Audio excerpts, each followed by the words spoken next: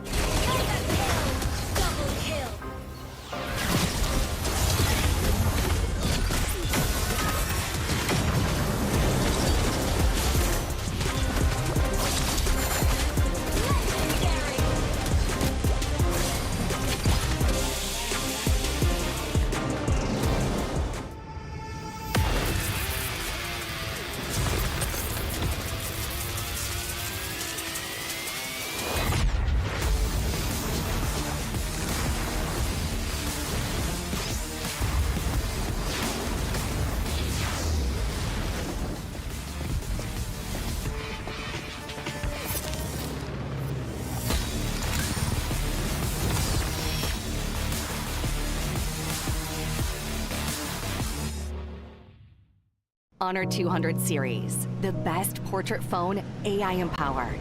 Studio level, AI portrait camera, 3 hardcore portrait modes. Color, vibrant and classic to capture portraits that truly stand out. AI empowered magic portal. Snapdragon 8S Gen 3 AI chipset. 5,200 milliampere per hours silicon carbon battery, 100 watt, Honor Supercharge. This is Honor 200 series. You ever wondered how a Hollywood movie is shot? On a Sony. You review it on a Sony. And how do you make that sound epic? You record it on a Sony. Lunch break on a Sony. So why wouldn't you watch it on a Bravia by Sony? Have you got what it takes to get to the top? It doesn't matter how high you climb. To reach the top, even the biggest champ needs a break. So you can recharge, dive back in, and dominate.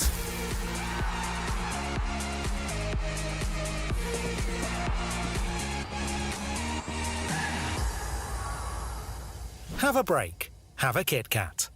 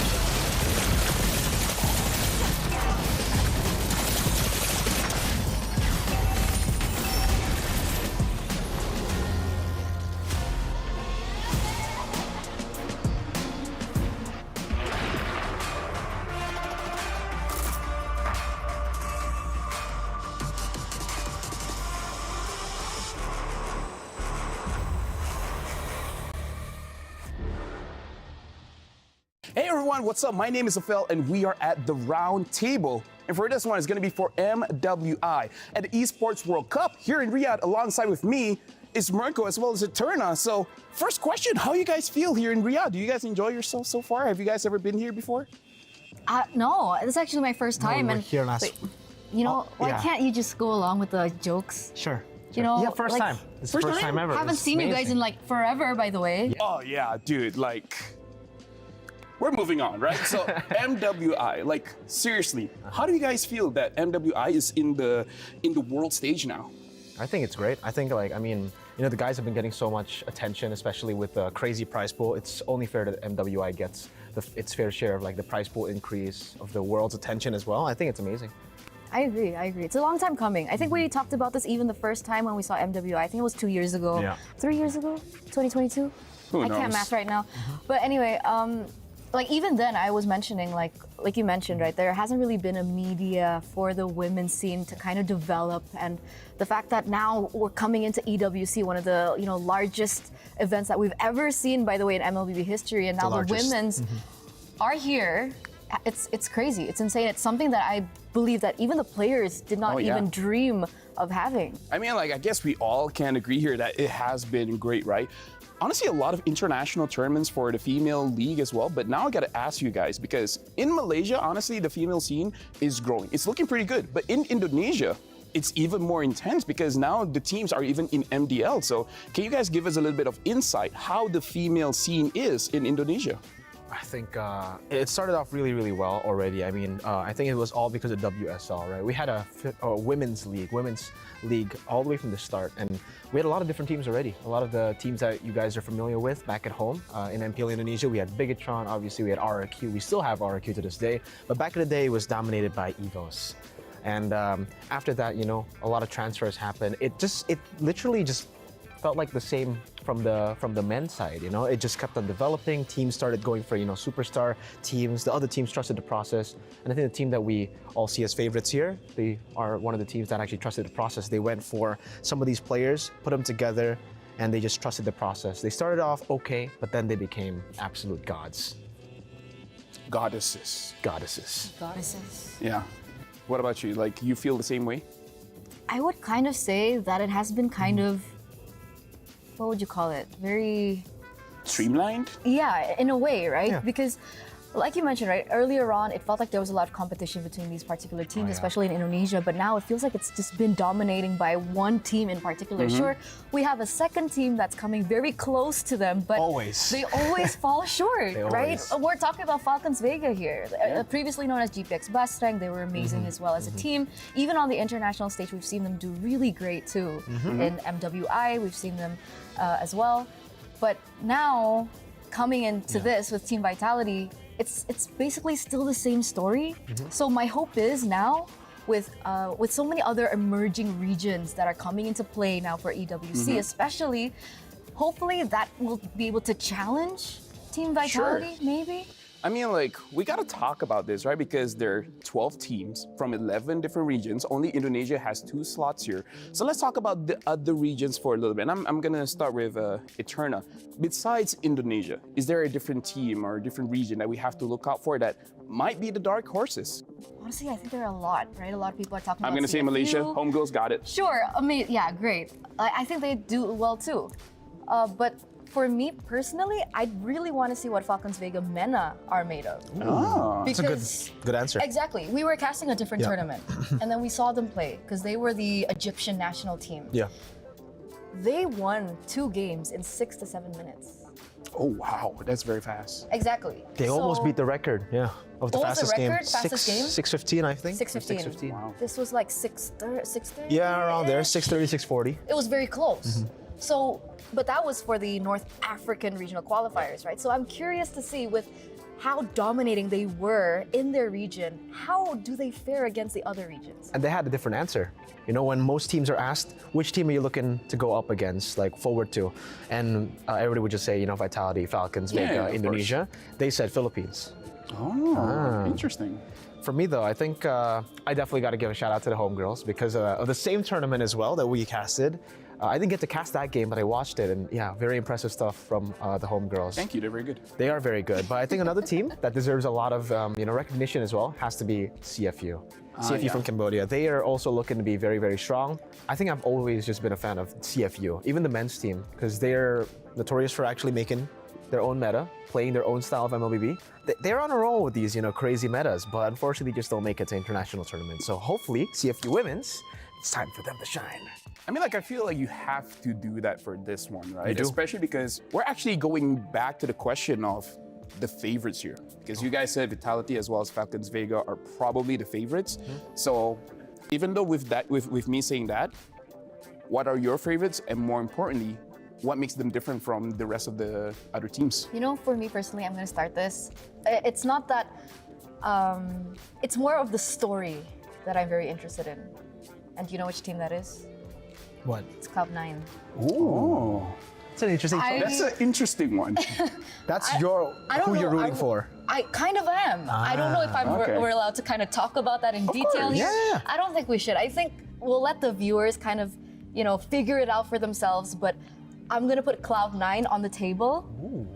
On the round table? Nicolette, on this round table, exactly, with Nicolette in the jungle. And that's all I'm going to say. I've seen that she's good. But again, going up against all these amazing teams, it's going to be an uphill battle. So honestly, a very good shout out. But what about you? Yeah, shout outs to Cloud9. I think the journey will be really cool too. I mean, seeing that some of their players have actually, gone up against played in the men's division as well, or just normally in BTK previously, Apple or Nicolette. So that's also very interesting. But I think for the favorites, I have to say, I've been rooting for this team for the longest time because they were a different org before. Now they're Vitality. I'm a big fan of Vitality too. I mean, come on, bro. Yeah, of course. Vitality's great. Right? But yeah, no. I think Vitality will still probably are the favorites for the most part. Yeah. They've been there for so long. They're on a 26 win streak, even more if you count, national team success. So I don't think the pressure is. How many years has that been then? 1, 2 years? I think it 1 year. 3 to 4. Oh my goodness. Almost 3 to 4 years where they haven't lost a single tournament and they've still stayed on top. So I think for Vitality for them, they don't really look at pressure. Pressure is not for them. That's great. Pressure's for tires. Okay. And for some cooking styles. Yeah, pressure cooking is a thing. Yeah, it is a thing. Oxtails. Oxtail soup. Anyway, for other teams, I have a different concern, Okay. right? Because Falcons Vega Mena example, I keep going back to them because. It's okay. We're not judging. Okay, thanks.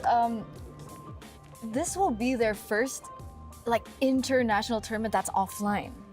Yeah, that's Should true. be, right? I mean, I think they played for SEA Games. Was I it? mean, no matter what, this is on a ISF too. different scale. This is a different scale. Exactly. The stage is bigger. There's a lot more people looking at you. Prize Everyone's focused on you. Prize The pool, prize pool.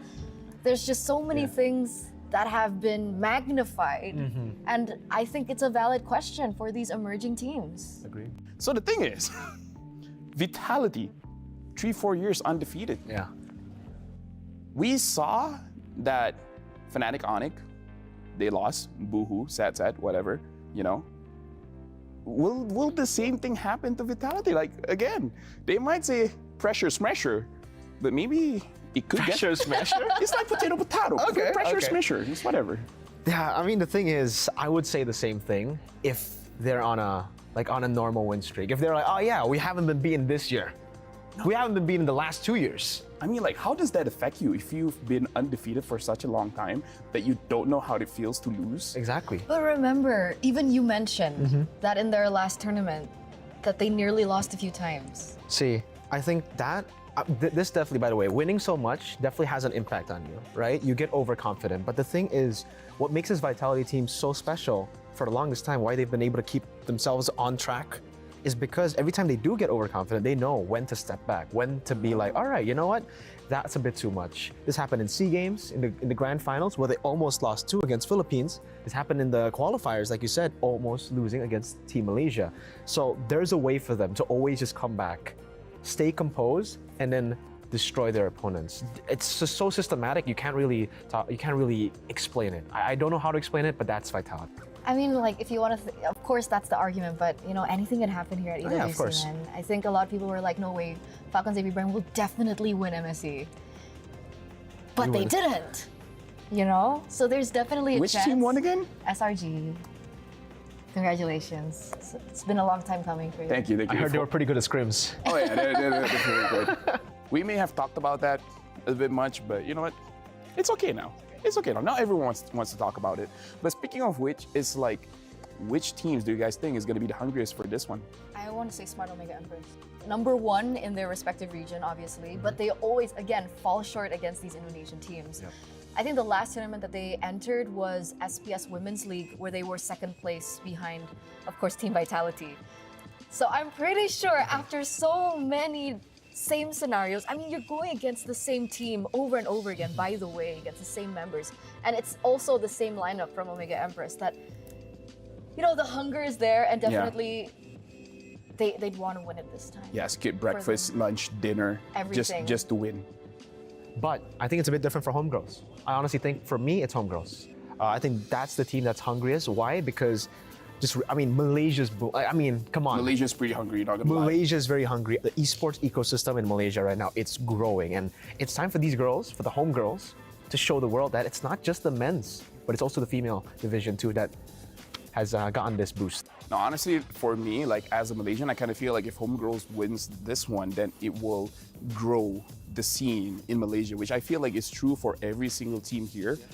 Whoever wins, doesn't matter who, the growth is going to be there for their very own region, right? So now you guys have a camera here. You guys can't take it home, but do you guys have anything to say to the camera? We'll start with Eterna.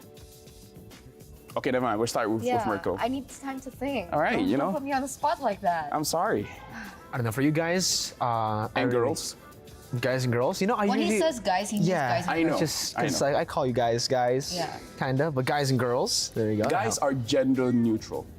I feel like that's the case. That's true.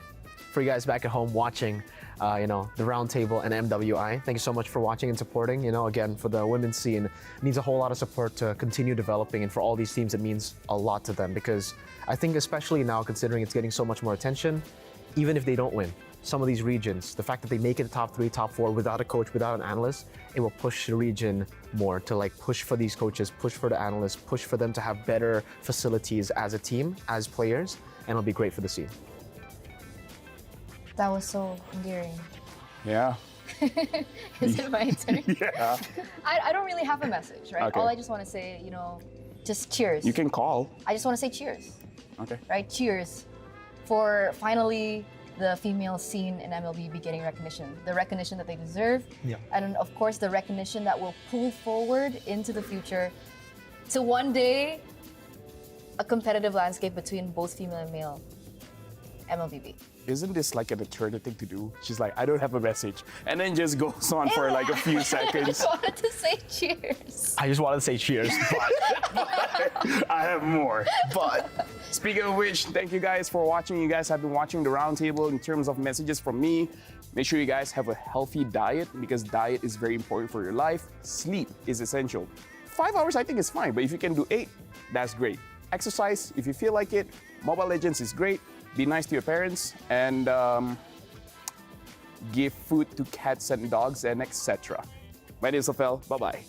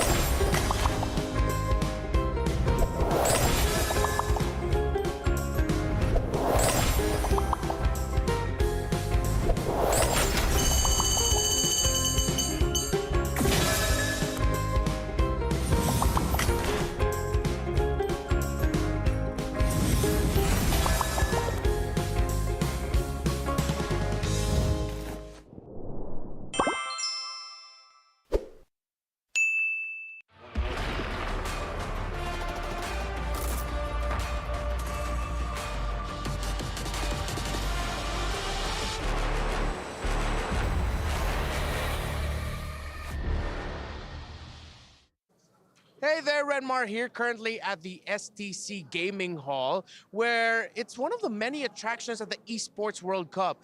You can actually come here as a casual and get a chance to meet your pros that you love, take challenges on with them, and even play games with them like MLBB. Speaking of MLBB, we're actually going to be beginning the knockout stages of MWI 2024 today. 8 teams continue to redefine esports, shine, and break barriers. I wonder who's going to be able to make it past this first round of knockouts. We know knockouts can be really intense. And I feel like I want a little bit less intensity just for myself, because today's going to be filled with a lot of great action. So I see an MLBB booth. I think I'm going to go in there, enjoy some time in there. See you at the Amazon Arena. Let's go, ladies. It's your time to shine, but it's my time to win some prizes. Peace.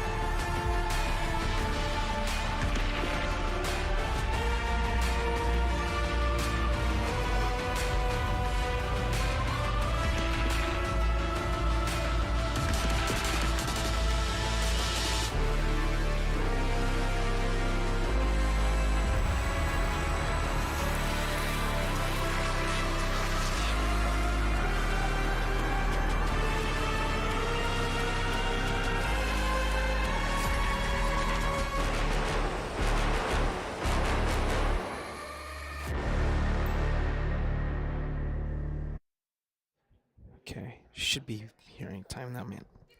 Can't believe she's. Hey, what's up, guys? Welcome to MWI 2024 at the Esports World Cup. I'm Mirko. I shouldn't be alone right now, in case you're wondering. There should be some. You know what? I'm just gonna call her. Gee, unbelievable! I can't believe she's late, man.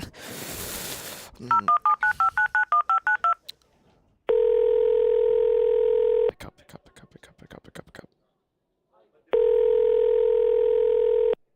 Hello? Hello? Eterna? Where are you? What are you doing?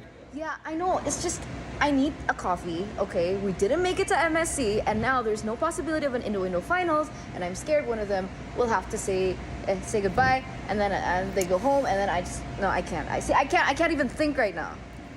Dude, we know what happened with the Filipino casters. You know, they said they wanted the PHPH Grand Finals at MSC. They lost in the Grand Finals. Do you want that the same thing happen? No. Yeah, no. I know that, but yeah, okay, you're right. Yeah. Fine. I'll just okay. Quick. I'll run now. Is it too late for me to go? Yeah, of course it's too late, but just run. Come on. Yeah, okay. I'm on my way. All right, we're gonna throw it to replay just so that she can get here. Onward, but now it's in the Crimson. Blast into the back. Haley also with his Fury straight into the damage once again. A whole lot of punishment now. Minis Fury knocking him out. Names gonna be caught in the back. Haley gets the solo on Names, and everybody tries to dive.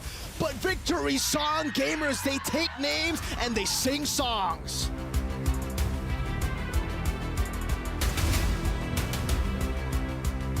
Got them out, now the 2-man pin down. What a pin down. He's gonna be brought back there. Good penalty zone, locked him down. That's exactly what they need. What a combo.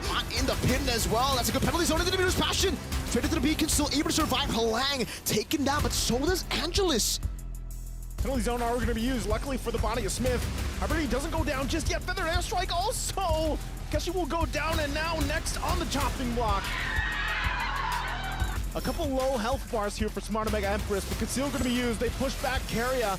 Lord gets pulled down to the bottom side. They try to keep it there at bay, but Angelus will go down, and Last Insanity once again finds the mark, and Smart Omega Empress will take the game.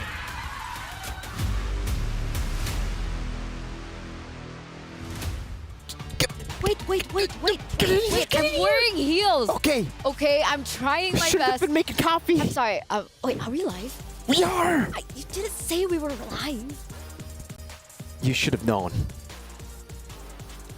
It's time to shine.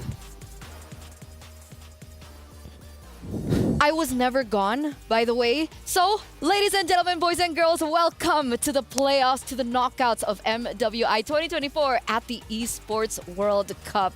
And we are going to start with a banger. And unfortunately, by the end of the day, luckily, it's not going to be my shift. We will have to say goodbye to 4 teams. Actually, no. It still will be my shift, but I don't get to witness the key crush, so that's something. Back here again in the studio with Mirko, as well as me, Eterna, for the next 2 matches of the day. And I think one of the other things that we need to highlight today is now that we're moving forward from the group stage to the knockouts, we are going to go forward in a best of 3. I was testing you. Oh. Nice. What's the format? Double or? Single elimination. I was testing you. Thank you.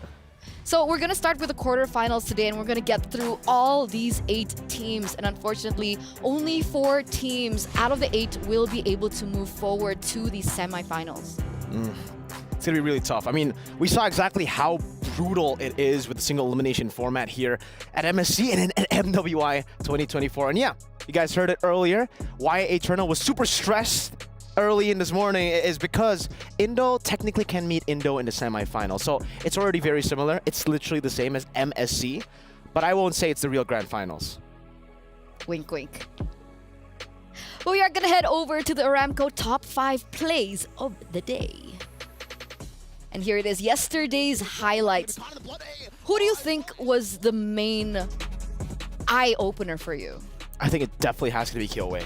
Right? The performances that she had in every single one of her games was amazing, but here as well, I mean, some of the other games as well, coming in with these big plays. We saw Rumichi on the Martis. This was the maniac moment. She dove under tier 2 to go for it, and this is what you do on the Martis, especially when you get a lead in the early game. It's a very high-risk, high-reward hero. Rumichi makes it a very low-risk, but high-reward hero. 7 minutes maniac. 7 minutes maniac. That has to be the fastest one, right? And if you take a look at like some of the other clips here, I believe this is the one where it was just a beautiful engage under the turret, but then it looked kind of dicey for VSG.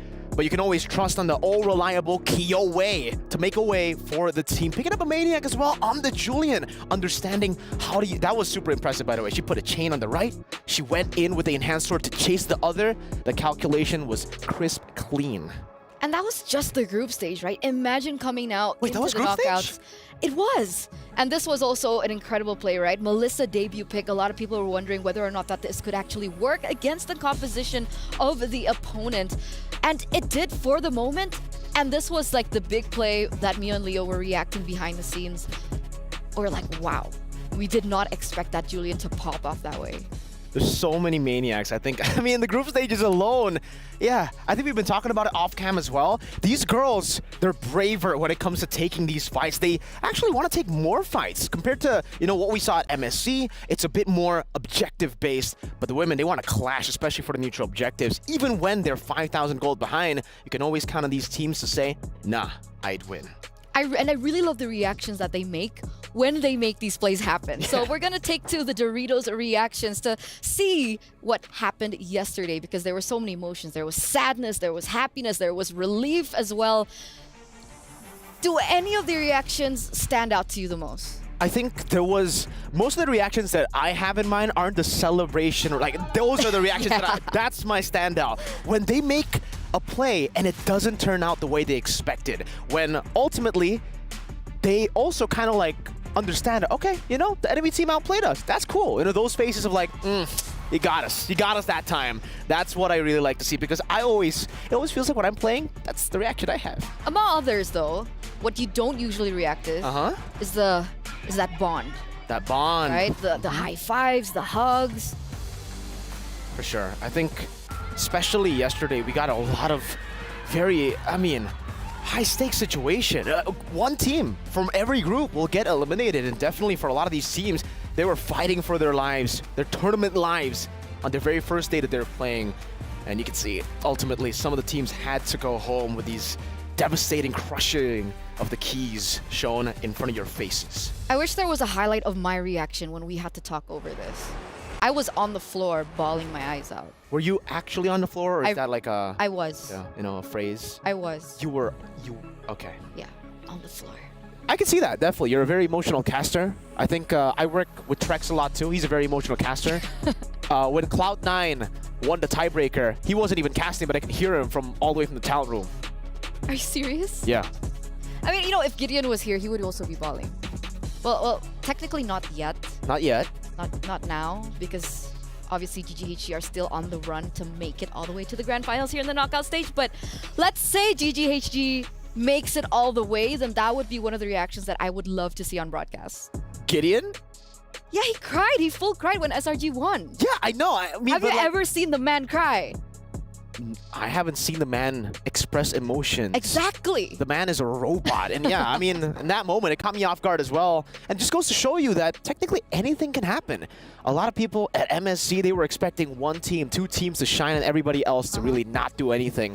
MWI as well, but now I feel like any team can be beaten. For sure. So we're going to take a look at today's schedule first and foremost, ladies and gentlemen, because we do have 4 insane matches ahead of us. We do have a highlight over in match number 4. If I'm not mistaken, yeah. Match number 4, Omega Empress versus GGHG. The Jamil Motorsport match of the day. But we're going to be here for the first 2 matches with Team Vitality protecting their throne, protecting their reign, and protecting their dominance throughout the entire world here at MWI against, of course, Xeno Lilies, which I gotta say, I'm nervous. I've been nervous through the knockouts, I through saw the your group stage, nervousness. and now I'm nervous through the knockouts. Absolutely. I saw your nervousness while you're making copy. You even forgot your copy, by the way, because it's not here with you. Guys, I was not late. Yeah, I mean, Please don't cut my paycheck. We don't talk about that. We don't talk. It's okay. She was not late. She's been here the whole time, you know? You're a great gaslighter. Anyways, no, the match of the day was amazing too. I mean, that is definitely a match that I am very, very excited for too.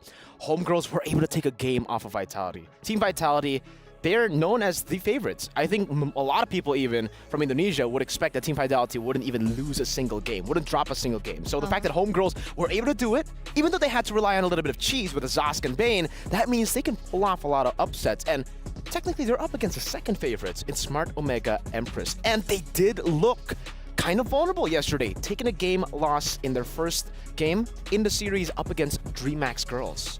You mentioned cheese picks earlier on. Do you think that maybe Sylvana can pop up? It's possible, right? I mean, at this stage, anything is possible, and especially she has a new skin that you guys can actually get for free with the Youth Fair. Don't forget, the Youth Fair is here with incredible bonuses and, of course, exciting events. So don't forget to grab multiple permanent skins for free, just like the Sylvana's Classroom Charm, and it is also given with the Painted Skin Classroom Glam. Whoa! Right? More exciting events will be revealed, so don't forget to stay tuned and look out for it. I'm looking out for the Sylvana picks because I personally feel like that's a good sales pitch, but I don't think we'll see it in the Lana Dawn today, at least for the Sylvana. Maybe towards the end. I don't know. Best of 3, though, for the single elimination is already kind of different because from what we are used to seeing in single elimination brackets is we get best of 5s all the way. They have to go all out, and the best of 5s, it's way riskier to pull off these cheese picks because once it doesn't work, it's going to be really tough. Now that it's a best of 3, I feel like some of these teams can actually make it work. Some of these teams can go for even more cheese. It's still kind of like a moment where you could go with a lot of the experimental picks and throw a curveball at your opponents and make it work. So let's welcome now our Dr. Slime and Al Habib upcoming showdown between Team Vitality and, of course, Xeno Lilies. Now, this is, again, one of my favorites, I gotta say. Not Team Vitality, but actually Xeno Lilies. Oh! They have shown us a different color and a different flavor. And like Raptar put it, right, they're breaking barriers. The fact that they're so versatile, putting the Selena in, they had the Bane in their best of 1 tiebreaker, the Mardis in the jungle, that's something that we haven't seen quite so much. And remember, the last time that Team Vitality was caught off guard by a new pick, that was when they unfortunately had to lose that game. Absolutely. The Bane, the Zosk, the cheese pick. So knowing that, see, this is the thing for Xeno Lilies. I feel like it's more of pocket picks than it is cheese picks for Xeno Lilies. So I'm not too sure if they can actually utilize the cheese. Wait. I'm hearing something. What are you hearing? Wait. Uh-huh. Wait, I'll just whisper it to you. Okay. So, like, they don't know. there's a roster swap. For Xeno? Lilies. For Xeno Lilies? Okay, so you guys didn't hear anything. I think there's a roster swap for Vitality. That's what she said, right? Why did you? I'm bad at listening, man. I said don't say anything. Unlucky, man. Sorry. I mean, no changes at all. This is going to be very interesting to see. Both these teams, we saw their lineups just yesterday. You know, Xeno Lilies playing with Taro in the gold lane, Kao in the XP. I don't expect any changes today. Nope. And with that being said, who do you guys think will win this match? Do you think it'll be Team Vitality, the defending champions, or our dark horses here with Xeno Lilies coming through? Head on over to the stcplay.gg right now and lock in what you guys think. Your predictions matter to us. You matter. We love you. We do. You guys are amazing. You guys haven't been too amazing on the predictions, though. You guys have gotten a lot of things wrong. Yeah, what's been going on? So, yeah. Guys, don't be a miracle. Oh, they're pulling it out. It's an audience curse now. Oh. You're contagious, Mirko. You know, I'm sorry if you feel that way. I did predict Falcons Mena, and they got eliminated in the groups. That was horrible. I am very sorry. I was testing things out. You know, Apparently Velvet, it's still I'm sorry. here. I'm very sorry, Velvet. I'm very sorry, Names. Yeah, just want to sincerely apologize. But to all you guys, you need to apologize to all the teams that lost yesterday, because what the heck, man? You guys also... Oh, I guess it's my fault. You said it's contagious. I guess I can apologize now. As we welcome the players onto the stage and into the Amazon Arena. So let's see the Jamil Motorsport player arrivals. And it looks like we are going to start off. We're going to take a look Teams right now. at Xeno Lilies first. Okay. Xeno Lilies. Does it look like there's a roster swap? Or is it Team Vitality? Or am I playing with you guys and absolutely no roster swaps? That would be something... That is an Eterna thing to do. You know, just lie. That's... Anyway, Team Vitality now rocking into the Amazon Arena as well. And I think one of the big things that we do need to highlight about these two matchups between both of these teams is versatility versus consistency. Sure, Vitality were unfortunately dropped a game against GGHG, but for the most part, the way that they have been playing, the way that they have been implementing the coaches draft into the game has been very consistent. But again, right, when you're so consistent, things that surprise you may catch you off guard. And Xeno Lilies is a team that is known to switch things up, make things interesting. This is exactly what we pointed out, I think, in day number 1 when we got to see some of these teams play as well. For the Indonesian teams like Falcons Vega and also Vitality, they're used to playing in the league in Indonesia. They're used to playing up against the very best teams with the coaches, with the analysts as well. And that means that they're used to seeing meta picks. So when you get, catch them off guard with the Zosk, with the Bane, it does give them a few problems, because then they're going to have to adapt on the go. And all the preparations they had, all the advantages they had before this match, it's all gone. Absolutely. Absolutely. These are a few highlights from Team Vitality from yesterday. And that first match, right? That was when we saw them getting really just obliterated. Man.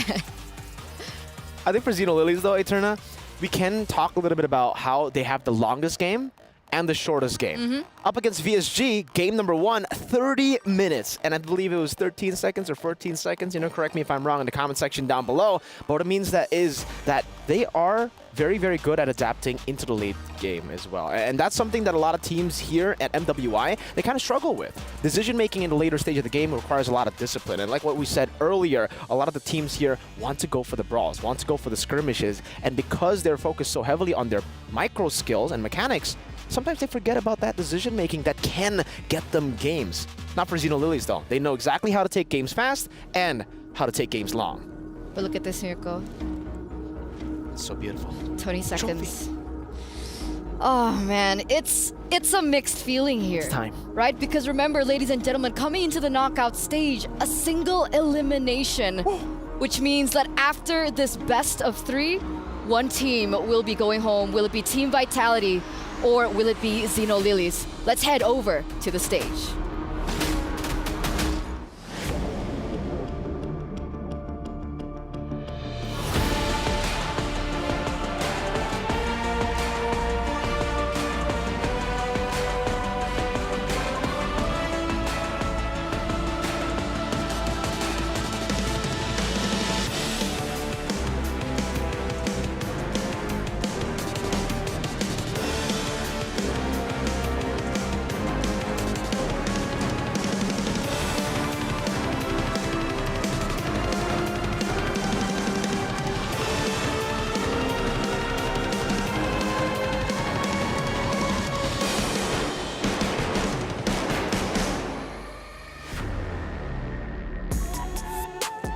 Twelve teams have entered the Amazon Arena right here at Riyadh, capital of Saudi Arabia. And with that being said, the land of dawn is a cruel, cruel place. 12 teams joined and only 8 teams emerge victorious.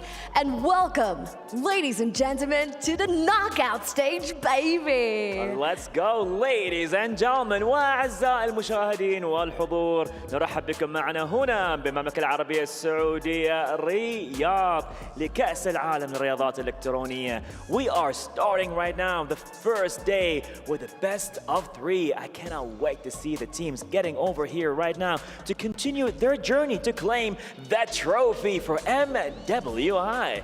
So yes, with that being said, as you guys can see the trophy that's located right behind us, it has already claimed the hopes and dreams of 4 teams already, and another 4 keys will be added to that box later on today. And we're gonna kickstart with match 1 of the day, where we're gonna be seeing the queens of Mobile Legends Bang Bang, presenting to you, hailing from Indonesia, Team Vitality.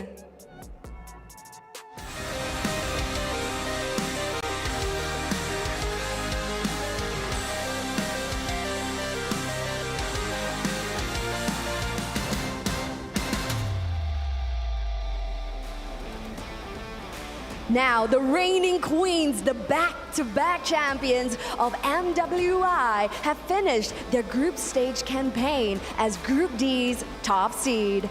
This Indonesian team has reigned over 24 tournaments and is looking to extend their streak as they open their journey to the knockout stages. Well, let's see what's gonna happen here, ladies and gentlemen. وأعزائي الحضور, and to challenge that claim, here comes their opponent. Let's hear it for Xeno Lilies.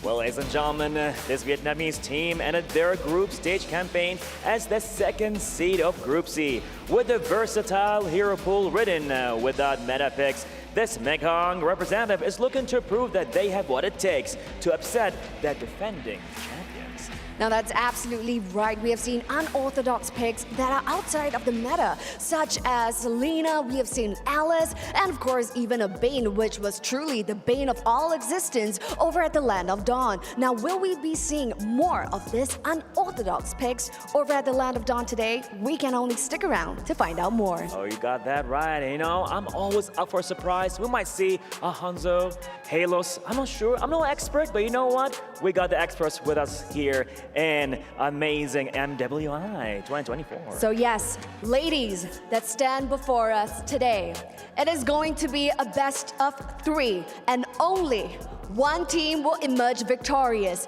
The Amazon Arena is ready, so head on over to your battle stations. After the conclusions of this match, so yes, head on over to your battle stations and get ready to head on over to the Land of Dawn. And with that being said, this is a best of 3. Make no mistakes. and fortune favors the fearless. With that being said, we're gonna hand our time over to the studio. Take it away, guys. Let's go. Thank you so much, Cheryl. Thank you so much, Bara, for the introduction of both these teams. And I wouldn't have said it better myself. Only the fearless can emerge victorious. How do you think about this matchup, Mirko? I think it's a very interesting matchup. Right? Like we mentioned before, Xenolilies, they've shown that they can take the late game, they've shown that they can take the early game, and that's really what you need up against Vitality. You need to have the versatility, and honestly, you need to have a little bit of that curveball. You need to have a little bit of cheese to surprise Vitality. Like you mentioned already before, hey, Vitality, when it comes to consistency, when it comes to meta picks, I honestly feel like no team can really beat them at those meta picks, right? They have honed that craft for so long, and now it almost seems like they've gotten the grasp of the meta better than everybody else as well. So try to go for the picks that have already shocked them before. The Zask in the mid lane, the Bane in the gold lane, maybe shift it up a bit. Maybe now they're prepared for that. Go Zask gold. Go Bane, not mid. Jungle, maybe, right? That's a definitely big possibility, right? Because technically, when we're talking about both of these teams, a lot of things happen, especially in the mid to the late game, because of the gold laners, do you not think? Right? Shell and Taro. Taro, a Filipino import, being loaned in to Xenolilies this time around. What about that matchup? What do you think about the gold laners? It's a great matchup. Both of the gold laners understand how to lane very, very well. I think Taro has been able to play the weak side so well on the Claudes as well. But I think that's a big weakness for Xenolilies too. Their strength can also be utilized as a weakness. And Vitality, they're a team to actually try to do that. Taro has been utilizing a lot of the weak side gold laners, but not a lot of the opponents from that have met up against Xenolilies have gone to punish that weak side, have gone to play strong side gold. Vitality, they understand how to do that. If Chell gets a good matchup, you can expect Vitality to rotate into the gold lane more often than even the turtle. They might sacrifice that to trade with a turret, full turret shield with the gold, and you can really see here, Vitality got blue side. We know how massive blue side is. You're already forcing the chip and the low yi to be banned out by Xeno. Now, so far, Taro has only been picking up the Claude in the gold lane. How do you think this will affect the drafting phase? It's going to be tough. I mean, for Vitality, I think they're completely fine by letting go the Claude. They've played the Harith, they can play the Roger as well. So many different picks that can bully the Claude in lane. And like I said before, Vitality, they know how to play the strong side. So if Taro still sticks with just her comfort, which has been left completely open, by the way, here, it's a Valentina, Arlet, and a Ruby. Xeno, at this point, they're going to have to be forced to ban out the Lo Yi. Lo Yi, Ling, Roger would definitely be, the prio when it comes to the bans here for Xenolilies. I think they still have to go for Lo Yi, knowing that Vitality can utilize the Lo Yi to just make it super fast. Wait. Am I seeing this correctly?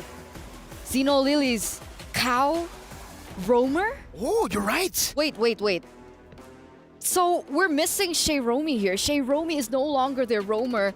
Cow is stepping in her place, and Cow, previously the EXP laner, has now been swapped in by Daisy. Oh, Talk about unexpected, right? Hey, I guess we were talking about throwing a curveball at Team Vitality. Maybe this is the curveball. Maybe they're saying, in terms of picks, we don't really have that cheese. We are used to playing the pocket picks, what's comfortable for us. So maybe we shift up the rosters a bit. The Angela is going to be first pick, so leaving the Ling open, leaving the Roger open, this will definitely force Xenolilies to pick up one or two. Roger and Ling, there you go. Both of them picked up. You asked if the Claude is still going to be, Taro's pick? I guess not. I don't think the Roger is going to go jungle. I don't think the Ling's going to go gold, right? So, yeah, we're seeing a Roger in the gold lane, something different for Taro. Hiding strats. So technically they were showing a little bit, but they were also saving some picks to themselves, right? Because Taro has picked up the Roger before, if I'm not mistaken, during their qualifiers for MWI when she was with Onyx Soul. So that pick finally comes through, and we see the Claude for Shell, as well as Edith. So Edith's going to be roaming the Angela flex pick. Won't really be utilized as a flex pick as we enter the second phase. Mirko, technically Angela could still be in the mid lane. Oh yeah, technically. We can have the Edith in the XP, so we can still have that flex. Yeah, you know what? They're a double flex, now that I am looking at it. Vitality, Edith, they can be flexed into the XP. We don't really see a lot of XP, though, for Fumi Echo. Now that Terizla has been picked up by Xeno, Lilies, they actually have a very, very scary early game composition. I'm very surprised that Terizla didn't get denied away from them by Team Vitality, knowing how successful Terizla has been all around and just you know, enabling the neutral objective takes for the junglers. And for Xeno Lilies, I think at this point they're going to have to ban out some of these assassins away from Vival. I'm thinking maybe the Hayabusa ban comes through, maybe the Nolan, because, you know, Angela, Edith is still flex, they can use that. Or Julian too. Bane has also been utilized by Vival in the jungle. Do you think it's a viable pick here? I think it can work. Again, these members from Xeno Lilies are melee range, technically, and very short range for the Roger, even in the notorious gun form, right? But Minotaur gets banned here by Team Vitality. That's a good ban coming out from them, knowing that they already have a reactionary roam in the Edith. They want to take away any sort of reactability from the side of Xeno Lilies, kind of force Xeno Lilies to make the proactive move and are forced to not really be able to react as good. And the Hayabusa ban, as predicted, will come through. So it's going to be Hayabusa and Julian that they're more afraid of here. The Faramis comes out too from Vitality, knowing that Faramis is a good hero up against the Angela. You want to get that AoE hard guard, technically, right, with the Netherrealm. So now, ladies and gentlemen, we are entering the second phase of the picks. Xeno Lilies. What do you think they're going to prioritize here? I think at this point they can last pick their roam. They don't really need to go for the Tigreal, but Tigreal definitely is a good option to go for if Vitality go for the Nolan. They're really trying to force Vitality to pick up an assassin like a Nolan that's way more vulnerable compared to the Julian, the Hayabusa. So the safe choice would definitely just be a mid laner. Yeah, no Faramis, no Valentina. I think if they want to go for mid-pressure, Lilia would be a great option to go for, or you could go crazy. Sask in the mid lane. This was the first time, if correct, that Zask has been picked up for Sa. Last time it was Salina, right? Sask. Salina, Sask. No, Sask. Okay, we'll see how she performs on the Zask, because so far we've seen that the Zask is definitely a great option in a very assassin-centric meta. Very versatile, independent, as well as a mid laner. Good clear. But now Vitality, they have to close things out. They need to fix the flex. I think it's really scary.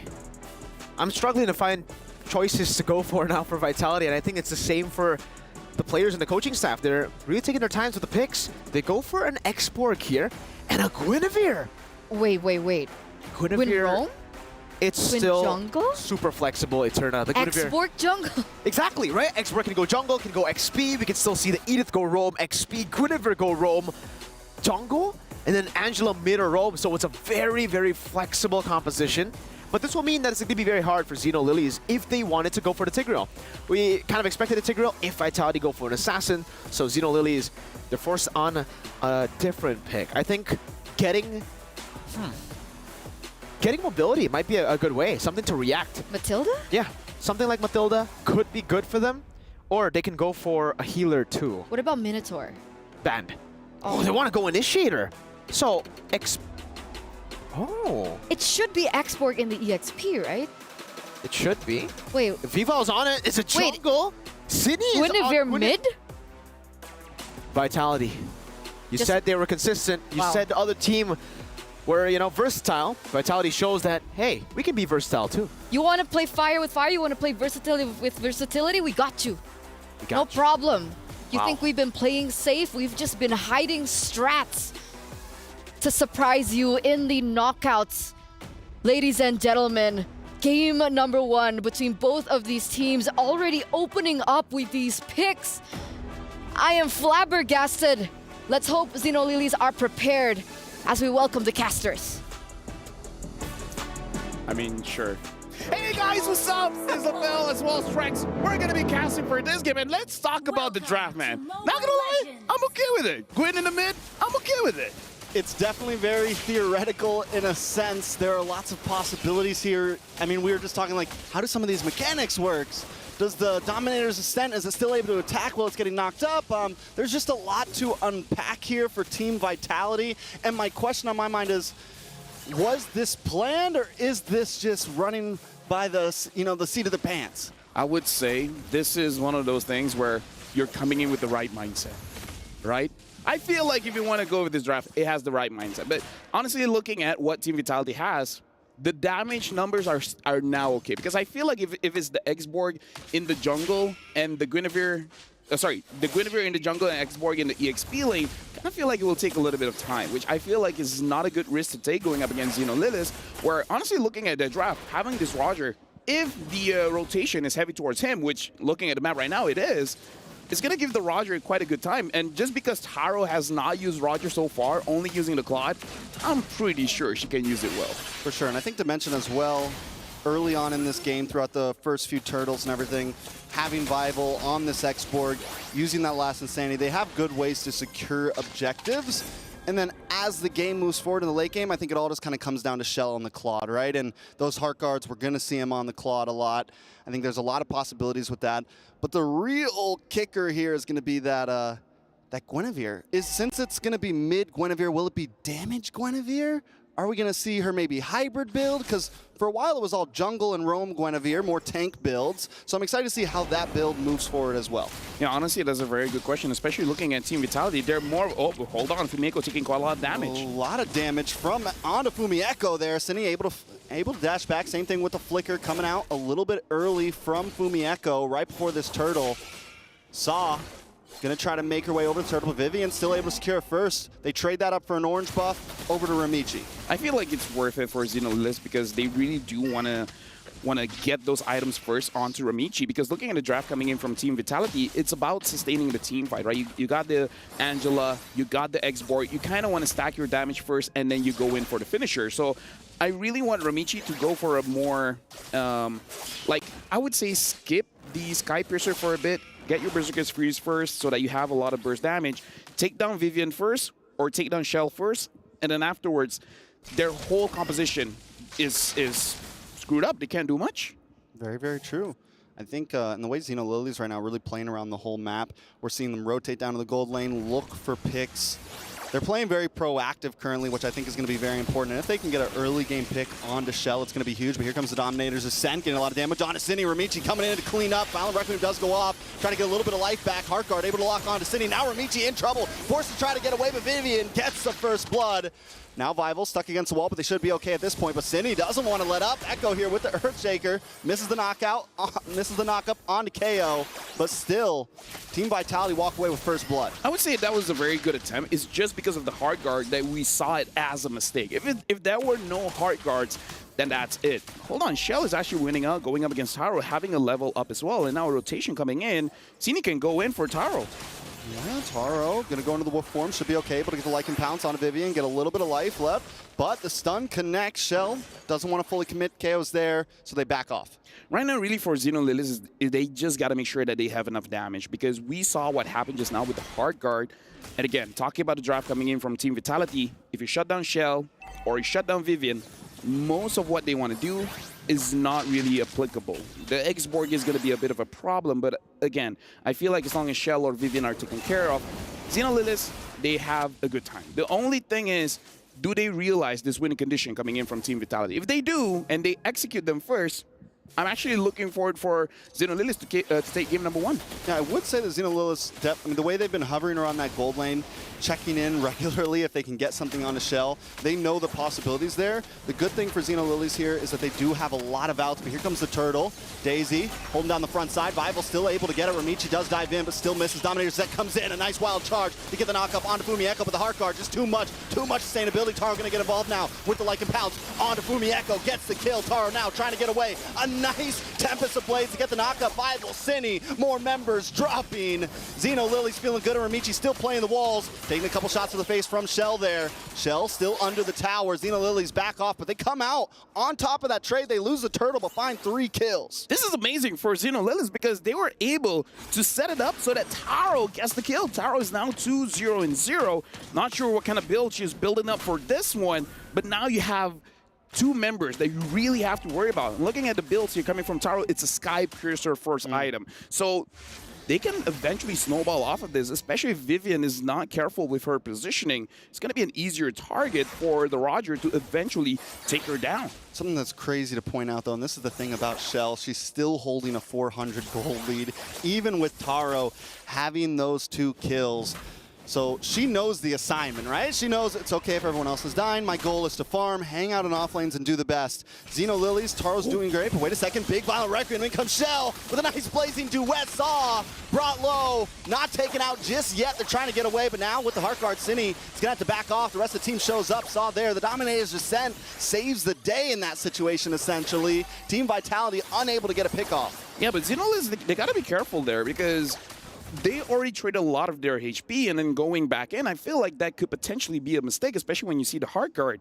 If you see the Heart Guard, I kind of feel like you just back off a little bit because no one's in any real danger, and then you're going to be fine. Especially now that Vivian has the Flash of the Oasis, they do have to be a little bit more wary, right? If you see the Heart Guard, really think to yourself, if you want to kill someone, kill the person that doesn't have the shield and do it fast. Yeah, even if you're unable to get Shell, take someone else. Take someone else, because exactly. if you can break down that front line, because that's the thing, Vitality has this huge front line to protect Shell. If you can get, wait a second, Wild Charge comes in, Fumieko gonna get knocked up. Daisy able to secure that turtle with a nice penalty zone. But now Vival forced to back off, using the last Insanity defensively. And comes the Dominator's Descent, getting some nice damage on Asini. Ramichi trying to follow up as well, but Vival in the jungle, taking damage. Daisy looking for one more shot and able to connect it. The hammer drops, and down goes Vival. But now the Violent Requiem knocks up Daisy, so they can secure a kill for themselves. KO now in trouble, forced to use a flicker past the wall. Saw trying to zone away Cine here, but Cine's not taking anything slightly. It's going to be bad, man. Team Vitality keeping up, even in an early game where their comp isn't exactly, you know, they're more of a scaling. They're still able to put out some punches. Yeah, but can we talk about the worry coming in from Team Vitality at this point? Because Vival throughout MWI doesn't seem to be having a good time. There's so many turtles as well as lords not being secured. Look at the clip here where a good initiation coming in from Kao, but again, Daisy being able to steal that one away, that's clutch. And here, Vival, even though she had the Heart Guard, Daisy still had enough damage to get the kill there.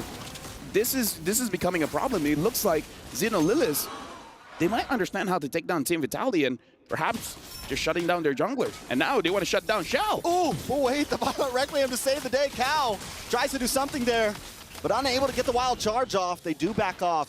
But as you said, ooh, Dominator's sent under the tower, and you know, we've seen the Zas picked up a lot, but I think Saw has probably played it the best of what we've seen so far. I've been questionable about it, but Saw is just performing on it right now, even outputting some decent damage this early on in the game with it. I hope Team Vitality understands that they don't really have the damage at this point, right? I mean, like, if you're really just hoping for the quad, it's not there yet. You still need 3 items. But Vival's here now. Maybe they have enough. Another nice knock-up on a Cow, but he's going to get that Wild Charge directly connected onto Shell. Taro's not going to fully commit. They just want to clear the tower, protect the tower.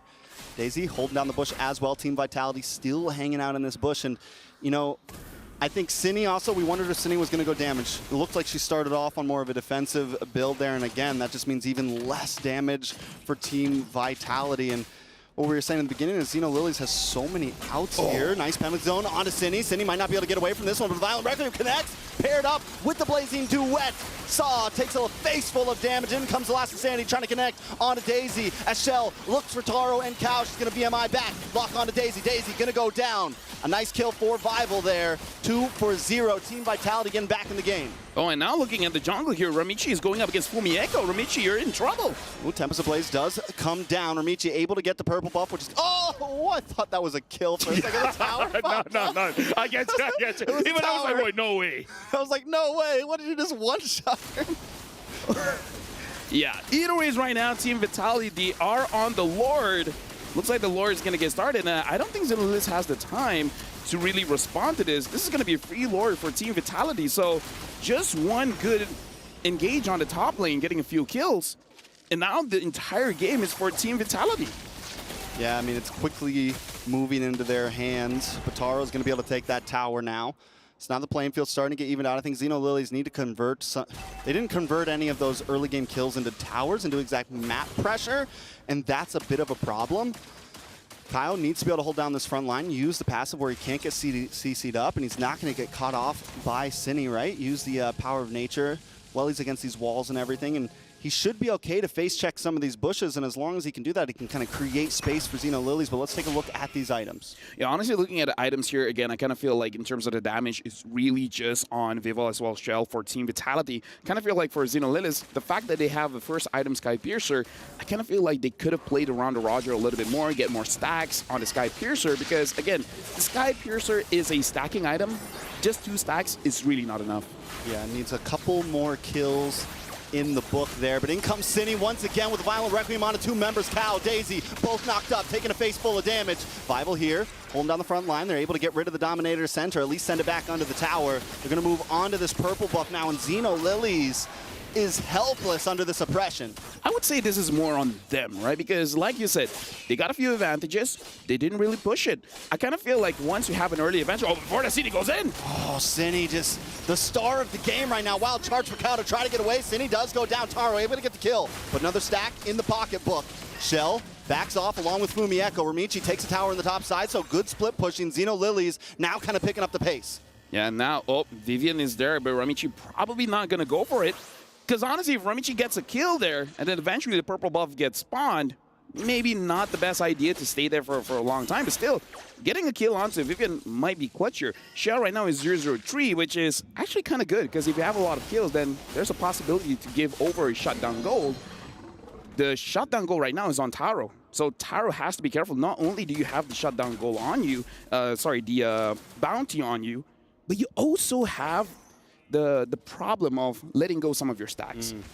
I feel like for the Sky Piercer, you need at least 6 for it to feel like an item, you know? Or to feel a troublesome item at that. Exactly. So right now, only having 3, not the greatest. If you can get a quick triple kill after this, the entire Lord situation will look so good for Xeno Lilies. So even when we're at 12.5 minutes now, even when we get into late game here, right?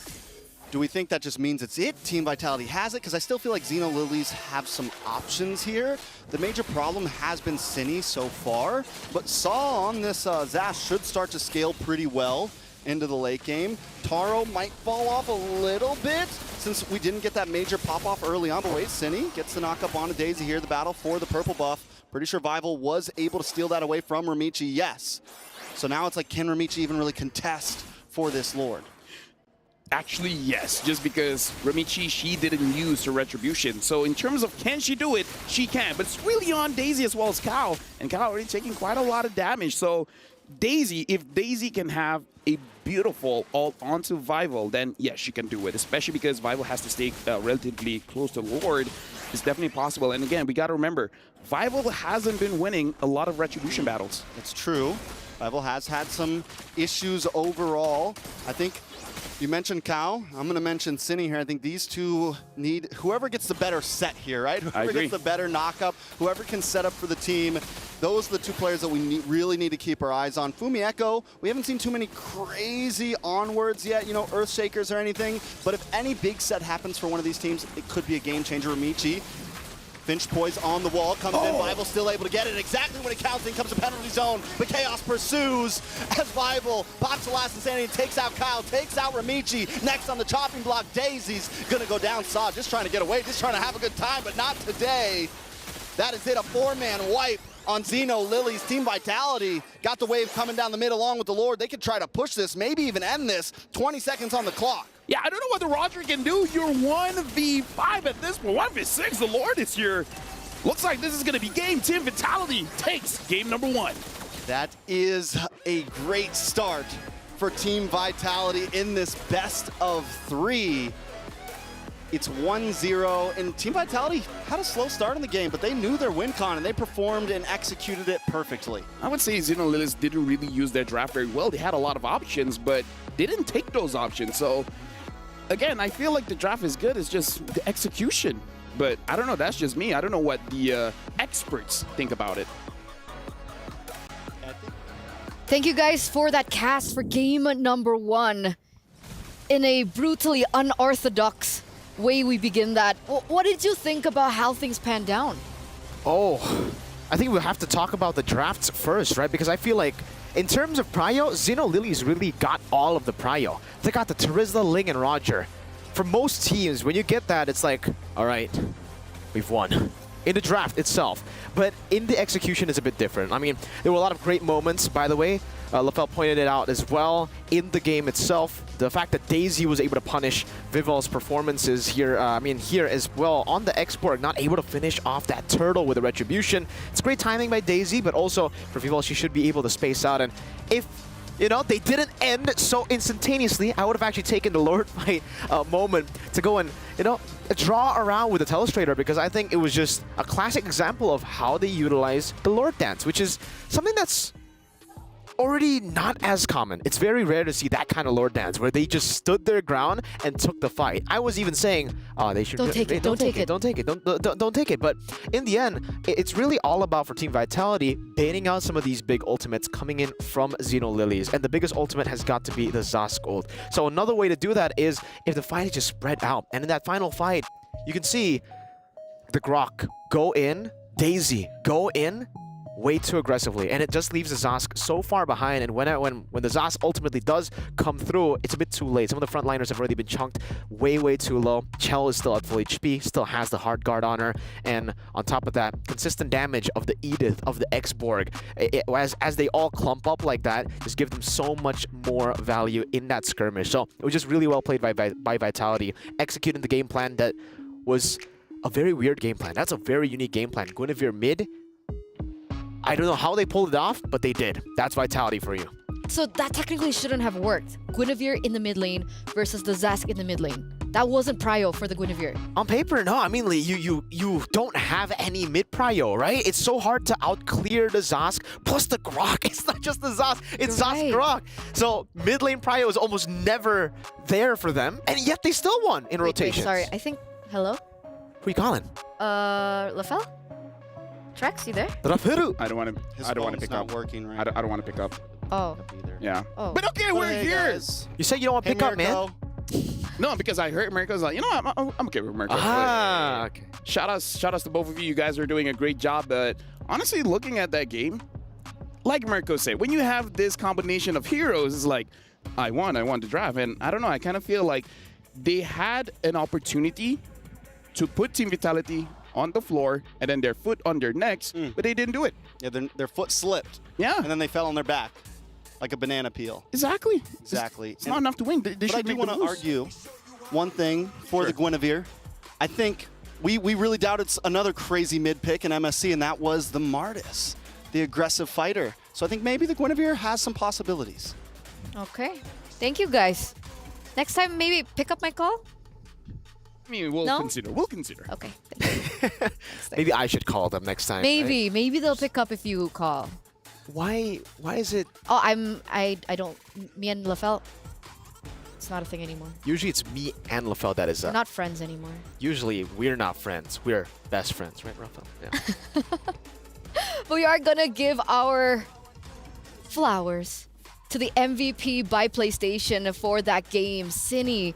A lot of people already, even the casters, right, they were mentioning the Guinevere in the mid lane for multiple times already, even in the game. The fact that she was able to find so many opportunities was insane, right? This was, I think, earlier on where they were able to kind of facilitate Shell in that lane and pick up a favorable trade. For Xeno Lilies, it's, I don't know, man. Vitality just understand. This is the final fight that I was going to talk about, right? You see the Grok goes in way too aggressive, and then the Zask is caught in a weird spot where she isn't in the middle of the fight. You want the enemy team to go in first, and then you react to the skirmishes. That's how Xeno Lilies were able to win out so many times in the early game. So that final moment there kind of proves that point. Shoutouts to Cine for an amazing performance on the Guinevere. And I want to talk a little bit more about the Guinevere pick because Trex had mentioned we can see this work. We saw the Martis work in mid lane. I agree. It's not the standard pick. By the way, hello, Guinevere. You look lovely today. She's gone. I missed it. So whenever you approach anyone, you try to call Lafel, he doesn't want to answer. Now you walk up to Guinevere and Guinevere's like, okay. Nah. Can I try again? No. Can I try again? One more time. Sure. Okay.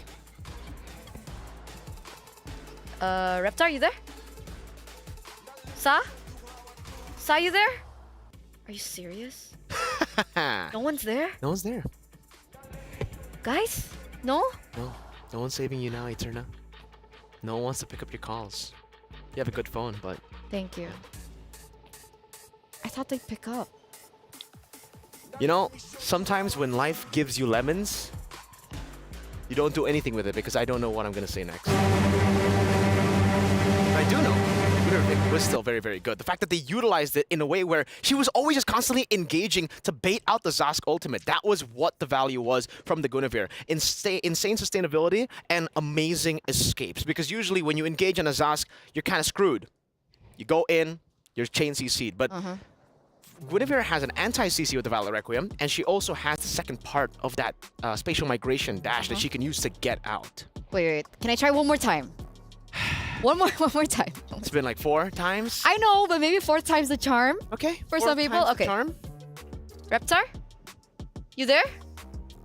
Sa, you there? Hey everyone, currently I'm here with Sa, the mid laner of Xeno Lilies. This is Erica, she'll be helping us translate. So for Sa, I just want to ask, are you surprised that your team make it to the knockout stage and that you're here right now?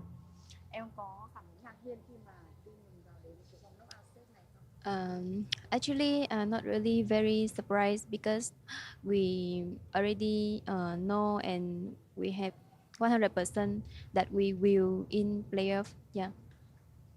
She's confident. Like even yesterday, we got to lose 1 game, but still have to confidence. All right, so from the beginning and up until now, pure confidence from Sa and Xeno Lily. So someone told me that you're the best Kagura probably in this whole tournament. So for you, what's your best quality as a mid laner? Mọi người đều biết đến em với tư cách là một người chơi Kagura rất là giỏi. Có thể nói là best Kagura thì điều gì khiến em trở thành một người đi đường giữa giỏi như vậy? First is I believe in myself and I can, when I play mid laner, I can like control everything. I can control the map and I can control my damage, and I know when I need to throw the skill, and I can control my umbrella. So like I is the one control everything in the map, and I can like Also cover for So members and also damage. She covers really well for her team. She controls the map really well. And one last, you give me a vibe that you're fearless, but why don't you want to watch horror movies with Taro and Coach? Em đang thể hiện ra mình là một cô gái không biết sợ gì cả, nhưng mà tại sao lại không dám xem phim kinh dị với cả Taro? I don't get anything, but I get horror movie. She is fearless, but horror movies. She still a girl. It's a no for the horror movies for Sa. So one last, what's your message for your fans and the supporters of Xeno Lilies? Em có muốn gửi thông điệp gì đến cho người xem cũng như là fan hâm mộ của Xeno Lilies không? Em có thể nói bằng tiếng Việt. Mọi người xem livestream nhớ ủng hộ cho mình cũng như là team của mình để có thể tiếp thêm sức mạnh để cho team mình có thể tự tin để đánh hơn. Và cảm ơn tất cả những bạn fan, những người hâm mộ đã luôn ủng hộ mình và team của mình support cho mình rất là nhiều. Cảm ơn, rất biết ơn. So her message to the fans and to the audience is that, well, thank you everyone for keep watching and supporting Xeno Lily and Sa. And please don't forget to catch up with the live stream of the Mobile Legends Esports and also EWC to watch and encourage for the teams. We will be win. All right, thank you so much, Sa and Erica. Good luck to Xeno Lilies. Thank you. Thank you. Thank you for picking up. They I finally appreciate picked that. up a call. Thanks, guys. Someone picked up Eterna's call. That Oh, never man. happens. Reptar, my G. Reptar and Sa And did. Sa. She should Sauce. respond to your calls with Sa did. But she said she was fearless. She is. Are you afraid of horror movies? No, I love horror movies. You do? That's why I asked Taro to watch with me. Dude, that's cap. I know for a fact that's cap. No, I love horror movies. I love horror games. I love horror movies. I'm fearless. You're fearless. So is Sa fearless? Do you count that as fearless? Because technically she is fearless in game, but outside of the game, horror movies specifically, she's not scared of anything except those movies. And that's good, right? Because that means they're not intimidated by the presence of the queens of MLBB right now, right? So I'm pretty sure that, well, now with that first game being given over to Vitality that brings us to match point. Absolutely. One more game away, ladies and gentlemen. If Team Vitality can close this out, that does mean the end for Xenolilies. But with that mindset, as LaFell would say, how would you get the win? You need to be fearless. Like Sa. Like Sa. Like Sa. I think the biggest concern has got to be the fact that Vitality got one prio pick, right? It was the Angela. I wouldn't say the Claude is a super prio pick. It's a good pick. The Edith is kind of prio too, but in comparison, Terizla, Ling, Roger, that's a, yeah, we got this in the bag kind of draft, you know? And now Xenolilies are the ones forced to ban out the Ling. They might be forced to ban out the Roger too at this point. I'm not too sure, but Vitality, it seems they are going to give Xenolilies the proper respect too. There you go. That's going to be the Roger ban. Chip will go for, Chip will be banned out by Vitality. They're also probably going to ban out the Chushin unless they want to try to contest it. Hey, they contested the Ling, the Roger, and the Terizla. Who's to say that maybe they might want to... Nope. No, they don't. No, not... This lady has a bit too much flair. She's got a lot of lanterns. Or no, one lantern, but a lot of flair. Too much light. Too much light. Too much light, my G. But here we are, the last ban coming in from Xenolilies. We had the Luo Yi Respect, as well as the Ruby and the Valentina. And now with the Roger up there, as well as the Ling. This could pose for a different dynamic. So far, by the way, blue side has been doing great. Do you think Xenolilies have a better chance in game number 2?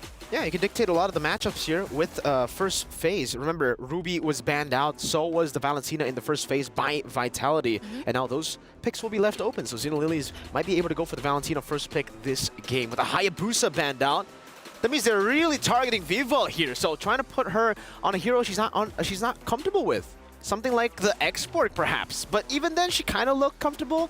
Not as comfortable as, obviously, some of the assassins that we've seen from Vivo. Even LaFell saw that. But still, putting her on utility is definitely the way to go for Xenolilies. You don't want Vivo to have that much power in her hands, that much damage in her hands. I'm expecting the Luo Yi to be banned out here. It should be just a standard first phase banning phase. But what did you think about that, right? Because if we're talking about Vival, the fact that she missed a lot of retribution, was that because of her or the setup coming in from Xenolilies? Okay, firstly, I mean, it's not like a lot of retribution. She missed one, right? Technically, she missed the third one. First two, they were able to secure. The first one, technically, she did miss two because Vivian got it. But that's more of a, you know, I'm not going to use my retri here. So, team, might as well go for it. I think, yeah, the third one has got to be because she was definitely not respecting the Terizla as much. The Terizla, there's a instant CC kind of deal with the initiation of the penalty zone, so you get punished by it, and you kind of have to predict that retribution. That's where you saw the miscalculation from Vival. Angela first pick, though, and the Edith instantly. Now you know why Vitality really like the Edith from game number 1. They are really comfortable flexing this hero. Not something that you can say for every single team, because most of the times you see the Edith, you expect it to go roam, almost always at this point. But what will accompany the Edith? Because technically, if you pick up a Terizla here, that denies the flex. So do they just do exactly what they did way? I was about to ask. Okay, so they completely let the Terizla go, and they pick up the Kagura. I like how Sa mentioned umbrellas in her interview. And now we see the Kagura being played in. But from Team Vitality. I guess Vitality also saw the interview. And they were like, you know what? Yeah, Sa seems very comfortable on that Kagura. Might as well just pick it away, deny it away. I was personally expecting something like a Valentina to be picked up. Adds a whole lot of versatility. It does kind of cancel out the fact that... No, actually, no. Yeah, the Valentina would have been amazing. But they decided to go for the Kagura instead here, leaving the Valentina open to Xenolilies. So I think that's the idea from Vitality. They're trying to force Xenolilies to go for the Valentina, to force the Angela to go roam instead of mid. It's an Alice and a Terizla. Eterna, this is a scary combination. Alice, her just alone has been very, very scary. But Alice plus Angela? Oh, you're in for a lot of trouble. Now, Export, right?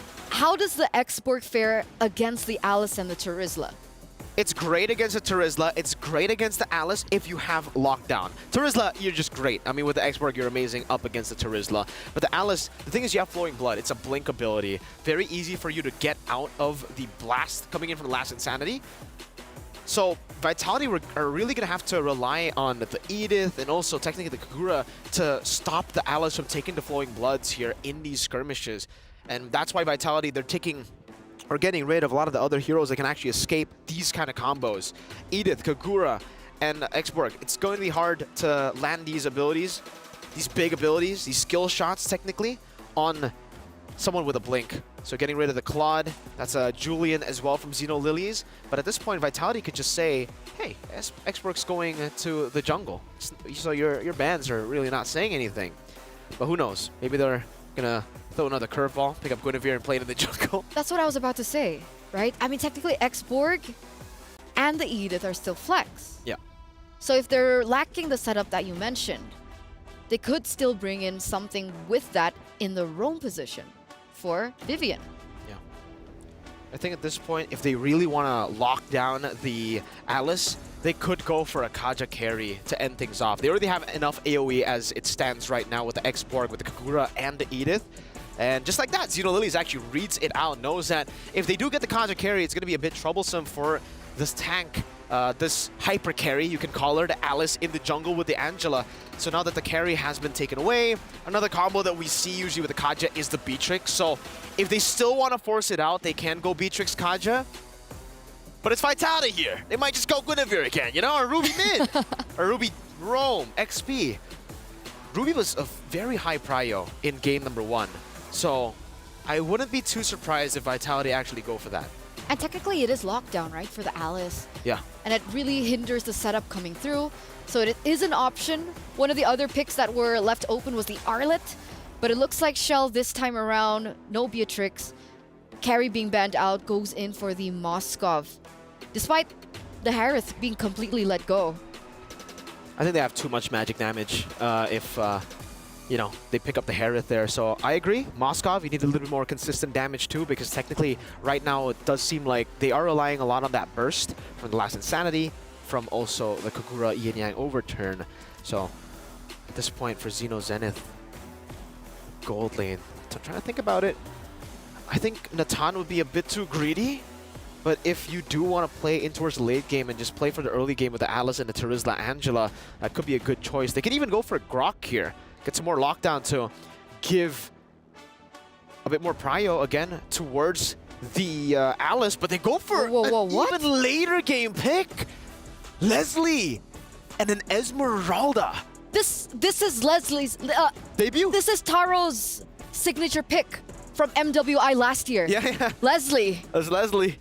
It's come up again. Oh man, this is a kind of a greedy lineup, if I'm being honest with you. What about laning phase? Okay, let's keep it Moskov? simple. Yeah. Oh, you win. Leslie and Moskov. Yeah, you win as the Leslie. Leslie is a very good pick against the Moskov if it's an individual lane. But the thing is, when you're up against Vitality, it's almost never a solo lane, right? It does look that way because they might want to play for the weak side in Chell, which then will give a lot of power to Taro. Leslie, you have so much more range, and you can go with the bop bop, the 2 different passive hits onto the Moskov, and then you run back. So double Moskov is the answer. That's how you do it. No, it's a Bakshia. Oh man, I was so excited. Ooh. Okay, so they're if this is the case, they're gonna have to rely on the Moskov, so they cannot play weak side for the Moskov. I feel it's so risky to do that. If she gets shut down in the gold lane, Xeno Lilies might have a good game, like a real good game. Match point, ladies and gentlemen, here in our first day, our first match of MWI 2024 X EWC. Casters, Baxia, Edith, Kagura, X-Borg, and Moskov, and now we have the Leslie for Taro. How are you guys feeling about this? I'm more thinking about the Terizla roam. Guys, I'm excited for it. As a roamer, letting me use fighters, that's hype. Yeah, it's definitely gonna be interesting. These teams never seem to disappoint with the picks that they bring to the table. And a lot of these teams, they make it work. Oh yeah, dude, like here's the thing, Taro on this Leslie, I'm waiting for her to pop off. Now the thing is more about how you're gonna delay the game long enough, because look at Vivian. Vivian's actually the one delaying the game for Ramichi here. I feel like Ramichi, even once she gets level 4, is going to be a little bit iffy for her to actually contest around the turtle pit, because here's the thing, level on this Boxia, it reduces healing, so it kind of acts as a counter to most of the heroes coming in from Zito Lilith. Like 4 out of 5 heroes are depending on heal. It's very true. It was a beautiful answer to Ramichi on this Alice. We saw Ramichi play the Alice yesterday. And played it really well. Like, Ramichi showed up. Maybe it was the day before yesterday? I can't remember exactly, but still, we've seen Ramichi on the Alice and has been a monster, has been very troublesome on it. So I'm excited to see how they pull it off here, but Team Vitality continues to come with answers. You mentioned the Terizla. One of the picks that I'm really focused on is this Kagura. How is it going to pair up in lane? One of the things about Kagura is mana's a problem, at least in laning phase. If you keep on throwing that umbrella, you run out quick, and you got to go back to base pretty regular. So Vivian's going to have to help out a lot with clearing that wave. And how is this going to affect their normally aggressive rotations? But a little bit of a knock-up. They onward, almost catches Cow. Cow able to just get away, but Team Vitality now taking that lane, might see him rotate down to another off lane. I feel like for the Kagura, it's just that you want this early tempo, because once you hit level 4, you don't have enough damage to actually kill anyone, but like you said, enough damage to make them go back to base. But if we're really looking at a lineup coming in from Xenolilith, her real options are Saw and Taro. I feel like Taro might actually be a more difficult hero to pick off, as long as they're being very disciplined around the team fight, right? Taro has to sit back for a bit, let everyone absorb the damage, and then go in. Speaking of which, now the turtle has been started by both teams. I wonder if Zito and Lilith can actually grab this for themselves. Yeah, Ramichi has the blood load up, able to just walk up and take it. The knockup does happen. Ramichi does get knocked up. Heart guard locked on, but a lot of damage on it. Bivol, penalty zone, able to help secure it. Daisy gets the first blood. Now, putting that in the pocket of an Esmeralda could be kind of helpful here. Most of Xeno Lily's, I mean, it's a late game investment here. You have the Alice, you have the Esmeralda, you have this Leslie. You are hunkering down at this point, and getting a first blood, first turtle, it's huge for their composition. And this shows the strength of their composition here. Look at how they're moving around as a unit, as 4 very beefy individuals, and as we're talking about it, Taro got taken down by Sini as well as Vivian and Shell. But going back to the team fight, it shows that they can brute force anything, right? If it doesn't look like a good fight to take, they can still take it, as long as you understand once you get your pick off, once you get what you want, you gotta back off, because you do need those items to make sure that you can stay in the fight for a long time. So go into team fight as a team, get one, and then back off. Yeah, I think at this point, Cal needs to keep tabs on Team Vitality. Cal or Saw, one of them needs to be regular keeping tabs, because if Team Vitality is able to freely just come down to bot lane, and actually you were right, it is a roam Terizla, yeah, Mirko. So I like it. I think it's definitely different, but even more so needs to be watching. No, Ramichi has to get away, but this is, not gonna happen. A little bit of damage. Penalty zone able to come in. 5-0 brought down to about 20%. Vivian also on the run. Xeno Lily's able to group up and stay secure. Yeah, and this is why I kind of feel like the Alice has a bit of a problem as a solo hero. You don't deal enough damage, and you're not really all that tanky by yourself. It's kind of like you need a lot of distractions alongside with you. So I kind of feel like putting this Terizla in a roam position or a mid position, even as long as the Terizla is moving around, it's really helpful for Ramichi, because she can have sustained damage. She just needs a lot of distractions for Team Vitality to survive. So again, I kind of feel like if Team Vitality finds Ramichi, they might even expand a Yin Yang overturn just to shut her down. And 2 items just got locked in for Taro and Shell too, so it seems like they're keeping a decent pacing with each other. Last time, Shell was just way ahead. Even after dying, was way ahead. So Taro able to keep up a little bit, just got that Berserker's Fury, gonna help start being a bit more of an impact. But look at the aggression from Shell, staying in the face. Taro now in a little bit of trouble. Yin Yang overturn able to connect.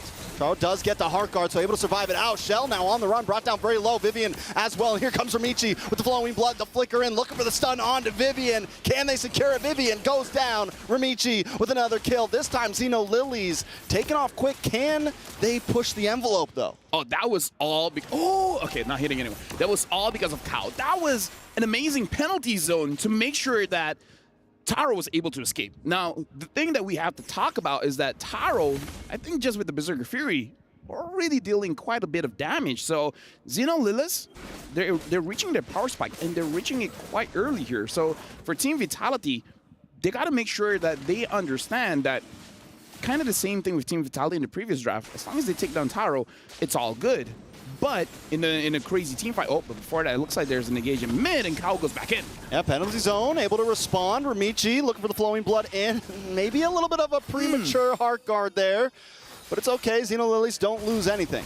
Looking at the timers here, I think everything will be back by the next turtle, so it's still fine. Like, it's a mistake, sure, but as long as they stay in their own side of the jungle, they shouldn't be punished all that much. But yeah, as I was saying, Team Vitality, either focus on Taro or take down Ramichi as fast as you can, and their comp doesn't do all that great. So Zini has to be the one to have that initial burst and then let everyone else clean up. Very true, and I love the way that Team Vitality take that tower right before Turtle, give themselves a little bit of a pressure advantage down in that bottom lane. Turtle's going to be up in about 10 seconds. It looks like everyone is rotating down for this one. Could be a big 5v5. Turtle might stay up on top side. Shell gets a couple spears off here, and Turtle is now up. Yeah, and this one, I kind of feel like for Xeno Lilith, for Team Vitality, go for the fight. Because again, this 50-50 doesn't really feel like a 50-50 against the Terizla, so try to fight it out, and looks like they're doing it. Michi comes in once again with the heart guard. Able to start up this fight. The Ying overturn connects. Cal's the first to drop. Ramichi still looking for more though. Sustainability is there. Taro now involved in the fight with big shots into Vivian's face. Bible gonna finally go down. It's a 1-for-1 currently. Taro wants more. Taro forced to flicker back. Forced to try to get away. Saw able to help out. Bafumi, Vivian, Cine don't want to give it up just that easy. Ramichi still sitting by the turtle. Might not be the best spot as she is by herself, but Taro finds the kill in the mid lane. While this is happening, Shell able to take a tower up on the top side. Saw helping out with Ramichi. Ramichi finally able to secure that turtle. Vivian now on the run. Saw gonna back off along with Ramichi. How does that trade pan out? 1-for-1, tower for turtle.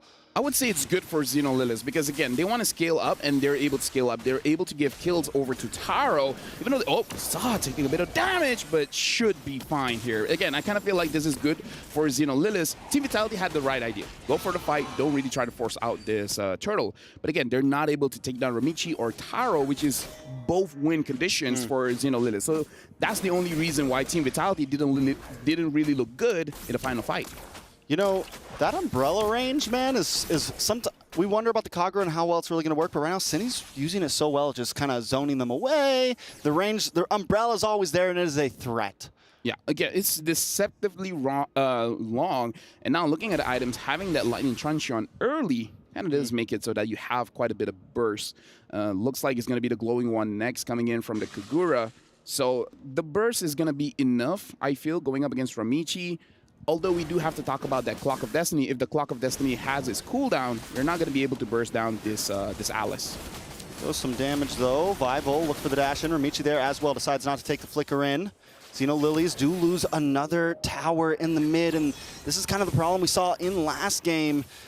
They need to take some towers. They gotta, when they get that turtle, when they get a couple kills, I think they need to transmute that into something else because Team Vitality is always going for the enemy objective. I feel like their idea here is defend, get 3 items, and once we have 3 items, get a big team fight around Lord, and then we force a lot of turrets. So it's basically waiting for that Lord power spike and then just exploding from there, right?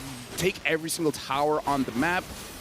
And so they're not being aggressive in the mid game because for their comp and maybe what they practice is not necessary. Once you have those 3 items, once the Lord is up, that's where you pop off, and that's where Team Vitality will not see it coming. It's okay if your left hand gets cut off if you still got your right one to fight with, right? It's okay to lose a couple towers as long as they're able to hang on, but First Lord is now up.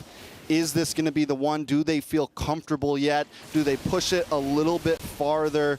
Because there's some risk in that, right? It's like, are we really ready yet? Do we maybe let this Lord crash in one more time, or is this our power spike? We got to look at the items for Taro. I kind of feel like she has 2 items, and she even has a Sky Piercer. So this is a bit greedy coming in from Taro, but she needs the endless battle before really committing for this turtle. Uh-oh, the onward, the knock-up. A lot of damage, locks on. Esmeralda about to go down. Daisy taking out Cine, able to get the kill, which is huge for Cine. 104, just got that the wand locked in, the glowing wand. So that's going to be a bit more damage. Paired up with the lethal ignition, you got a lot of burden coming in. Oh, they got it going quick. Ramichi wants to contest. Oh! And she doesn't get it. It was a good try, but now Ramichi on the run. Heart guard should be able to get her away. Just needs a flowing blood, but the knockups not letting her get any skills off. Taken out. Fumi Echo able to get it. Cal comes in with a penalty zone on 4 members, but still not enough. Shell, get a Spear of Destruction in. Start getting some free shots. 3 people down for Xeno Lilies. A double kill over to Fumi Echo. And now Vitality smell blood in the water. They're closing in. They take out the mid-tier 2, and the Lord's not even here yet. Big mistake, the fact that Daisy was caught out. And then once your EXP laner is no longer there, it's easier for Team Vitality to actually go for the Lord. And again, looking at the items just now, Taro went for a Sky Piercer, not going for the Endless Battle, so you don't have enough damage when the fight starts out. This is a crucial mistake coming in from Xeno Lilies, giving the green light over to Team Vitality, saying that there's really no risk going for this Lord. Ramichi went in, and honestly, even if Ramichi got Lord, most of the members of Xeno Lilies would have died anyways. So it's still a big win for Vitality. Yeah, definitely a big win for Vitality. A huge win. Even though they didn't break an inhibitor down, they get so much out of that. It's what, a 4.3k gold lead at this point. Almost every tower down. Xeno Lilies are looking at a clock right now, and Team Vitality are trying to punch it. Yeah, and again, Taro, once she has her Endless Battle, I feel like they have the way to now they have the Endless Battle. Looking at items for Ramichi, only having 2 items, which is fine, but the Moskov has 4. Yeah. So that's a big difference. And he's also a late game hero, right? Yeah. He's also kind of waiting for his time to shine, and right now Shell's in that time. A lot of damage coming out. Even the passive, even the blasts on the backside of the tower are shredding down Xeno Lily right now. They're able to break through that inhibitor, and Team Vitality just playing the distance right now, taking it slow. Yeah, but I'm not so sure because honestly, their wave clear, I think it's not as good going up against this Moskov because look at how close they are. They're all going to be hit by the Moskov passive. Yeah, Xeno Lilies want to play in the circle right now, right? They want to play around Ramichi, and Ramichi can't even sit up front right now. Exactly. Even Ramichi goes in with the blood flow and just gets shredded down at this point, or gets knocked up like we saw last time, and there's no chance for Ramichi to even escape. Now Ramichi has the Dominance Ice, so she's able to deal with the Moskov. Now the attack speed has been lowered. She didn't have that before. If they can somehow get a big pick off and then perhaps get a Blade Armor onto Ramichi, it could be good. But honestly, here's the thing. Blade Armor is going to be good. What's better is the Winter Crown. But if you're Winter Crowning yourself, then you're letting Shell attack everyone else. So, I don't know. At this point, it really comes to their experience. Which one is better? Is it the Blade Armor or the Winter Crown? Like, do you save yourself or do you save your team? I think it's a very good point. I think Xeno Lilies, a lot of it's going to be angles. They don't have any, they don't have something like the Edith that can jump in and get long-term crowd control that can catch something like a Moskov off guard. So they're going to we need a big long-range flicker play, right? Something that can really get into that backline quickly that Shell doesn't know it's going to be coming. Look at the damage from Shell. Daisy is useless at this point. The Esmeralda can't even get into this fight. Ramichi now on the run as well. Lord gonna go down. Team Vitality in complete control. Yeah, and again, Daisy, what makes the Esmeralda tanky is the shield, but Daisy can't even go in front and actually absorb the shield coming in from Shell, especially because Shell can just push her away. So this is really not a good game for the Esmeralda as well. There's a lot of crowd control that denies her of actually absorbing those shields. So now, Team Vitality, honestly, this is an end angle for them. Oh man, Vitality are feeling themselves. We got the tosses coming out. Cine sitting in front of the tower. They know that Xeno Lily is helpless in front of them right now. Team Vitality in control. They need a big Hail Mary play right now. Something from Kao, something from Daisy. I mean, something from Ramichi. It's just so tough right now. Inhibitor going to be taking a little bit of damage. Shell looking for the angle. Umbrella does come out. No Yin Yang overturn connects, but they don't need it just yet. Lord going to come down that bottom side. No tower in the way. 3 inhibitors fall. Team Vitality looking to clench in the win here. Looking for the 2-0, the knock up, the airborne. Ramichi does get the hard guard, but Fumi Echo able to take out Kao, and now Ramichi on the run. Taro down, there goes the damage. Xeno Lily's about to take the damage. Team Vitality with a clean, easy sweep to steal the game 2-0, moving on to the next round. This is why they're the queens. Everyone else bow down. It was a good showing coming in from Xeno Lilith. It does look like they understand that this draft has risk. But again, if we're gonna go down, we're gonna go down with our very best draft. We're gonna try it out. But again, going up against Team Vitality, the Baxia is able to basically be the counter for 4 heroes that Xeno Lilith has. Is unfortunate, but it looks like Xeno Lilith, this is the end for them. Yeah, and they put up a good fight, right? Through groups, they were able to power through, make it into the bracket, but today they met their match. Team Vitality, just a different breed, coming in game 1 with a slightly off-brand composition. We have the Guinevere, this time we see the Kagura, and just showing that their pockets are deep when it comes to a hero pool. Yeah, congratulations to Team Vitality. They will move on. And again, this is looking good. This is looking like, this is why they're the favorites. And if they win this one, repeat, baby, all MWI is them. Who can stop them? Who can put an end to the reign of the queens? If anyone, maybe it's Falcons Vega, where if they win their next match, they'll be facing up against them. But if they take down Falcons Vega, then at this point, who knows, man? Yeah, it's definitely going to be a toss-up. Team Vitality showing why they're here, what they came for, coming for that trophy. And again, looking at his game, amazing plays coming in from both teams. But with that being said, Team Vitality, they did well.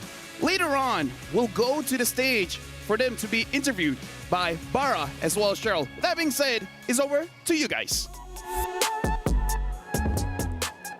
Thank you so much, guys, right here from the studio. Now, here on the stage itself, we have Seni right here with us. Thank you so much, and heartiest congratulations to you. Amazing stuff taking place in this match. You went in with confidence. Queens, definitely. So the thing is now, you lost one game with the Xeno Lilies and another game with GGSG. How do you rate your performance as part of the team for Vitality for MWI 2024? Great. It's like, how do you see your performance? Like, what would you say about it? Because I think it was great so far. Because before it was just group stage, so we tried many things, and now this is the playoff, so we're gonna go all out here. Go all out, let's go. That's right. And of course, you know, speaking of the level of competition, you know, you guys have been reigning champions so far. So what do you think of the landscape of the current MWI? You know, do you think the level is stepping up, or do you think that, you know, you guys still got this in the bag? I think so far the other teams are improving, because like they can't be the dark horse, but I'm still confident with us. Right, so, you know, just a curious question. You know, previously when it comes to, you know, Xeno Lilies, they actually took out the Alice even without the Angela, and they stomped. And right now with the Angela, it's the AA batteries right here. So what was going on in your mind when you guys are facing off with, you know, their pocket picks, you know, with the Angela, with the Alice? We know that in this game they'll do something with the draft, like they'll use the hero that they never used before. So we kind of expected that. So we put Baxia in the last pick to counter their heroes. Ah, that's right, the anti-regeneration of the health. That's right. Okay, so speaking of which, congratulations. Now, we will have our representatives coming from Xeno Lilies pass you their keys. And here you have it, passing on the key. Now, we would love for you guys to have a fist bump, you know, to signify good game, well played. Thank you so much. For the amazing performance and everything you've been doing in MWI 2024. And there you have it, you have the key. How do you feel about it, holding it, and an identity that represented the team that you won against? We're happy. Simply said. Because it's our first time getting the key. All right, so the next question for you would be, the team has mentioned, Team Vitality, that, you guys got your eyes on Falcon, all right? Same Indonesian team that would be challenging your throne. Now, the secret sauce to you guys would be the sisterhood between you and Shell. But of course, at Falcons, they also have sisters. So, what do you think gives you that competitive edge over Team Falcons? I think that we're the stronger duo. Yeah, that's it. So even though they have the sisters in sync, you guys are the superior sisters. Got it. So thank you so much, Cindy, for that spectacular performance over at the Land of Dawn. Now, handing you over to the studio back. Take it away. Congratulations once again to Team Vitality. 2-0 against Xeno Lilies, and that does, ladies and gentlemen, mark the official standing that unfortunately Xeno Lilies will be unable to move forward here in the playoffs, in the knockouts for their run at EWC MSC. Clean sweep, man. Despite, the draft that I think me and LaFell also agrees that the draft just looks so good for Xeno Lilies, but I will have to say, I'm not a fan at all of the Terizla Rome, sorry. It's just, I don't know, because usually in the context of, let's talk about these clips first, right? I mean, obviously for Vitality, after picking up Daisy up top, that was really the moment. I don't know, Xeno Lilies as well, up until this moment too, they were still really stable, but then they got the pick onto Daisy. For some reason, Xeno Lilies started playing, going to the side lanes again, isolating themselves, leaving them open for a lot of the pickoffs from Vitality to happen. For Vitality, they're very happy with these pickoffs. They can go in and take them down, especially if the one split pushing is an Esmeralda with Sprint. There's too much CC lockdown from the side of Vitality for really any sort of reaction from the side of Xeno Lilies to get out with the Esmeralda. That's why we were talking about how the Alice could get out with the Blinks, Esmeralda not so much. But back to the topic of the Terizla mid, usually we say in the context of XP, you don't need resources. Terizla is really, really good at just doing his job without getting resources. But it's different when you put him in the roam because you don't get anything at all. XP at least get minions. You're right. But who's our queen of this game? Who is our queen of this match? Let's take a look at the MVP by PlayStation. Once again, Cini. So we got an interview with her earlier on the stage with Cheryl as well as Bara. And, she even mentioned, right, coming into this game, they were already very confident about this. And she even mentioned that she's a superior sister duo as compared to Falcons Vega that we will see perform later on. But again, her performance, the way she's able to flex out these different roles, these different picks in her lane has been insane. And look at the way that she plays here. It's been amazing, really, the performances of every single member, I would say, from the side of Vitality. It's just so phenomenal to see them again go back-to-back in Game 1. I think we can all agree. Ling, Roger, Terizla was the better draft, especially for the first phase. They were able to outplay that with their own style of MLBB. In the game number 2, I think we can also agree that, having the Alice, having the Terizla, having the Angela for the first phase, it just looks so much better. And ultimately, with the Leslie too, you have a way to bully the Moskov in lane. And unfortunately, we didn't get to see that too. I think that's something we can definitely talk about.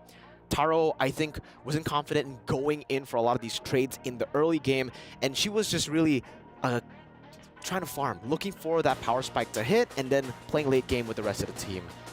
But even then, the power spikes hit a bit differently for the whole team. Terizla, power spike is literally level 4 for the roam because, no resources at all. So you're really good at level 4. After that, full drop-off for the Terizla. Unlike the usual Terizla XP, they can still hold his own with a few more items there. And especially in this scenario, the Esmeralda's power spike is just so off-sync with the rest. A lot of them have the early game power spike and then mid-game. Some of them have the late game instantly, like the Leslie.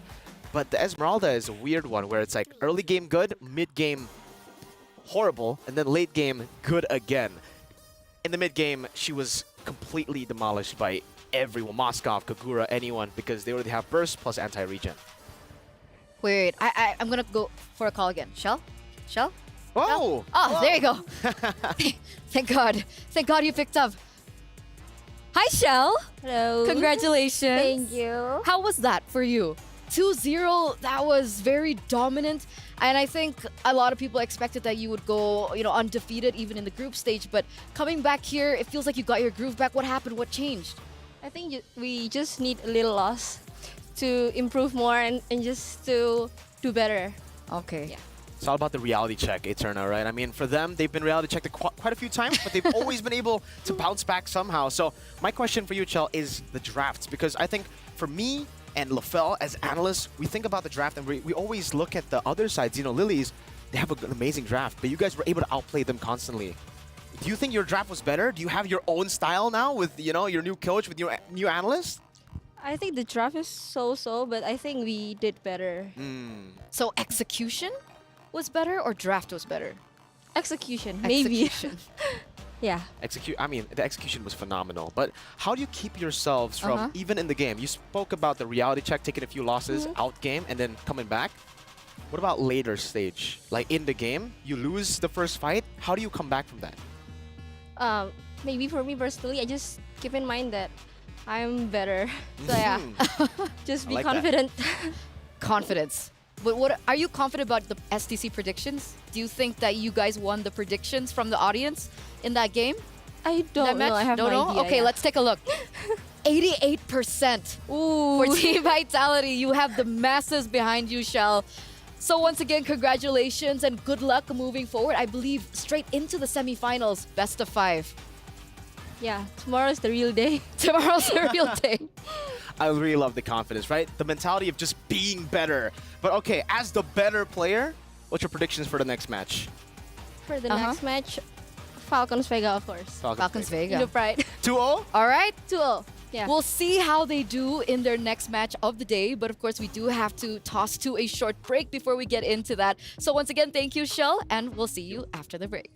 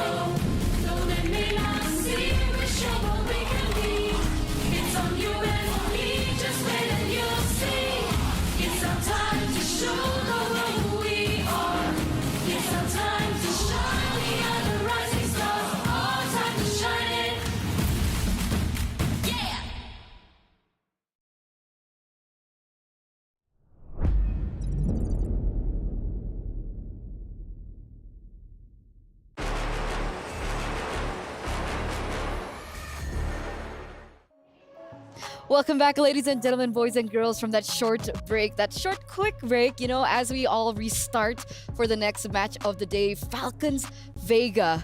But we are going to have a look at it with the Dr. Sulaiman Al Habib showdown. So let's get into it. Another Indonesian representative after we saw their first Team Vitality 2-0 moving forward. Now we're going to see Falcons Vega against Net Angels. They had an outstanding performance from the group stage, not losing a single game. So coming against Net Angels, how are we feeling about this? And we also want to know what the viewers think about this, right? What do you guys think? Our first game, first match, you guys got it. You guys got the predictions down, but what about this? Do you think Falcons Vega will win it all, or do you think Net Angels have the chance to bag this? Well, tell us. Tell us now. I mean, we'll see the predictions later. We'll see the result of the predictions later. But yeah, I mean, me personally, I'm not going to give predictions out, but I will talk about how I think it will play out. Net Angels, phenomenal performances in the group stage, but obviously we're going to have to give it over to the favorites here, which is Falcons Vega. The way that they performed in the group stages, it was dominant for the most part in the early game. There are a few weakness points, though, that Net Angels could capitalize on, which is their late-game decision-making and just Falcons Vega's very classic, very this is a characteristic that they have, which is the discipline not being there as we get into the mid to late game stage. Sometimes they like to overheat when they get early game power spikes and when they win in the early game. So that's definitely something that I'm looking at Net Angels to try to decipher, to try to punish, but also for the side of Falcons Vega, I'm expecting them to fix those things because it's been a while. And let's hope they don't overheat on the way to the venue. Oh, that could definitely happen. Okay.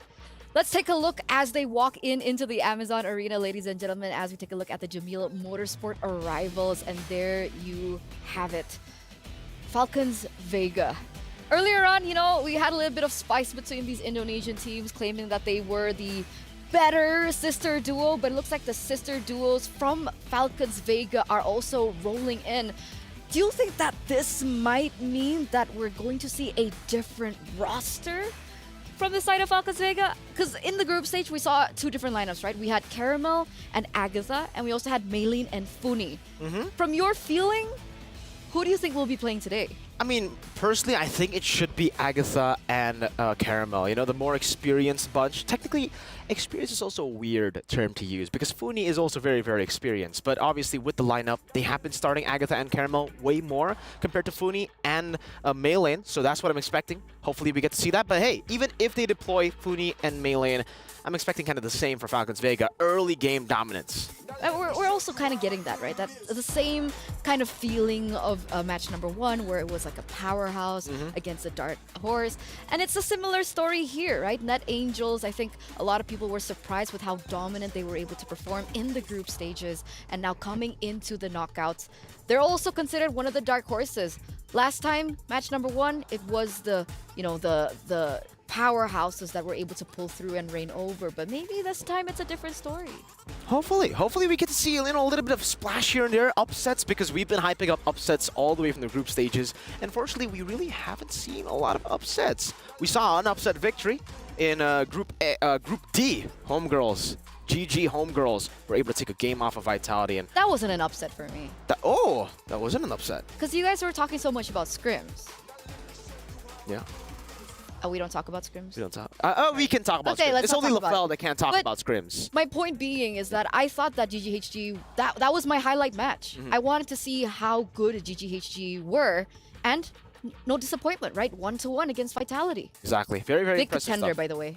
They are definitely contenders for the title here to try to steal the throne away from Vitality and technically from Falcons Vega, because Falcons Vega right now, a lot of people are already talking about how their group stage run was even better compared to Vitality. So maybe they might be on their own run to go for glory, to finally get the better of their rivals. The rivals all the way from like 4 or 3 years ago. That's true. They haven't been able to do it. That's true. At least not in the finals. But maybe this is their time. This is their time to fly high. The uncrowned queens for so long. And this is their first step, right? The first hurdle for them to finally make it all the way into the grand finals. And they have to be able to pass through this best of 3. And if decision making and if discipline is an issue, Net Angels is a team that is known to be able to capitalize over things like that. Definitely. And I think we can take a look at the highlights here all the way from the group stages for Team Falcons Vega. The way that they were able to play so many in so many of these situations. I think the main playmaker and the main highlight for me has got to be Violet. Violet on the Arlet, Violet on the playmaking heroes always is able to find these big moments. The core memory that I have from the group stages is the moment where she just final slashed 4 members off of the bush up top under tier 1. That was one of the best Arlet plays, like in terms of satisfactory. Like I was just so satisfied. As an Arlet player myself, I see that and I'm just like, oh, when can I achieve that? When can we achieve that? In a tournament. That's the question. But look behind you, Mirko. Whoa! 13 seconds away now, ladies and gentlemen, to get onto the stage in a best of 3, our second match of the day. Earlier on, we had to see one key get handed over. So whose key will be next? We're gonna hand it over to the host. The time to shine continues right here at the Amazon Arena as we approach the next series to bring us one step closer to unveiling our champions for MWI 2024.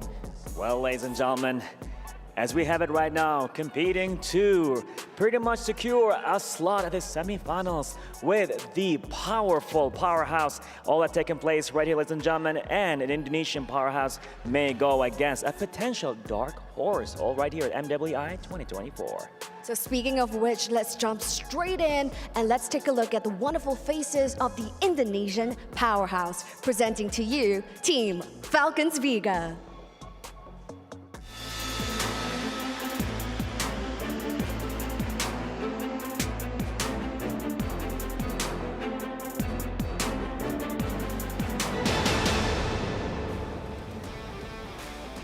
Team Falcons Vega has been in the shadows of Team Vitality for the longest time, but now the girls are hungry and the girls are ready. In the group stages itself, even though they're in Group A, which is the group of death known by many, they have come up in the top seed, sweeping all of the games and all of the opponents they face. So this is their next step to face off against the rivals of the longest time. They have to take this game to meet Team Vitality over at the semifinals. And they'll be going against Myanmar's Net Angels.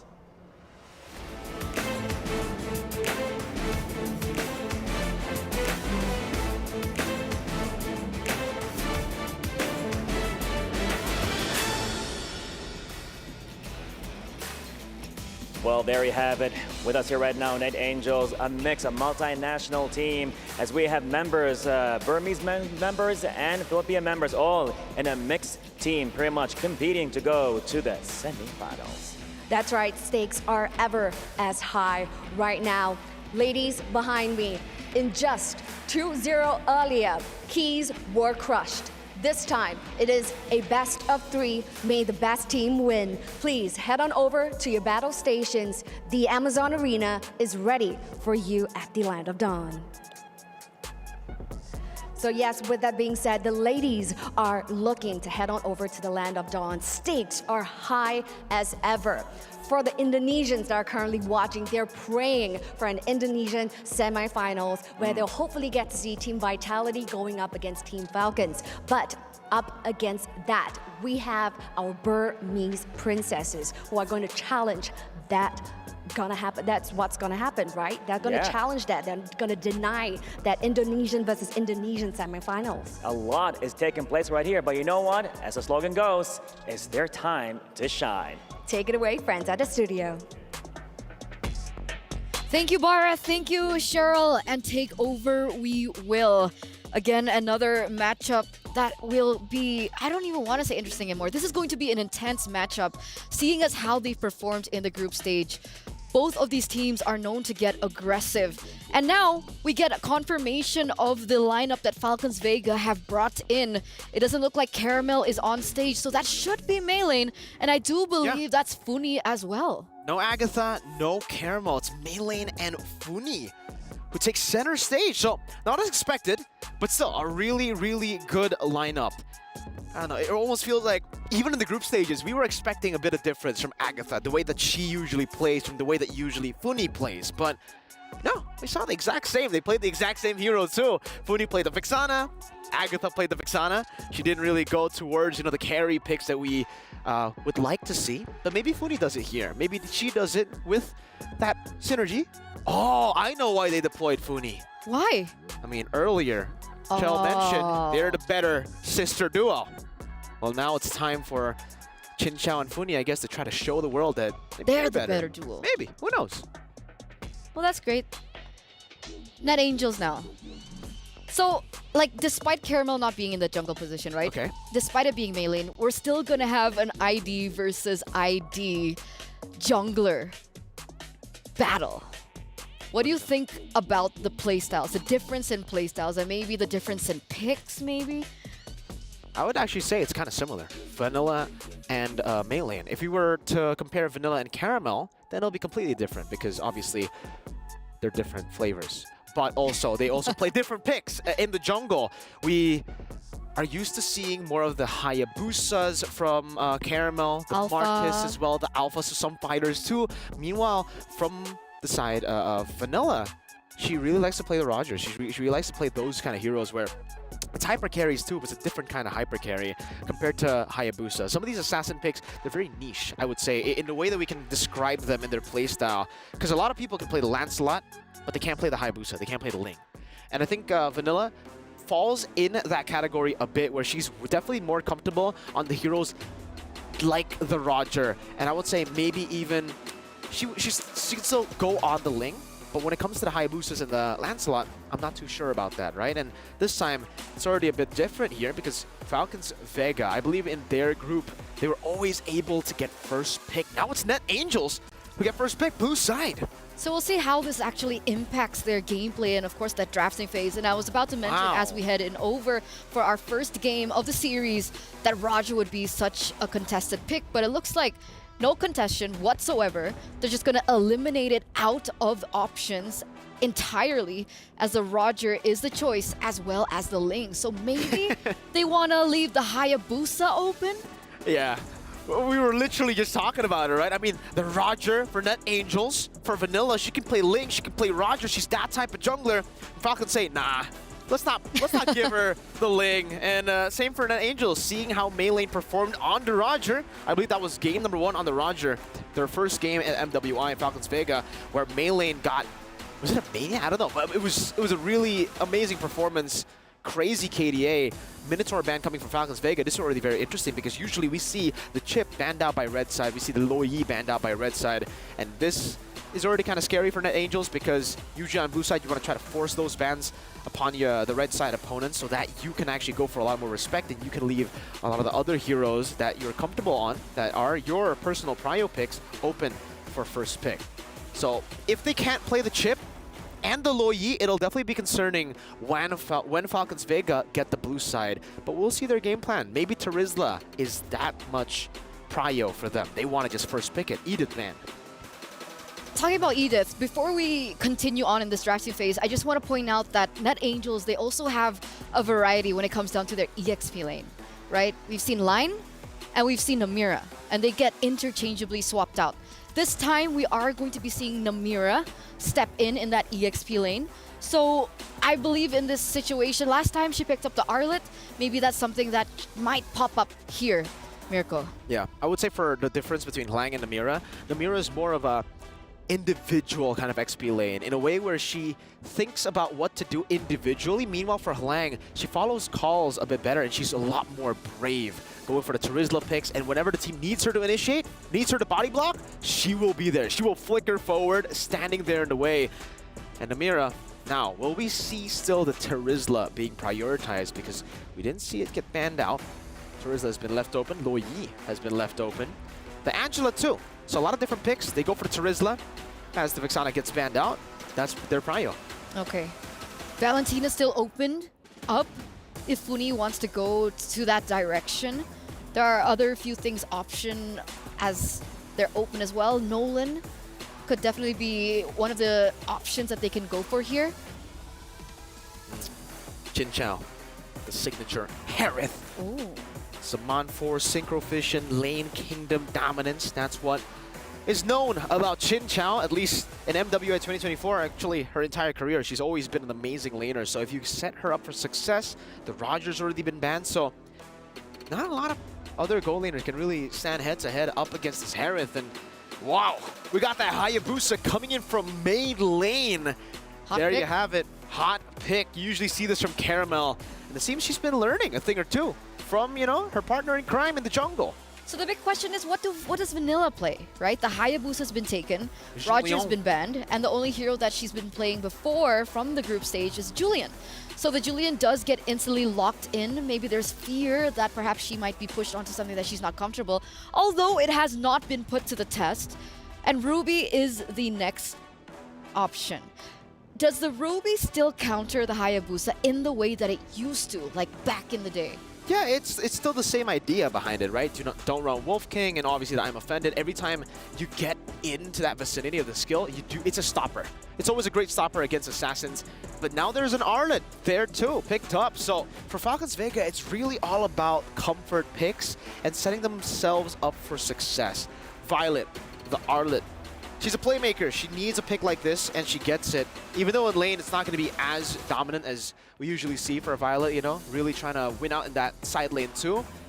The Arla-Terizla matchup will be basically a race to level 4, a race to whoever gets the setup better for the neutral objective. But back to the question, yes, it is a stopper. It still has the same interaction, so they're going to have to try to bait out some of these skills. And also, not just the Ruby, but the Julian is a good way to technically counter the Hayabusa, but it's very skill dependent.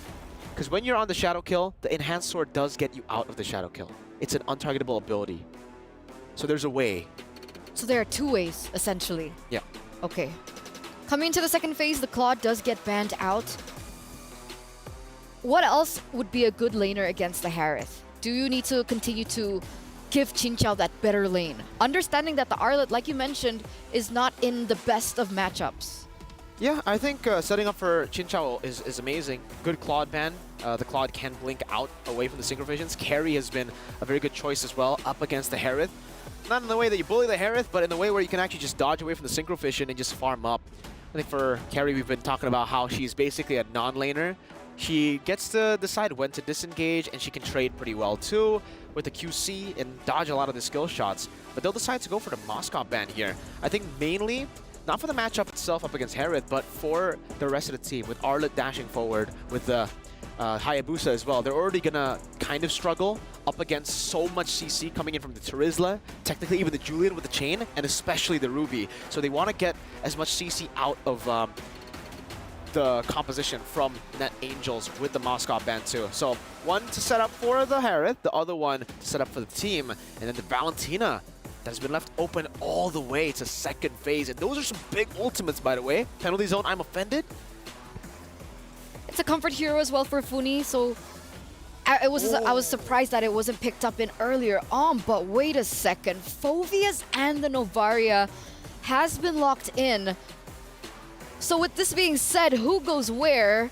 What does Sakoshi play in the gold lane? Is it a Phoveus gold lane against the Harith? Is this the idea? Wait. I guess so. It's a Phoveus gold lane. Ruby Robe, Terizla XP, Novaria mid, right? Yeah.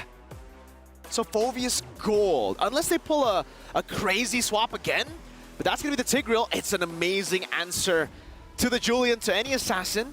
So there you have it. It's actually in the mid lane. It's gold lane Ruby. It's Rome Terizla again. Rome Terizla? I believe so. No, it's Rome Novaria and... Okay. Mid lane Phoveus. Okay, so XP Terizla. There you go. So it's Rome Novaria. Okay. Well, technically we've seen the Novaria work in the Rome like way back when. Is it still a viable option in this meta? I personally am not a fan, but hey, I can see it work. I can still see it work. The vision gets you a lot of prio. What about you, casters? Do you think that this can work? I don't know. What I will say is this, since LaFell seems to... No, I mean, like, legit, if she asked me, like, will it work? And I'm like, I don't know. Good. We've seen a lot of things so far in MWI. Oh, we've seen a lot of things, and we've seen a lot of those things work. We've seen a lot of them, Here's the thing, man. With the right mindset, all of it works. You can do anything. Novaria jungle, it's not even a question. The answer is just yes. But with that being said, we're jumping into this game. And yeah, looking at the composition here, coming in from Net Angels, it's really all about fighting, man. Like 1, 2, 3. Like, they got 3, 4 fighters here. They only have a Novaria to provide them the support. So I'm really looking at Net Angels. Second turtle, man. Second turtle, that's where they want to pop off. Ooh, already a lot of damage on to Vanilla there. Brought down to about 10%. Might have to go home. Yeah, gonna have to go home for that one. Team Falcons Vega already shown some aggression, and I think when it comes in term of mid lane, Funi and Thol are gonna have some rotation advantages. Ku, Cassie, you're gonna have a little bit of trouble. We did see, we saw the Phoveus back in MSC, and it did perform well against the right compositions. There are a lot of dashes here. As long as Cassie can get through this early game, get through this laning phase without taking any deaths, be able to get some farm in, there are definitely some possibilities for it. Let me just say, this is already like not great for Net Angels, because if you look at the draft, everything has priority, but they're not really having priority at this point because the Hayabusa is farming a little bit better compared to the Julian. Because again, look, you got fighters everywhere. You should be winning the lane, but it's not happening so far. So that power spike is not being used all that well just yet. Ooh, Cassie already taking some damage. Should be okay.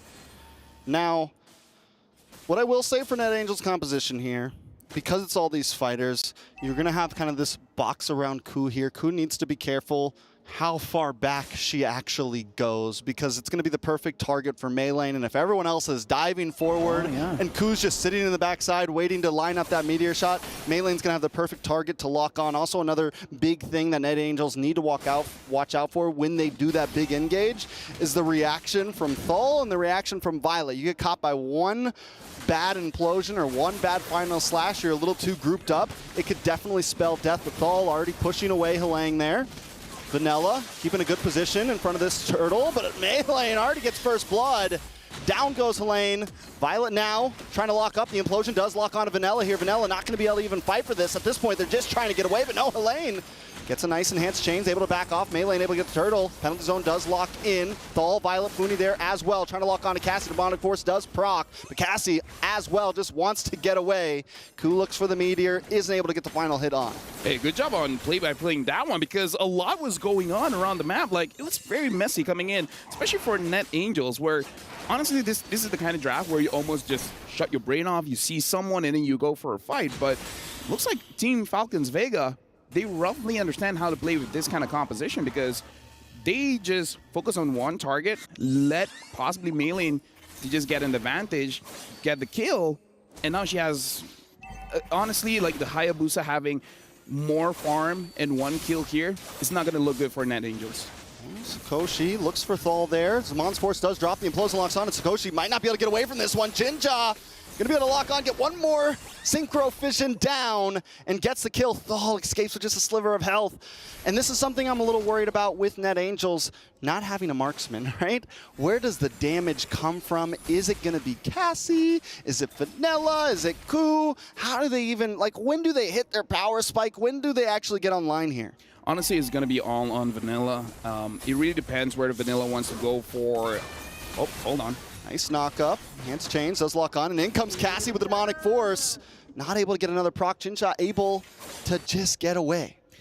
And again, going back to Vanilla, it really depends on her itemization. If he goes for a Genius 1, then pretty early on that you can go for those fights. But if Vanilla, and I kind of want to suggest it, go for a Holy Crystal, you're going to be the main damage dealer for this one. And your scaling is going to be a little bit much better because you're going to control the turtle onwards. I think it's very fair, and I think there's a lot of possibilities. There is one good thing about NetAngels, they do have some CC here. And when they do get into the late game, Ku could become a problem, and Ku's staying safe at this point of time. We're seeing some of those snipe shots lock on. The damage isn't quite enough to get the finishing blow in. And even Sakoshi on the Ruby, we've seen Rubies actually start to pack a punch when the game gets going. So we'll see the possibilities. Team Falcons Vega don't want to just give up this second turtle so easily. Melee able to just come in, steal it with ease, but look at the implosion, look at the Demonic Force, the damage unloading on both teams. Vanilla is the first to drop, and now the Demonic Force continues to unload. Melee still fighting though, somehow pulls out safe with the triple kill, but Cassie doesn't let him go away freely. It's a 3-for-3 turtle over to Team Falcons Vega though. I mean, here's the thing that I said. Is the second turtle. This kind of lineup, you're waiting for the second turtle for you to really fight this one.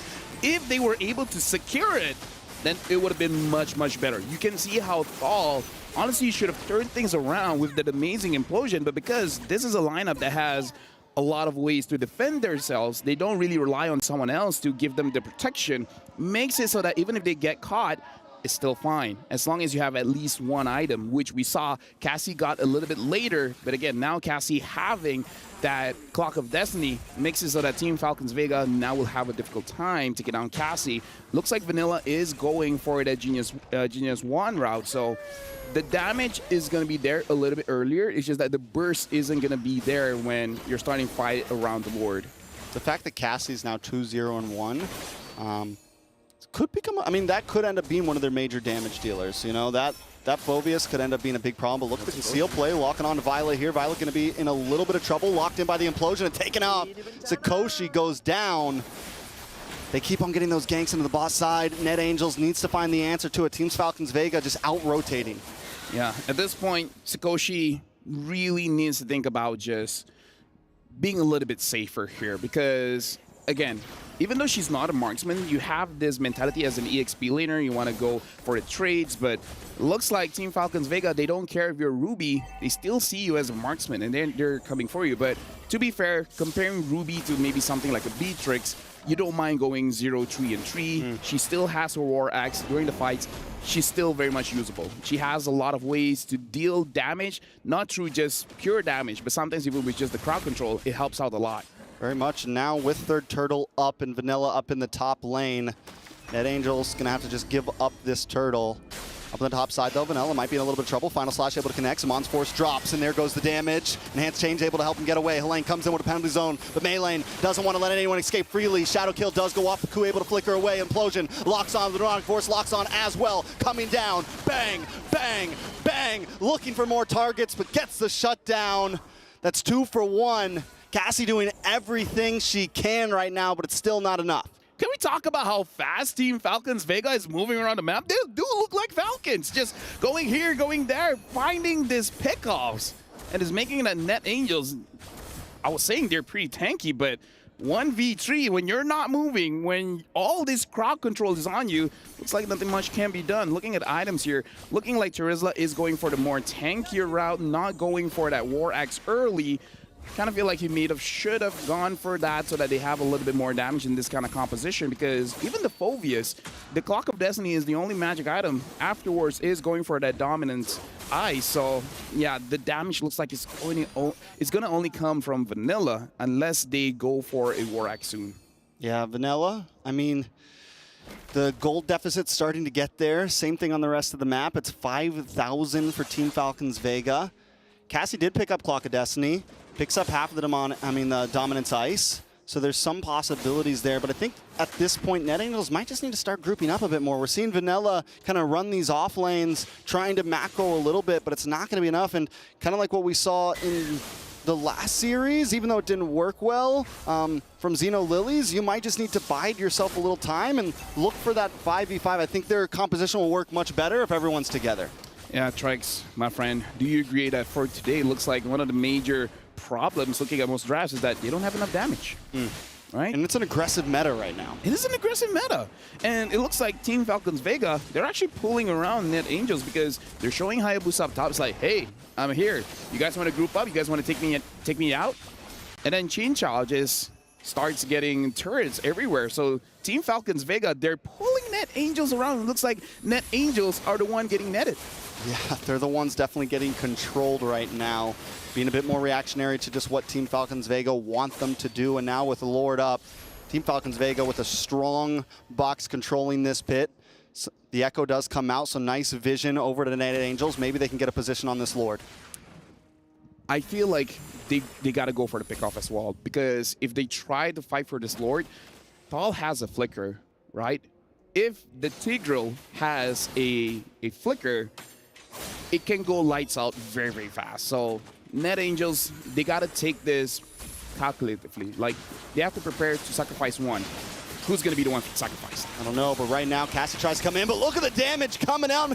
Lang able to take out Funi Maylane, finds Sakoshi. Cassie still on the chase with the Neurotic Force, but it does not lock in. The Meteor does miss, but now Thal might be in a little bit of trouble. Echo comes out, looking for one more shot. Helene trying to lock on, and Cassie gets the final blow. Vanilla now drops to Zamon's Force does drop out from Chincha. Violet now up against Cassie. Chincha there as well, trying to help out. Cassie just wants to get away. Ku trying to give a little bit of slowdown, a little bit of help, a little bit of peel. Cassie able to just get away. Lord still up. They're battling so far apart. It's 2v2s all across the map. Yeah. It's not a big 5v5. They split up and they attack. Yeah, they just have partners. And they're like, okay, you do that, I do here. The problem is Team Falcons Vega, now the Hive has a Holy Crystal. So good luck tanking that much damage. The Lord is being danced around. Maylane, you got to do this. Maylane, Vanilla, it's on you guys. Maylane does get locked up and taken out. Vanilla able to get the Lord and multiple kills. Ku takes him out as well. Cassie with a kill for herself. It's a 3-man wipe and a Lord over to Net Angels. They need to translate this into as much as they can, but look at the beautiful implosion. Chincha drops him as Zamon's Force. Cassie down. Jinja, Thal, save the day, but still, Net Angels not done just yet. They lost Cassie, but 4 members still standing. They take the inhibitor. They move forward, and the Lord still coming up the top side. Team Falcons Vega push back into the base. Another tower drops. Sakoshi able to take it. Net Angels not slowing down. Dude, this draft here, again, having a lot of fighters, having one goal in mind, having the mindset of, I'm going to attack you as much as I can, and you're going to be the one to go down first. Vanilla now having the Holy Crystal, it's going to deal holy damage, because even Lane, the fact that Lane during that Lord fight got the War Axe, we got to talk about that the timing there. Getting the War Axe so that you can stack and then start having more damage and more sustainability makes it so that Net Angels can actually deal enough damage against Team Falcons Vega. Cassie, honestly, throughout this game, is slowing down the tempo, right? Cassie, before that, Violet. Violet maybe a little too deep. Demonic Force does get procced, maybe a little bit too early. Thal able to come in. Cassie looking for more targets. Penalty zone locks onto Violet, locks onto Thal, and Vanilla cleans up the pieces. Demonic Force still going. It must feel like an eternity at this point. Falcons Vega push back to the base. All there's left is inhibitors. Let me just say, Vanilla is playing so well, using this Julian as the main damage dealer for the team. Everyone else is just distractions, right? They're making sure that Team Falcons Vega doesn't get away, just so that Vanilla is able to use the enhanced scythe without getting punished. But still, with that being said, still able to hold on to that enhanced sword, just in case if those crowd control doesn't actually hit on the right targets. In Melee, you know, what we saw in that last big Lord fight, right? This has been kind of the answer to a lot of Hayabusas. You wait for the quad shadow to proc, and then right when the Hayabusa comes in, if you can just catch him for that split second, it's GG's. We saw it happen to Nicolette a whole lot. She was having problems every time she'd quad shadow in before she could even hit the shadow kill, because the deal is normally you want to get the shurikens off and then shadow kill, but if you're able to stop Melee for just a second, you can get enough damage to get the kill. Oh, looking at Melee now. Probably going to be able to run away because the quad shadow is still there. Looking at itemization here. Radiant armor on lane, making sure that you can actually survive going up against Chincha as well as Funi, as well as having that Queen's Wings, make it so that you can stay in the fight for a very, very long time. Looking at the itemization coming in from Net Angels, it's really about sustaining. We see Oracles, we see Queen's Wings, making it so that you're able to outplay Team Falcons Vega when your HP is super low. Most definitely. Now Lord up. Doesn't Net Angels have the advantage on this Lord at this point? It has the game completely turned into their hands. As an assassin, it's going to be hard for you to really contest for the Lord just because you can't tank the damage that the Lord deals.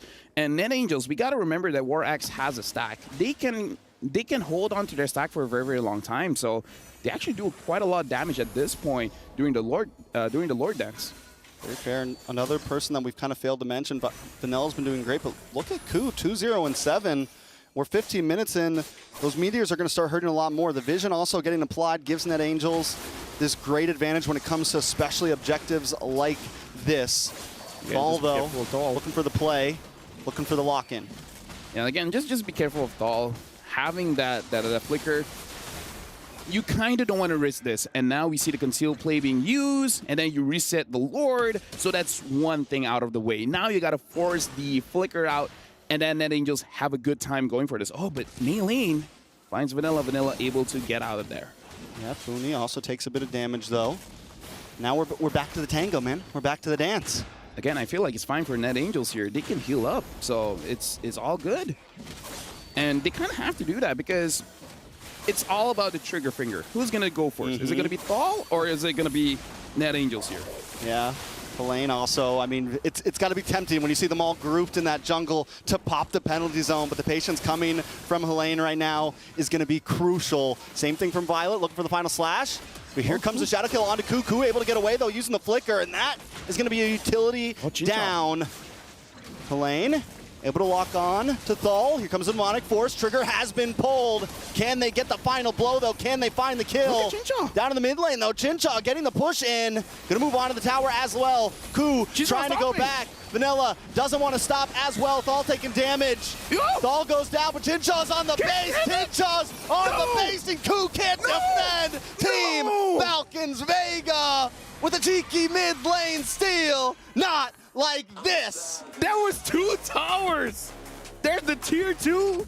There's the base towers, and then she went and ended in one wave. Not like this, man. Damn you, Tinshaw. Dude, this is... That's what Leo would say. Maybe this is the answer. You want a Lord dance? I'll just end the game. There's two. That's always the answer. There's 2 towers. If the base turret was not there, I get it. The tier 2 was there. The base... Chin Chow, man. The timing, it was almost like it wasn't improvised either. It was almost like it was playing like, because once the trigger was pulled, that's when Chin Chow went. And because they were so invested in that fight, there was, I mean, Ku could go back, but... It's like you say, Udala and Ajasi. Yeah, exactly. Yeah, right. You understood, right? Yeah. Totally. Yeah, with that being said, now we're going to throw it over to Mirko and Cherna. What do you think about that ending? That was iconic Chin Chow play. That was iconic Chin Chow play, man. You give her the Claude, you give her the Roger. She's never actually done it on a Harith before. Nope. But you know, it's the first time for everything. Oh my goodness. What an amazing decision to make there in that position. Because seriously, all right, let's talk about the replays first. We're getting ahead of ourselves, right? Because there were a lot of great skirmishes back and forth from Team Falcons Vega, also from Team Net Angels. And this was one of the big fights that obviously Net Angels kind of miscalculated in. And this happened a lot in the early game where whenever they kept on going for the fights, it would be Team Falcons Vega winning it out. But this is the big blunder from Team Falcons Vega. Already losing Violet, still holding onto the Lord for some reason, and then committing onto it, not letting it reset, forcing a response from Net Angels. But at that point, Net Angels are very okay with the responses that they can make. They can just be like, all right, you want to fight? We can fight. And again, a lot of the fights here, it just feels like for Falcons Vega, they're very amazing mechanically, right? But when it comes to a lot of the baiting out, the feinting, that's when they get beat out. Because in that particular moment, the bottom side of the map as well, they wanted to bait out the demonic force. They baited out, but then they were kind of confused. They were like, wait, do we continue fighting when the demonic force is up, or do we just back away? Because the real answer would have been 100% back away, wait a bit, and then jump back in. With no demonic force, Funi saving her own IMU demonic force would have been so much more value to actually go for the fight after those cooldowns and those frames have been already used up. But what did you think about the possibility of that split push from Chin Chow? Was that a miscalculation on Net Angels' part? What went wrong for them there? I think for me, I'm definitely, you know, I'll be waiting for the Telestrator later on to really draw things. But even while we were watching that, we were talking about, well, I was mentioning, Hayabusa should be the one going bot, not the Harith. Harith, yeah, I mean, throughout the game, by the way, let's talk a little bit about how they have set up and how they made that decision. Because throughout the game, it was the Ruby in the gold lane who can't really stay in the gold lane, always wants to look for fights. And it makes sense, right? So let's crown our PlayStation MVP right now.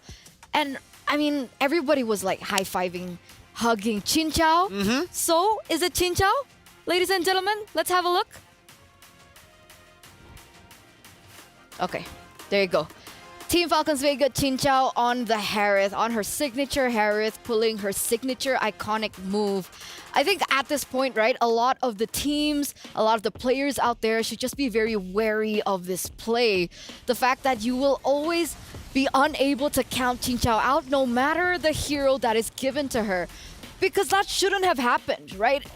Okay, let's say it was an inhibitor turret. That makes a little bit more sense, but there were 2 turrets left. That's why you have to respect the magic damage gold laners in their ability to siege, because I think if this was the old MLBB, you wouldn't be able to see the split push happen all the way from the tier 2 like I mentioned. But I forgot which patch exactly this happened, but you deal extra damage as a mage now. You have a lot of damage to actually siege. So heroes that go for Feather of Heaven, that go for base damage plus attack speed on the mages, you can still go for a lot of these big sieges. And again, we'll get through it later on. We'll get through how exactly they played around it, because it's going to be really, really cool. I think it's amazing how they decided to go for that. Let's go back to the fundamentals. Let's continue. Hello, Harith. This is a real cool guy right here. Ended the game. High five? No? Okay. He's too cool for us. Yeah. He's too cool. He's just there. But let's go back to fundamentals. When you pick a Ruby in the gold lane, you're really built for fighting. When you pick the Phoveus in the mid lane, you're really wanting to go for the fights, right? So in the mid game, I think after the first turtle, it was coming into the second turtle, the Ruby was always out of lane. That was what gave Chin Chow the moment, the opportunity to get tier 2s, to get tier 1s on the side lanes.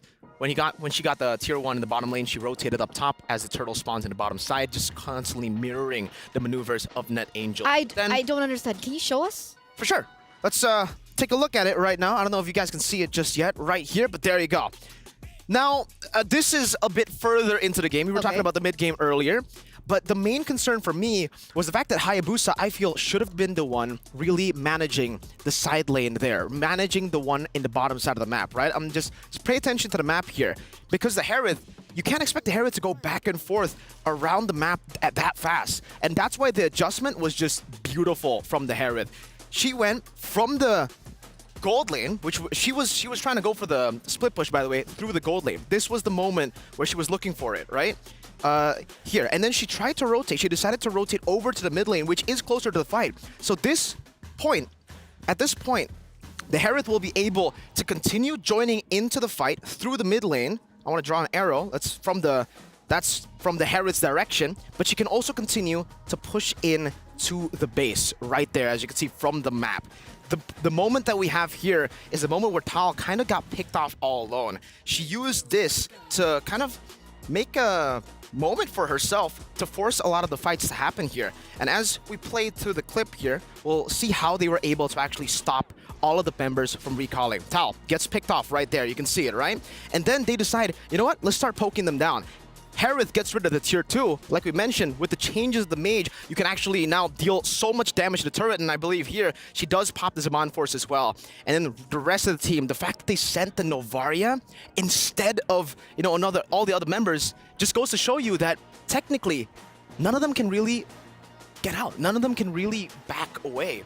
None of them can disengage except for the Novaria. They're all-in heroes. They're all built to fight. So when a moment of forced error happens in that way, it's just very, very difficult for any of them to react. And whoever does react won't even be able to withstand the 1v1 dual pressure that anyone... I mean, at that point, they could have sent the Hayabusa. It really doesn't matter. Hayabusa, Harith, both of them would have been able to 1v1 in the Varia, no problem. It was absolutely brutal. And I think even you mentioned it in game, right? They have to keep adjusting, right? Yeah. They have to adjust. They can't play into what Angels really wanted them to do. And at some point, it clicked. And then that's when things kind of went really badly for NetAngels. But talking about bad, ladies and gentlemen, I have just gotten confirmation that the key crush will happen now. What? Now. Oh, man. It's not ready. So okay. We'll take to that. Right now with Team Vitality. Congratulations to all of you for winning your first knockout match. Now, I gotta ask you though, how does it feel to get to crush the key of your opponent? Where's the key at? Where's the key? There it is. How does it feel to be able to crush that? This system is very interesting. We had never experienced a system like this before, and getting to be able to crush the opponent's key is, of course, very heartbreaking for them. And the thing in my mind is like, I hope our key don't get crushed like this. Oh, yeah, it's very interesting. Well, I hope that your key doesn't get crushed too. So there could be another key you'll be crushing in the next round. Team Falcons Vega or NetAngels, who would you rather face and why? We would actually like to face NetAngels because we have faced Falcons Vega a lot of times in the past, but we are fine in going against both teams, and we are fine in crushing any of their keys. Ooh. All right, that's a great way to end it, so we'll wrap it up there. Congratulations to Team Vitality. Thank you, Vitality. Thank you, Reptar. She said it was interesting. Imagine this. Imagine if Falcons Vega, I mean, they are at match point right now, right? They are. If they take another game off NetAngels, and then they would be the one, well, either or, right? Either Falcons Vega have to crush Vitality's key, or Vitality would have to crush Falcons Vega's key. And both being regions from Indonesia. Absolutely. Is that considered, like, bad? I mean, it's good and bad in a way, right? Because at MSC, we saw the same. Falcons AP brand, you know, crushing TLPH's oh, that's too. True. It's good and bad. I think in a good way, we get to see who deserves to represent Indonesia more, right? Is it going to be Vitality or is it going to be Falcons Vega? But first, Falcons Vega have to beat Net Angels. And even in that game, they were kind of struggling. The fact that they had to rely on a split push instead of going for the team fights, the adjustment, like you mentioned, was amazing. By the way, just Savage Vival there saying, yeah, we would rather go for Net Angels, but we don't really care. We'll smash anyone. Okay. Just casually saying we're the best without saying it, indirectly saying we're better. Let's hope it's okay for them, though. Because the last time a team got confident like that. Yeah. Anyways. By the way, I just wanted to let the viewers know that earlier on when we went into the drafting phase, we saw that it was Namira. Yeah. But maybe there was like a really, really sudden swap in roster that Helene was actually the one in the EXP lane for Net Angels instead of Namira. And it actually kind of makes sense, right? Because we were talking about, Helene, she likes to play with the Terizla. She likes to go and initiate. And we saw the Terizla and I'm like, that looks like Hling, and it was Hling. So hey, glad that was right. Unless Namira, obviously, I think everybody can play Terizla, but it's a different way that she tackles it. So coming into the second game, what do you think the adjustments need to be made? Because definitely Net Angels, they want to stay in this game. They want to stay in this tournament. Because don't forget that prize pool, ladies and gentlemen. We haven't been talking about it quite so much, but 500k USD is on the line right now. And so that brings us back to that question, right? How do they come back? How do they take this off Falcons Vega? I think number one has got to be, I think in game number one, it was a great idea for them. The fact that they went for, I would say it's a cheese draft, right? They went to go for team fights. It's very one-dimensional, and that was the reason Falcons Vega was able to punish it. In game number two, go back to the normal meta. Go back to what is meta. Try to play for the gold lane as well. Just get a marksman here. Try to play for a balanced composition, because even in the group stages, we saw impressive stuff from Net Angels. And again, considering the cheese didn't work out, maybe it's better to go for the safe route. Wait. If this is correct, there's another swap. What? In the EXP lane. Am I seeing this right? Okay. That should be Namira. Yeah, Namira is playing officially now for Net Angels. There has been a swap, ladies and gentlemen, from game one to game number two. How does this change our drafting phase now? Well, I don't know. I still think Terizla should be prioed for them. They started off the draft really well. I don't think they should change too much here in the draft, at least for the first phase. They're also still on blue side. They're going to ban out the chip. It's going to be the Ruby ban this time around. So it's actually Falcons Vega having a bit more trouble against the Ruby. They think, hey, we're a team fighting team. If you need to force us to go for side, like split pushes, we don't like that. We'll do it, but we don't like that. We'll still stick to team fights, so banning out the Ruby there is amazing. Chushin gonna be banned out this time from Net Angels. Interesting that they don't leave it open for themselves as first pick. It's Falcons Vega now. They decide Ling, Ruby ban. Do they want to take away the Julian? Do they want to take that power away from Vanilla? What about the Hayabusa? Contest it? Valentina's the option? Yeah. All right. So essentially, Luo Yi is up for grabs. Angela is up for grabs. Terizla is up for grabs. What would you prioritize in this scenario? I think for me, it's either Terizla or Angela that you would want to go for as first pick. I don't think you want to go for the Hayabusa first pick, but we have seen that before. I think we saw that from Falcons Vega when Caramel was playing Hayabusa first pick. They still go for the Terizla here. Falcons Vega, they can go with this same exact answer with the Harith and then the Hayabusa, and then later on the Arlet. But knowing that they banned out the Valentina, is it possible that we want to go for, the Faramis, or perhaps an Angela? So maybe Harith Angela or Harith Faramis, or another hero with a big ultimate that I did not mention, Mr. Tor, Mr. Minotaur. Yeah, he was banned in that first game, right? In the first phase, but they left it open this time around. So insta-lock here from Falcons Vega to pick that up for themselves. And wait, what would you think about this, right? Faramis and the Terizla. Do you think Terizla is like a deny pick for the Faramis to be picked up? No, I still think Faramis is... I understand. You clump up, not good against Terizla. But either way, looking how Falcons Vega play, they just really like to clump up, right? So having another additional HP bar would be so okay for them. But looking at the fact that they got a Minotaur, maybe they might just want to go for the Arlet there as their last pick in the first phases. Net Angels go for the Terizla and the Julian again. Is that now they go for the Phoveus early. And this is good for them because The Valentina was already banned out. That was the real answer by Falcons Vega with the Valentina towards the Phoveus. My question is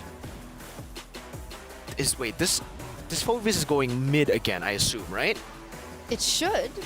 Okay. Either, unless we see a gold lane Phoveus. Yeah. No, I don't think so. The Phoveus gets bullied hard by Harith before level 4. You need level 4 before you can actually do anything.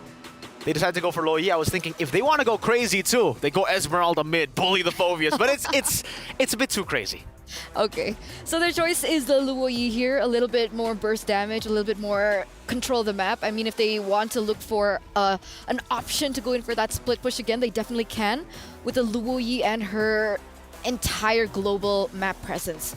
Second phase though, Arlet was not prioritized here. Arlet was not picked up. They picked up the Luo Yi instead. So that does give Net Angels a chance to ban that out if they want. Yeah, but I think Net Angels kind of want the Arlet to be picked up. They want someone that will be constantly dashing. Now, the fact that Falcons Vega went for the Luo Yi means that technically only the Harith will be proccing that Demonic Force, right? We'll be giving that Demonic Force proc. So now, they actually ban out the Fredrin. So yeah, they don't really care about the Arlet because they want the Arlet coming in from Violet. That's Angela. peculiar, is it not? Fredrin ban? It is. It is very peculiar, especially in this meta. Especially considering me personally, you know, all of us, we haven't seen Mei Lane on a utility jungle, right? We've seen her on Assassins, on Roger jungle too. But knowing how, technically now, there's not a lot of Assassins up. The Hayabusa is still there, but I believe for Net Angels, they kind of want to go up against Assassins. They don't want to go up against utility because the same reason as why they want to go up against Arlet. They want the Phoveus to have as many procs as possible with the Demonic Force. He needs to be air Phoveus, just jumping in the air. So the two heroes that Mei Lane has utilized so far is the Roger, Julian, which is banned, and the Nolan, right? And because of the dash. Yeah. So no Nolan? I think it's difficult to play the Nolan here. Into the Julian, it's difficult. Into the Phoveus, it's extremely difficult, and that's why they ban out the X-Borg too now. Really pushing the buttons. I mean, basically, in XP, they're forcing the Arlet. In the jungle, they're forcing a non-utility. They're forcing an Assassin so that they can get as many dashes as possible. For Falcons Vega, they still need a physical damage dealer. They go for the Edith. That is going to be XP. But who's going to be the physical damage dealer at this point in the jungle? I'm trying to think about it. I don't know, man. It's really tough because when you think physical, you think Assassins, but Assassins are what Net Angels want with that Phoveus. So they're leaving it for the last pick. Yeah. They're keeping it secret. Meanwhile, Net Angels, they pick up the Claude to deal with the Harith in that gold lane. Martis doesn't work. I think the Martis Alpha? Oh, the Alpha is a great answer. Yeah. I think it's a great answer. They just need a bit more physical damage at this point. Because if they go Baxia, that's so easy for Net Angels to atomize against, right? They go for the last pick. Oh, and it's a Masha. Speak of physical damage. Net Angels, I'm so confused. They're full damage. I'm so confused. Okay, why are you confused? Because in game number 1, it was Namira. And then she picked up Terizla, and it turns out it was Line. Absolutely. And now it's Namira, but Masha's Line's hero. So, guys. Hey, I think the Masha should be going Roam. I think this is Roam Masha and mid Phoveus. I think. But it obviously can rotate to the XP2. We saw Terizla roam just earlier. Yeah, we don't know at this point. Not a big fan of it. Oh, they still go for the Hayabusa. I guess they're still trusting that Shadow Kill to be a way for, you know, Mei Lane to get out of the Demonic Force, even if she dashes forward. But yeah, this is it is an interesting draft from both these teams. Interesting draft, and it's match point right now for Falcons Vega. One more game away for them to move forward and crush the hopes and dreams of their opponents here. It's a high-stakes match. Can Net Angels come back from this and force a game number 3 in this best of 3? Casters, take it away. Thank you very much. An interesting draft indeed. I actually do agree. Honestly, me and Trex were talking about it, and the Alpha kind of looked pretty solid for Falcons Vega, but they still want the Hayabusa. I'm just worried if the Hayabusa is able to chunk down a lot of these very high HP, very high armor heroes as we jump into the Land of Dawn, where this game might be scrappy again. Will we see another split push?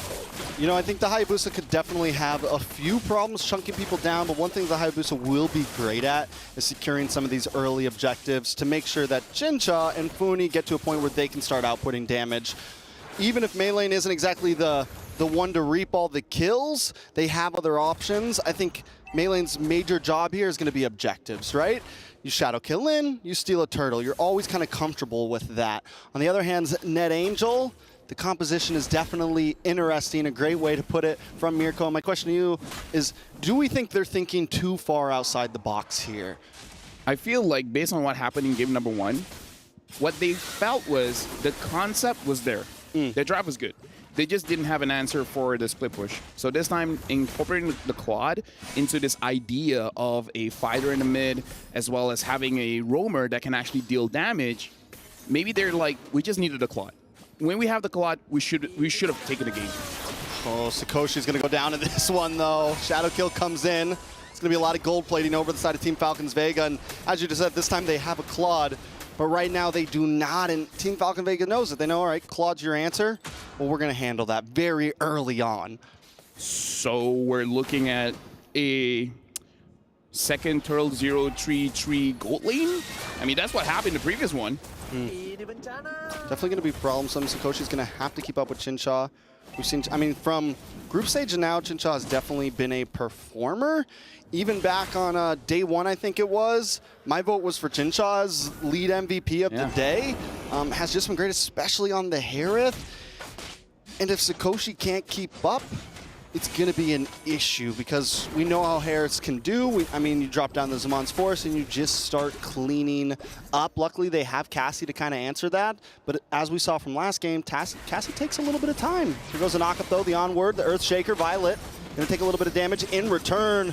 Demonic Force able to lock on, get the kill. Violet might just be next on the block. Demonic Force drops one more time, and Cassie can't get the finishing blow. Knocked up, taking out Violet with a double kill. It's 2 for 0 right there. What looked good for a second ended horribly.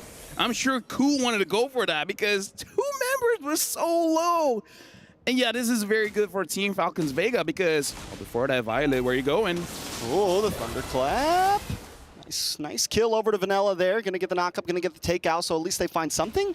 Yeah, but again, I kind of feel like Violet shouldn't be there, honestly. But now we're going to look at the replay here, and this is going to be a problem for NetAngels because Falcons Vega, they have the Minotaur, and they have the Luyi. In this one, the Luyi was caught out, but if the Luyi had safe space, the Luyi can control multiple members of NetAngels, especially because they want to group up. But, oh, another kill. Another kill. Sakoshi down once again. Cassie trying to help out.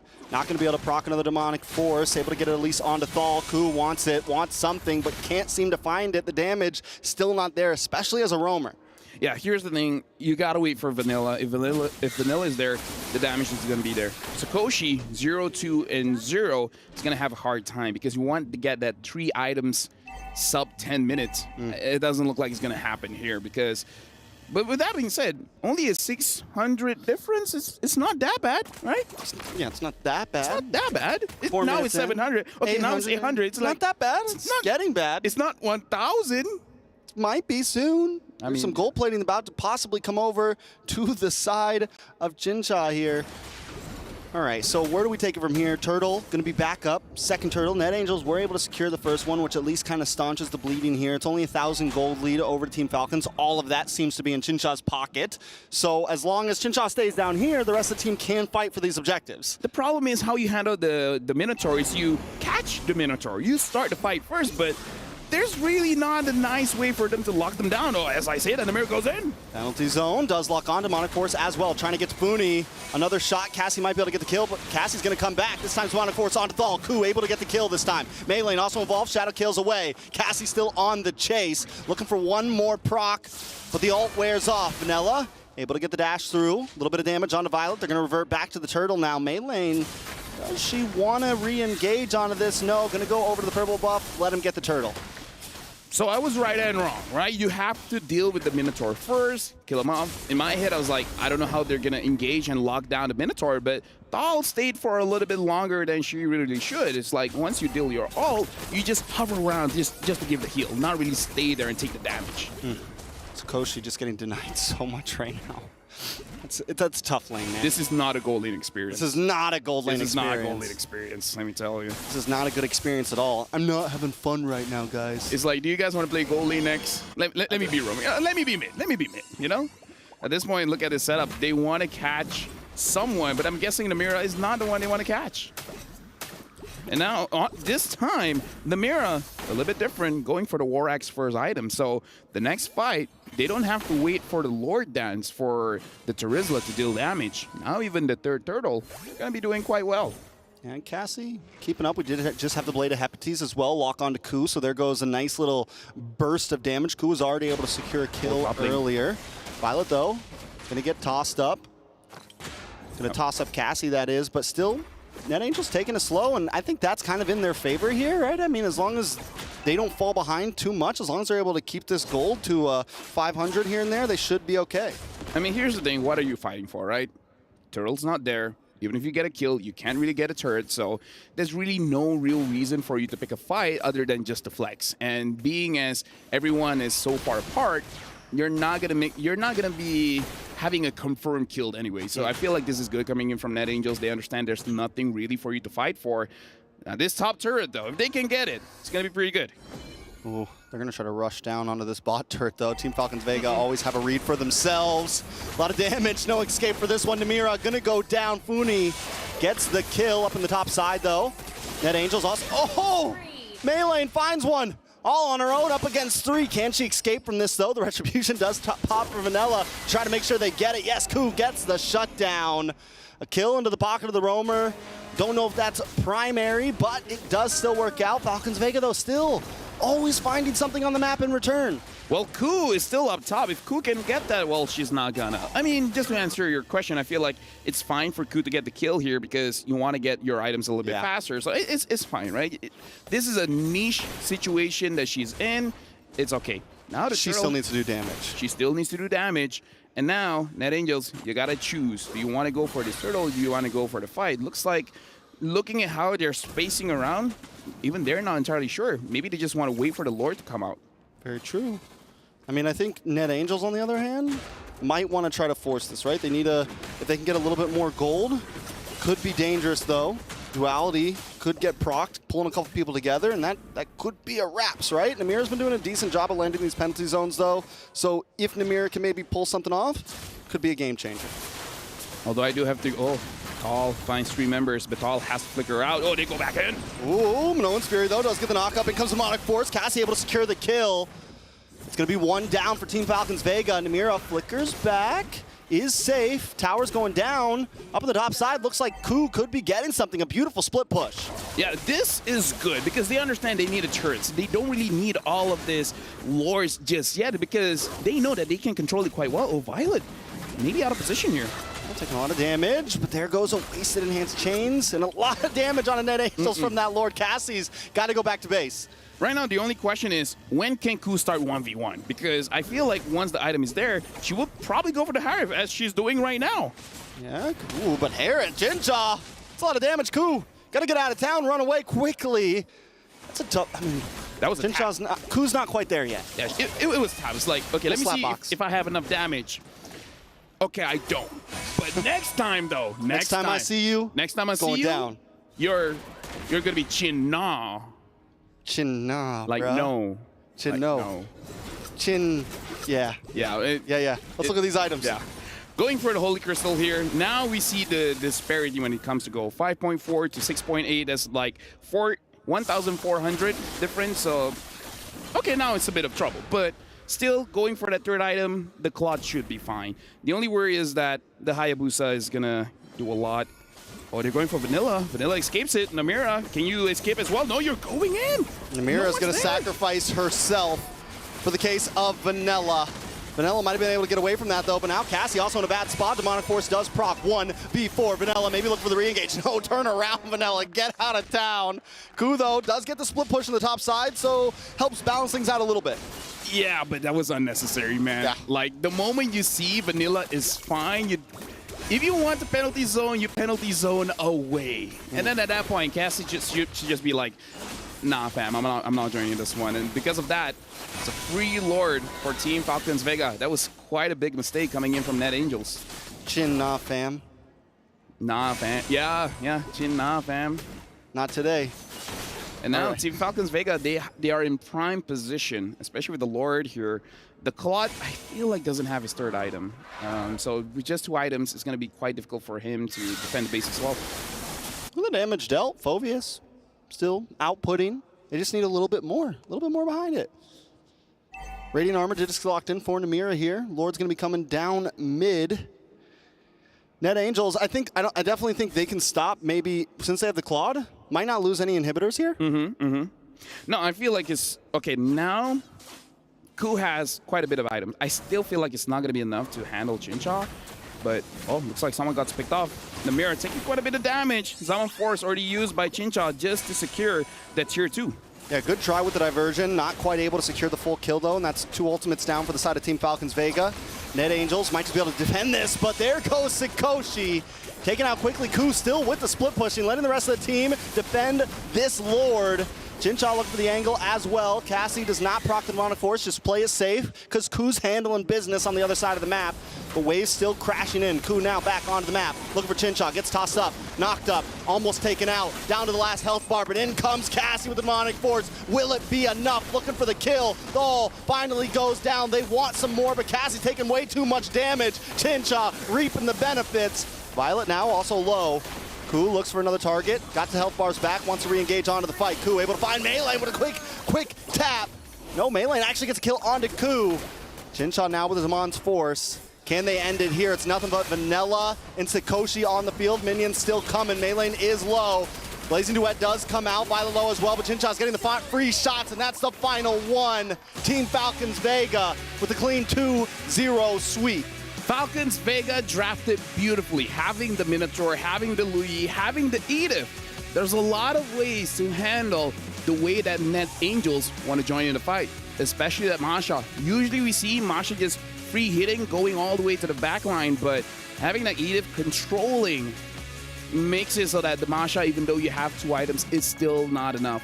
Sikoshi didn't exactly have a good game here, but with that being said, congratulations, I guess, to the Angels for making it this far. But Falcons Vega, they're moving forward. They're going to face Vitality tomorrow. And the thing is, this usually is the grand finals. I think for the previous 2 MWIs, it was ID versus ID. This is going to be the first MWI. We don't have a full ID in the grand finals. It's definitely going to be interesting. We're going to get to see 2 titans of the women's scene going up against each other tomorrow. And as you said, Net Angels did a great job getting this far. They were able to think their way to this position, but today they met a wall that they just couldn't get through. Falcons Vega, man, just clean gameplay all around. They kept it simple, didn't think too far outside of the box, and I think that's one of the things that really secured them the dub here. They stuck with the fundamentals. I feel like Net Angels, they have something there, right? Their idea, their promise, just needs a little bit of polish, right? Because they see the weakness for 2 games in a row. The gold lane was not able to hold out, right? So I kind of feel like if they brush that up, making sure that in the early game, no one gets taken down for the first 5 minutes, the laning phase is safe, I feel like it's going to be good. But again, there's always next time. The next MWI, we got to watch out for Net Angels. But for Falcons Vega, they're looking super good. And with that, I'm pretty sure they're already on stage, so let's throw it over to the stage with both our hosts. Thank you so much, guys, over at the studio. Now I have Funi beside me. Now, Funi, question. Game 1, that split push, that backdoor coming from your sister. We would love to find out what's going on in the comms. Tell us. We already know that we cannot push into the fight, so we think we just go with the lane. But There was a Novaria there, right? But our jungler, Melin, already made the Novaria, used her flicker. So, right. yeah. So you guys called it, there's no more skills, and then they're just tunneling their tunnel vision onto the Lord, and that's why you guys took the back door. Yeah. Amazing, amazing stuff. Man, that's going down with the technicals here. But at the same time is that, how do you feel knowing that only one Indonesian team will be gracing their grand finals, unlike the past years, right? This is different. How do you feel about that? As long as Indonesia can win the MWI, then it's okay. Then it's okay. No. No? It's not okay. It's not okay. It's not okay. Tell me. I'm rooting for Team Falcons because they Okay. have been in the shadows of Team No, I Vitality get you. for Okay. the longest time. All right. It is their time to shine, hashtag time to shine. Hey, let's go. But, question, okay, can you put your fiercest face on because for me you look too cute. Fiercest face, okay.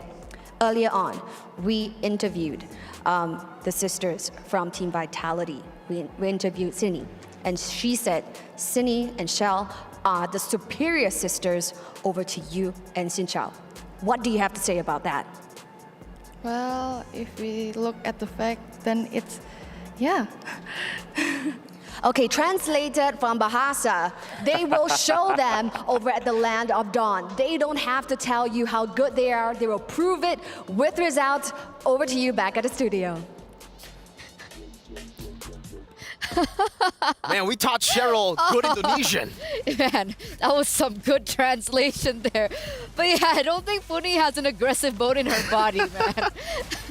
That fierce face looks more like she's concerned. You know? But ladies and gentlemen, this does mark officially that the wings of Net Angels have been clipped by the talents of Falcons Vega, and we will be seeing that key crush maybe later on in the day as we take a look a bit at the highlights of what happened earlier on. Yeah, I mean, it's very different to game number one. Again, game number one, you heard it from Funi as well. They adapted, they adjusted to the split push because they knew in the team fights they were actually getting, they were losing out in the team fights. But in game number two, I think the coaches and the players, they all agree, you know, we're a team fighting team. We don't want to go and split push. Even though it was a good win in game one, we want to play our style, which is team fighting. And if they get the team fight, you see game two. That's what happens if you get the team fight, and that's what happens when you try to split push away, Eterna, away from, you know, the whole team, trying to split push with Ku. It's just so tough, because in the end, I get the idea. Don't get me wrong. I like Masha, especially with that one skin, but I'm not a big fan of Masha Rome anymore. Not since like the changes to the items, right? What do you think, Eterna? I agree. I don't think it's worked out. We've seen it twice already. And in either way, it doesn't have a place, maybe. I mean, I get the idea, right? They really wanted to go for a counter to that split push. They wanted to have their own kind of strategy themselves. But again, it didn't work out too well. Yeah, especially when you leave the Lo Yi open, because in game number one, the biggest issue as to why the Harith wasn't able to fully go towards the bottom side and had to go to mid was the fact that, well, by the way, shoutouts, by the way, to Chin Chao and Tal. It's an amazing performance from all of them. On the Minotaur, I was really impressed. That's why it's first pick. You can definitely see the impact instantly around these team fights. But yeah, having a Lo Yi, game one, they didn't have that. They didn't have the global presence. Game two, you send a Masha up top. Hey, we can send a Harith up top as well. And guess what? The Harith has gold, unlike you, Ro Masha. You only have a Heptases. And even in MPLID, we saw, I think it was Lutpi and then Luke who played the Masha, but they all needed at least one BOD. Best case scenario, 2 VODs. And that's expensive. As a roamer, you're going to have to get way more than two kills early, maybe like 9 kills and a fully stacked up Sky Pierce to get even more kills, and then maybe you get 1 BOD. Yeah, but other than that, I mean, still, good job, well done, well played. Hopefully, we'll see Net Angels again in the upcoming MWI next year. But we do have to crown our MVP by PlayStation this time around. It's always going to be Melee, man. You know, we were talking about the jungler. We were talking about Caramel being perhaps their better lineup, a little bit more experience, a little bit more promise if they want to, you know, go in for a security, especially the knockouts that it's a single elimination. But Melee, again, from the group stage on the Roger, and now coming into this match against Net Angels on these heroes, she's been proving that she is worthy of that spot too. For sure. I mean, I think it was the 1v3 up top where she got a kill. That was very, very impressive. That was a 3v1. As a Hayabusa, you know, you're not really that good at 1v3s usually. You 1v3, the shadow kill, the ultimate gets dispersed amongst the 3 members, but she was able to find the right amount of stacks onto gold lane, and she did it. What is that? What are you doing? Sorry, I'm preparing the stage. Ah. We have a winner. For the manly man, Hayabusa. We have a winner. What's up, Haya? Oh, I wasn't referring to Hayabusa. Oh. That's why when you're like manly man, I'm like... Because like Hayabusa stepped up, I thought you were just spraying him with Axe so that he can, you know, be cool like that. To be fresh. Yeah, shuriken out. Smell good. Fool. But no, that's not what I was preparing the stage for. What were you preparing the stage for? I was preparing the stage for a special guest. Uh-huh. She was able to win it. Do you have a guess? Yeah. Of the guest? Get it? I'll Guess of the consider. guest? But the player, I mean. Tao. How did you know? Tao, welcome. Hello, Tao, welcome. Hello. Hello. Do you need translation? Yes. Okay. All right. Got So you. Tal, congratulations. Selamat banget atas kemenangan yang tadi. Itu keren banget. It was so good. It was so perfect. Right now, you guys have been undefeated so far, right? Not losing a single game, and that's impressive. Nobody has that same stat. How are you so strong? Because we trying we best. Okay. For this tournament. Kalau mau bantu pakai bahasa Indonesia nggak apa-apa, nanti Mirko bisa bantu translate. Soalnya kita mencoba buat ngasih yang terbaik di turnamen ini karena kita bukan datang buat kalah sih sekarang. Okay, that's a solid answer, man. So Tao is here, want to try her best with the team as well, but mainly she didn't come here to lose. That's what she said. Amazing stuff. Tapi I want to ask Tao as well. All the losses in the past, right, in the MWIs and all the other tournaments, how do you use that as fuel to motivate you? Jadi kekalahan-kekalahan kalian ya sebagai tim melawan Vitality mungkin itu gimana sih bisa menjadi motivasi terus untuk kalian? Kalau Tal sendiri itu ngapain? Dengan kekalahan itu harus diapain gitu prosesnya biar bisa tetap motivasinya ada gitu? Lebih kayak kita mencoba menjaga mental kita satu sama lain karena kalau di turnamen gede ini menurutku skill nggak terlalu berpengaruh, yang penting mental. Kayak kita ready buat ini, kita siap, kita ada di sini dan kita pasti ngasih yang terbaik sih buat ini. Yeah, okay. So she said that they're always trying their best. They think that the number one factor to be able to win these games is, sure, skill has a factor in it, but of course the mentality is number one. So every time they come into this, despite the results that they've always been given, they're still staying motivated, they're still staying strong, and with that mentality, you know, the mindset. LaFell, shout out. Shout out. You can believe, you can do anything, you can achieve anything if you believe. Last but not least, I got a final question here for Tao. Obviously, you know, looking at tomorrow, you're going to be facing off against Vitality. Now, what's going to change personally for you? Like you as an individual. You said mental, but other than mental, what are you going to change? Jadi sebagai individual nih, ya kan pasti besoknya kan ketemu Vitality nih, pasti bakal ada ya mental, apa semua boostnya segala adalah ya. Tapi dari preparation sendiri, itu ada apa yang berbeda kali ini lawan Vitality? Gak tau sih, mungkin aku lebih nggak deg-degan aja sekarang karena setiap kita keluar atau kita jalan semua orang say let's go Falcon, dan itu membuat kita semua happy di sini. Jadi pastinya kita kayak kebus lah mental ya.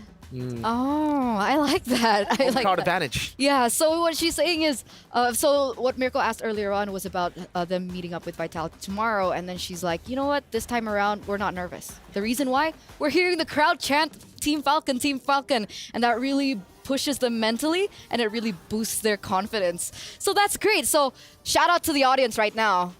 You a G. You a G. And I'm wondering if the audience back at home and even the audience at the Amazon Arena are also a G with the predictions, right? Let's take a look at that. Tal, look at that. 93% for your team. Is this also helping you boost your confidence? Yes. Yes. Oh. That's amazing. Did you expect that? Yeah, okay. Okay. The Indonesian teams have been so confident. that. It's expected, better, you know, all these big words. It's cool. It's really I mean, it's their time to shine, right? That was always the highlight, the theme of MWI coming in. Highlight in time to shine, mentality, DOD. and confidence. Confidence is key. So thank you so much, Tal. Good luck. Congratulations once again. We'll see you tomorrow in your semi-finals against Team Vitality. But ladies and gentlemen, before we head over to the next match of the day, we are going to throw to a short break. So don't go anywhere. Stay tuned. You guys are watching MWI.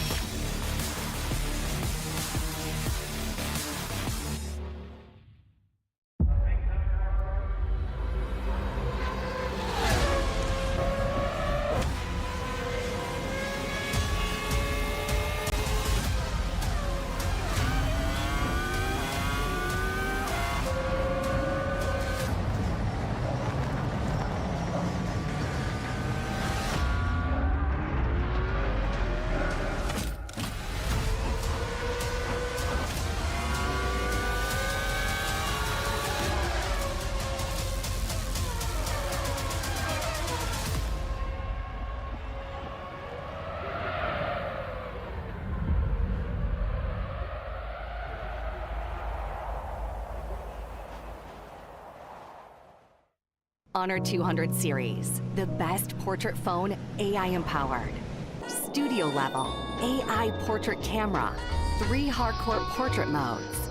Color, vibrant and classic to capture portraits that truly stand out.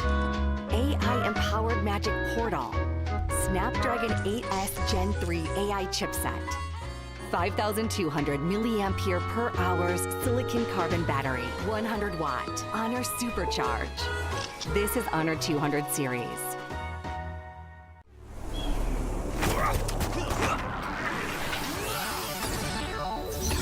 Ready, set, go.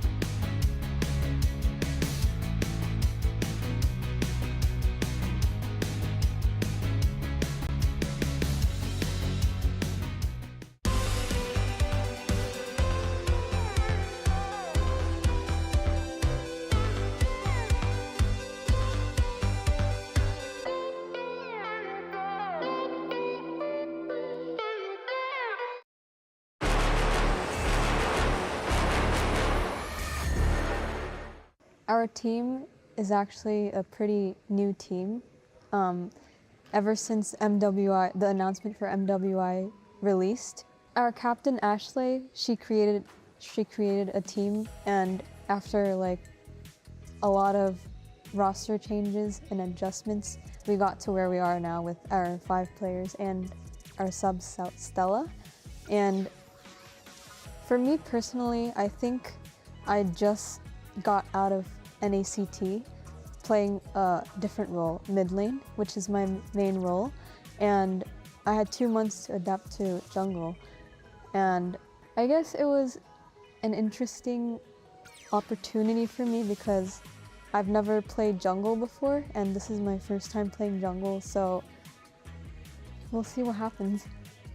So we have me, Nicolette, jungle, and Ashley mid, Panda for gold, Jewel for XP, and Emily for roam. And then we have our sub Stella along with our coach Midnight, and we also have an additional like intern coach who is Rex, and our manager G the Ico. I used to play mid lane for BTK in the NACT Spring 2024 season, and I'm not there anymore because I don't think they had anything personally against me. I think they just wanted a different player. Like, they just preferred Mar Cutie over me. Like, there's nothing else to it. I don't think there's like personal hate. But even if I was playing with them and if we qualify for MSC, I was still gonna play in this women's tournament because me and Ashley have been talking for 6 months about creating a team, and I'm glad I have this opportunity to play internationally, whether it's with MSC or MWI. I'm very grateful to be able to represent Cloud9 in MWI because I feel like you don't get these opportunities very frequently. Like when you grow older, you're not going to be playing these games and playing competitively. I feel like you have to be young, and that's where you shine the most.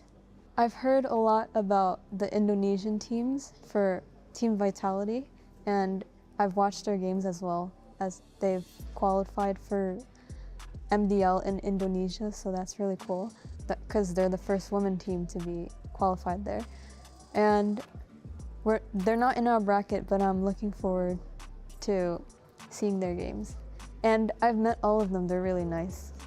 I think being a pro player, you have to be able to keep your composure throughout the games because that's the most important part.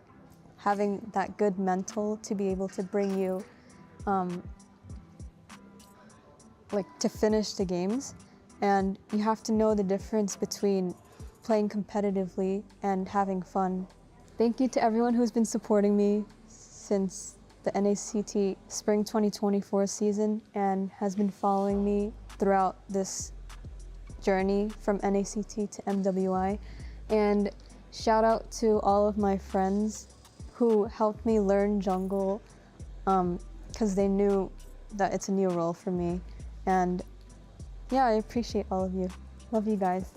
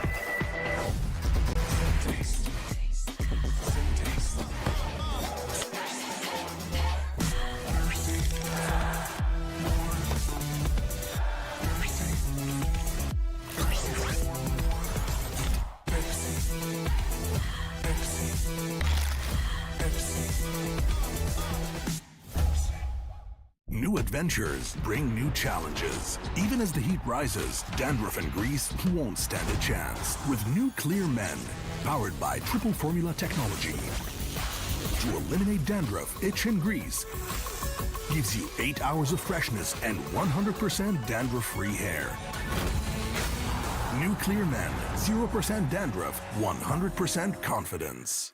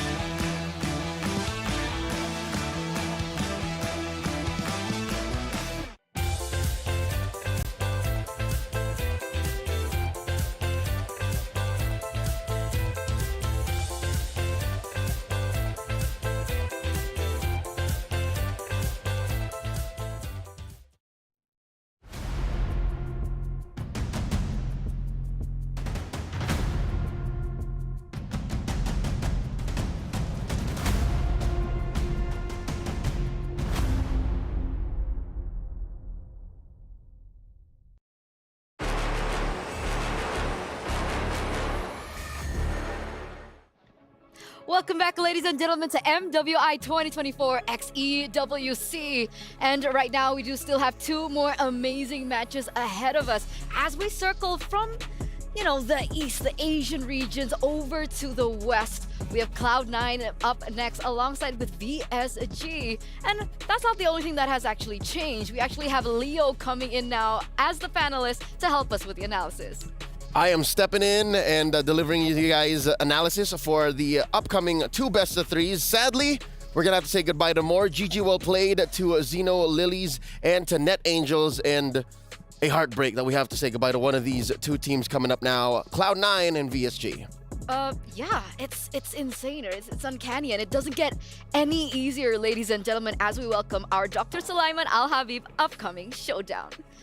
Remember, this is going to be another best of 3 between these queens, these ladies, as we head over once again, West versus West. These are 2 teams from emerging regions that we haven't seen so much of, but they are coming in with a vengeance and they are ready to take the stage. VSG is a franchise that is well known around the MCC, and they have qualified and created this team in the past few months and have also deployed a few imports, right? You also then have C9, who cobbled together this squad just in the past months as well. And so far, I have to say, I'm very proud of them, given that they have gone much further than their male counterparts. For sure, and I'm pretty sure Drex is really happy about that as well. But ladies and gentlemen, your predictions have been so on point, but will it continue to be on point? Don't forget to let us know what you guys think about this next matchup. Who will win this match? Do you think it's going to be Victory, Song, Gamers, or VSG? What's wrong with me? Or Cloud9? Head over to sccplay.gg right now and lock in your predictions. So, Leo, just to update you, they have been insane. The audience, phenomenal. Yeah. No curse today, nothing like that whatsoever. So on point with their predictions. But why is it when you come, usually things change? I don't know. We'll see this time. Is that a good thing or a bad thing? Again, what I notice is whenever I'm on, at least for the past few days of MWI, is things get shaken up. You're right. And I like that. I don't know if you guys are enjoying that so far because, again, 2 DODs. And then today you saw a couple of the teams try to shake up the metagame as well. Who would have thought that we would see Phovius come back? And then, that little backdoor victory from game 1. But again, that did look like a Net Angels game for a majority of it. But here now, we're going into a clean slate. It's going to be Cloud9 versus VSG. Remember, yesterday, our star of the day, MVP of the day, was Kiowe. I wonder how that makes Cloud9 feel, given that they had to go through a tiebreaker to even be here. So with that being said, let's welcome both of these teams into the Amazon Arena, ladies and gentlemen, as we head over to the Jamil Motorsport Arrivals. And there they are. Walking up first, we have VSG. You mentioned Kiowe earlier on, and now she has a new title, by the way. What is? Ice Queen. The Ice Queen. Ice Queen. Ice cold. Yep. She's going to get in there. She's going to cool things down. So it really is going to be one of the highlights of this match, right? How will these junglers fare? Because earlier on in her interview segment during the break, right, Nicolette mentioned that this team has only formed for, what, 2 months? You know? So she had to swap in from the mid lane position over to the jungle in 2 months. And now she's here. Luckily, she has been a veteran of the NACT, right? She plays among the best of the best in North America. So with that said, even if this is relatively new ground that she's breaking as the jungler for Cloud9, wherein she's used to being a mid laner, I think she's not going to get cold feet when she's facing off against the Ice Queen. She has the mechanics, she has the hero pool. I think it's more of just putting all that together with her team, wherein they can also show that they do a pretty good shuffle. Did you know that in the tiebreaker yesterday, Xia and and Ashley switched up? Wait, sorry. My phone's ringing. Hello? Reptar? Oh, you're here! Oh, okay, great. Yeah, come over. It's okay. It's okay? Yeah, there you are. Why is he on the phone and he's just walking I'm right in? here. Yeah, no, because he called me Right earlier. He was here. just making sure. Good. He didn't know if it was like What's the up? proper moment. Hi, yeah, I'm here. Yeah, I'm the one that called. That's why I'm talking like this. What's happening? The next match. The next match? Yeah. All right. Wait, so I'm going to be here? Yeah, go ahead. Doing the reporting. I just came from like seeing Key Crushes. All right, killed it today. Thank you Did so a great much. job. Thank you. It's a relay race here. We're gonna Yeah? swap out. We're going to swap out? All right. This yours? Yeah. It's mine now. Okay. All right. Turn it on out here. Okay, bye guys. All right. Thank you guys. So, hey everyone, Renmar here. It's us, the Wee Bear Bros, here with Leo. Where we at was the last point of discussion because important matchup we have here is VSG of EECA, C9 of North America. We were talking about Nicolette just now. I wish you acknowledged that, but yes, let's continue. Yeah, all right, let's talk about Nicolette. So, with Nicolette going up against KOA here, do you feel like there's any pressure here? Because definitely, it's KOA who's had the better showing in the tournament so far. Definitely. I think that's the point I was trying to get to. It's pressure, but it's positive pressure. It's the kind that Cloud9 needs just to be able to get them to that altitude wherein they're ready to face off against VSG. VSG, on the other hand, I'm afraid that they might overheat. You know what I'm saying? That's bad for the Ice Queen. You're going to melt down. And with that said, I think they want to level the playing field. They want to level their expectations, temper their steel so that they're ready to face off in a fresh best of 3. You know, I totally agree with you. Yes, KOA, Nicolette, but then there's a very important factor that VSG needs to consider here is that role switch up with Xia and Ashley in the mid. If they're not careful here, VSG might get surprised again. Real quick, any last words about this matchup before we head onto the stage? Good luck, ladies. May the best team win because one of y'all's going home. Oh, that is the fact of the matter here in MWI 2024. In just a bit, it will begin. VSG, C9, EECA, NA. Let's go to the stage. And we are back again right here at the Amazon Arena, Queen, after you. So, we are back, ladies and gentlemen, right here as we are here with the MWI 2024 at the Esports World Cup. And we are done with the first half of the brackets with the knockout semifinal matches. And now it's time for the Queens to shine at the other side of the brackets. That's absolutely right. In this matchup, in this series, we will be seeing two emerging regions who have fought tooth and nail to be back right here at the Amazon Arena. Now, in this series itself, we will only see one team emerge victorious to advance further in the playoffs. And with that being said, presenting to you the representatives of EECA, Victory Song Gamers.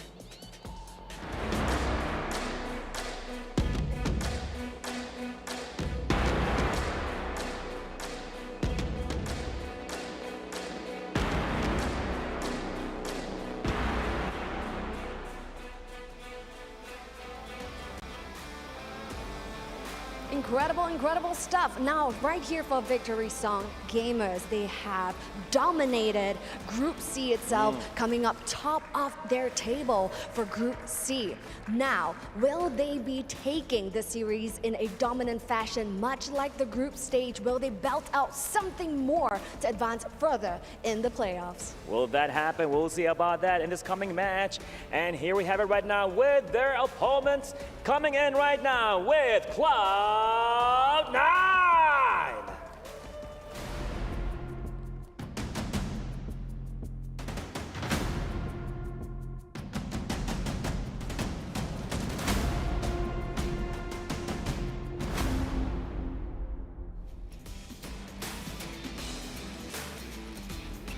It is taking place right here at the MWI 2024. They squeezed their way out of the group stage with a tiebreaker and all that against the Cambodia's representative. But, would that be enough for them to continue the momentum all the way to reach to the semifinals? How do you feel about that? I'm feeling very excited indeed, but it's not about us. The girls look like they are ready. They are ready indeed. I know, Queens, it's your time to shine. Now, to your stations. Let's go. Amazing stuff. The Amazon Arena is ready, isn't it, Bar? It is definitely shining and all beautiful, exciting things taking place, taking place here with the second half of the bracket, and it's all gonna be shining, all gonna be taken with all the stuff that's happening with MWI 2024. So yes, with that being said, the girls are locked and loaded and ready to head on over to the land of dawn. So we're going to throw it back to the studio to tell us more. Thank you, Cheryl and Bara. VSG C9. We're about to head into the draft. And Leo, is it just me, or there's something about the series, seeing as how these two performed, it just feels really cool that we're seeing C9 and VSG in an elimination match.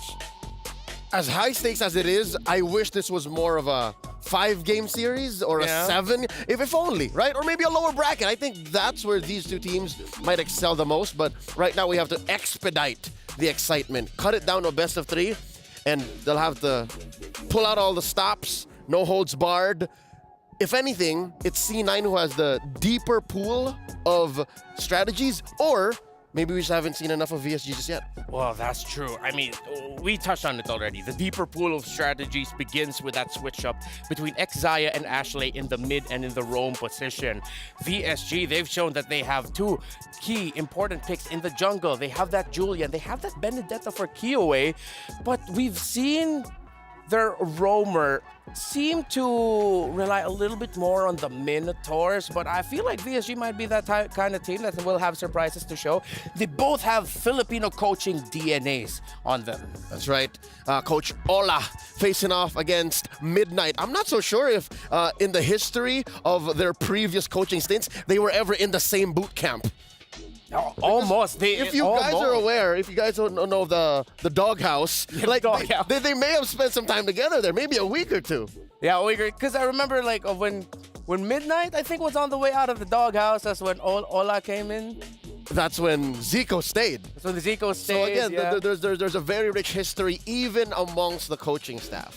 Yeah, so I'm excited to see really how these two in the coaching staff department, how they'll be able to one-up each other in the draft. Not to mention Vin and Dixon.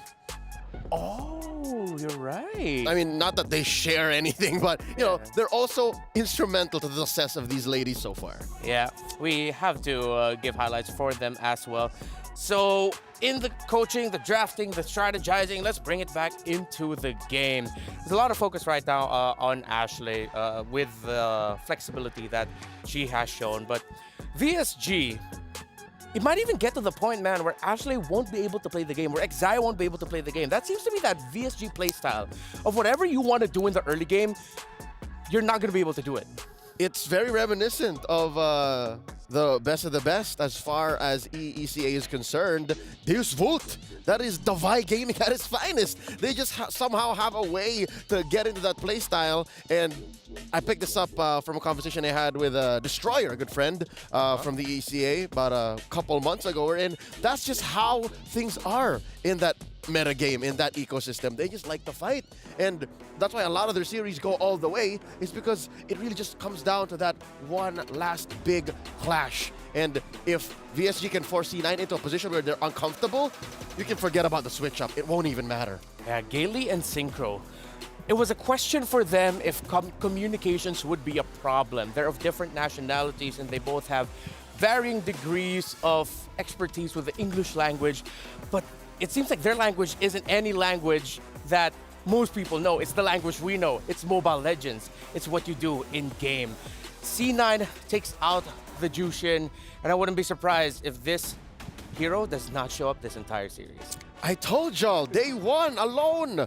You be cautious about Jushin. She presents a kit that no other hero has brought into MLBB just yet. She's a hybrid utility, mage, and support. Like, this is right. I think C9 is doing the right thing. Midnight understands. Midnight knows. Yeah, Midnight knows that VSG, as we mentioned earlier, is a team that loves that early aggression. And Jushin, it has been showing up here in MWI as a pick that if you have an aggressive type of mid laner, yeah, Jushin would be great. And that's Synchro. And that is Synchro. Synchro, I'd say maybe second only to Kiowe, because she is a role player. She is a mid laner.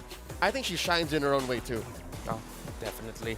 So I'm going to be looking now later on what the pick of Synchro will be, because VSG, you know, these are like very standard bans in terms of this meta game. You take out the Angela, take out the Terizla, and you're even respecting the possibility of a Haya. Yeah, but you got the Ling open. Very clearly, Cloud9's attacking Synchro. I was going to say Valentina's open, but that was a second ban. Yep. Now you got to wonder, what do you put her on? You want to put her on a Vexana? You want to put her on a... Oh, there you go, of course. Roger's open. Does Nicolette want a Ling? They want to steal the Julian this early on. Well, either or would be great. Nicolette and C9 know that this is that assassin meta that we are in right now. Got Gailey's Minotaur too. Gailey's Minotaur. I would take Minotaur if I'm C9 right now. Take it away from Gailey, then you pick up either the Ling or the Julian would be great. Put her on Exaya, but are they going for the early swap? Is this a sign? It could be. This could be Ashley's Grok. That's right. That we saw in the qualifiers up against CFU.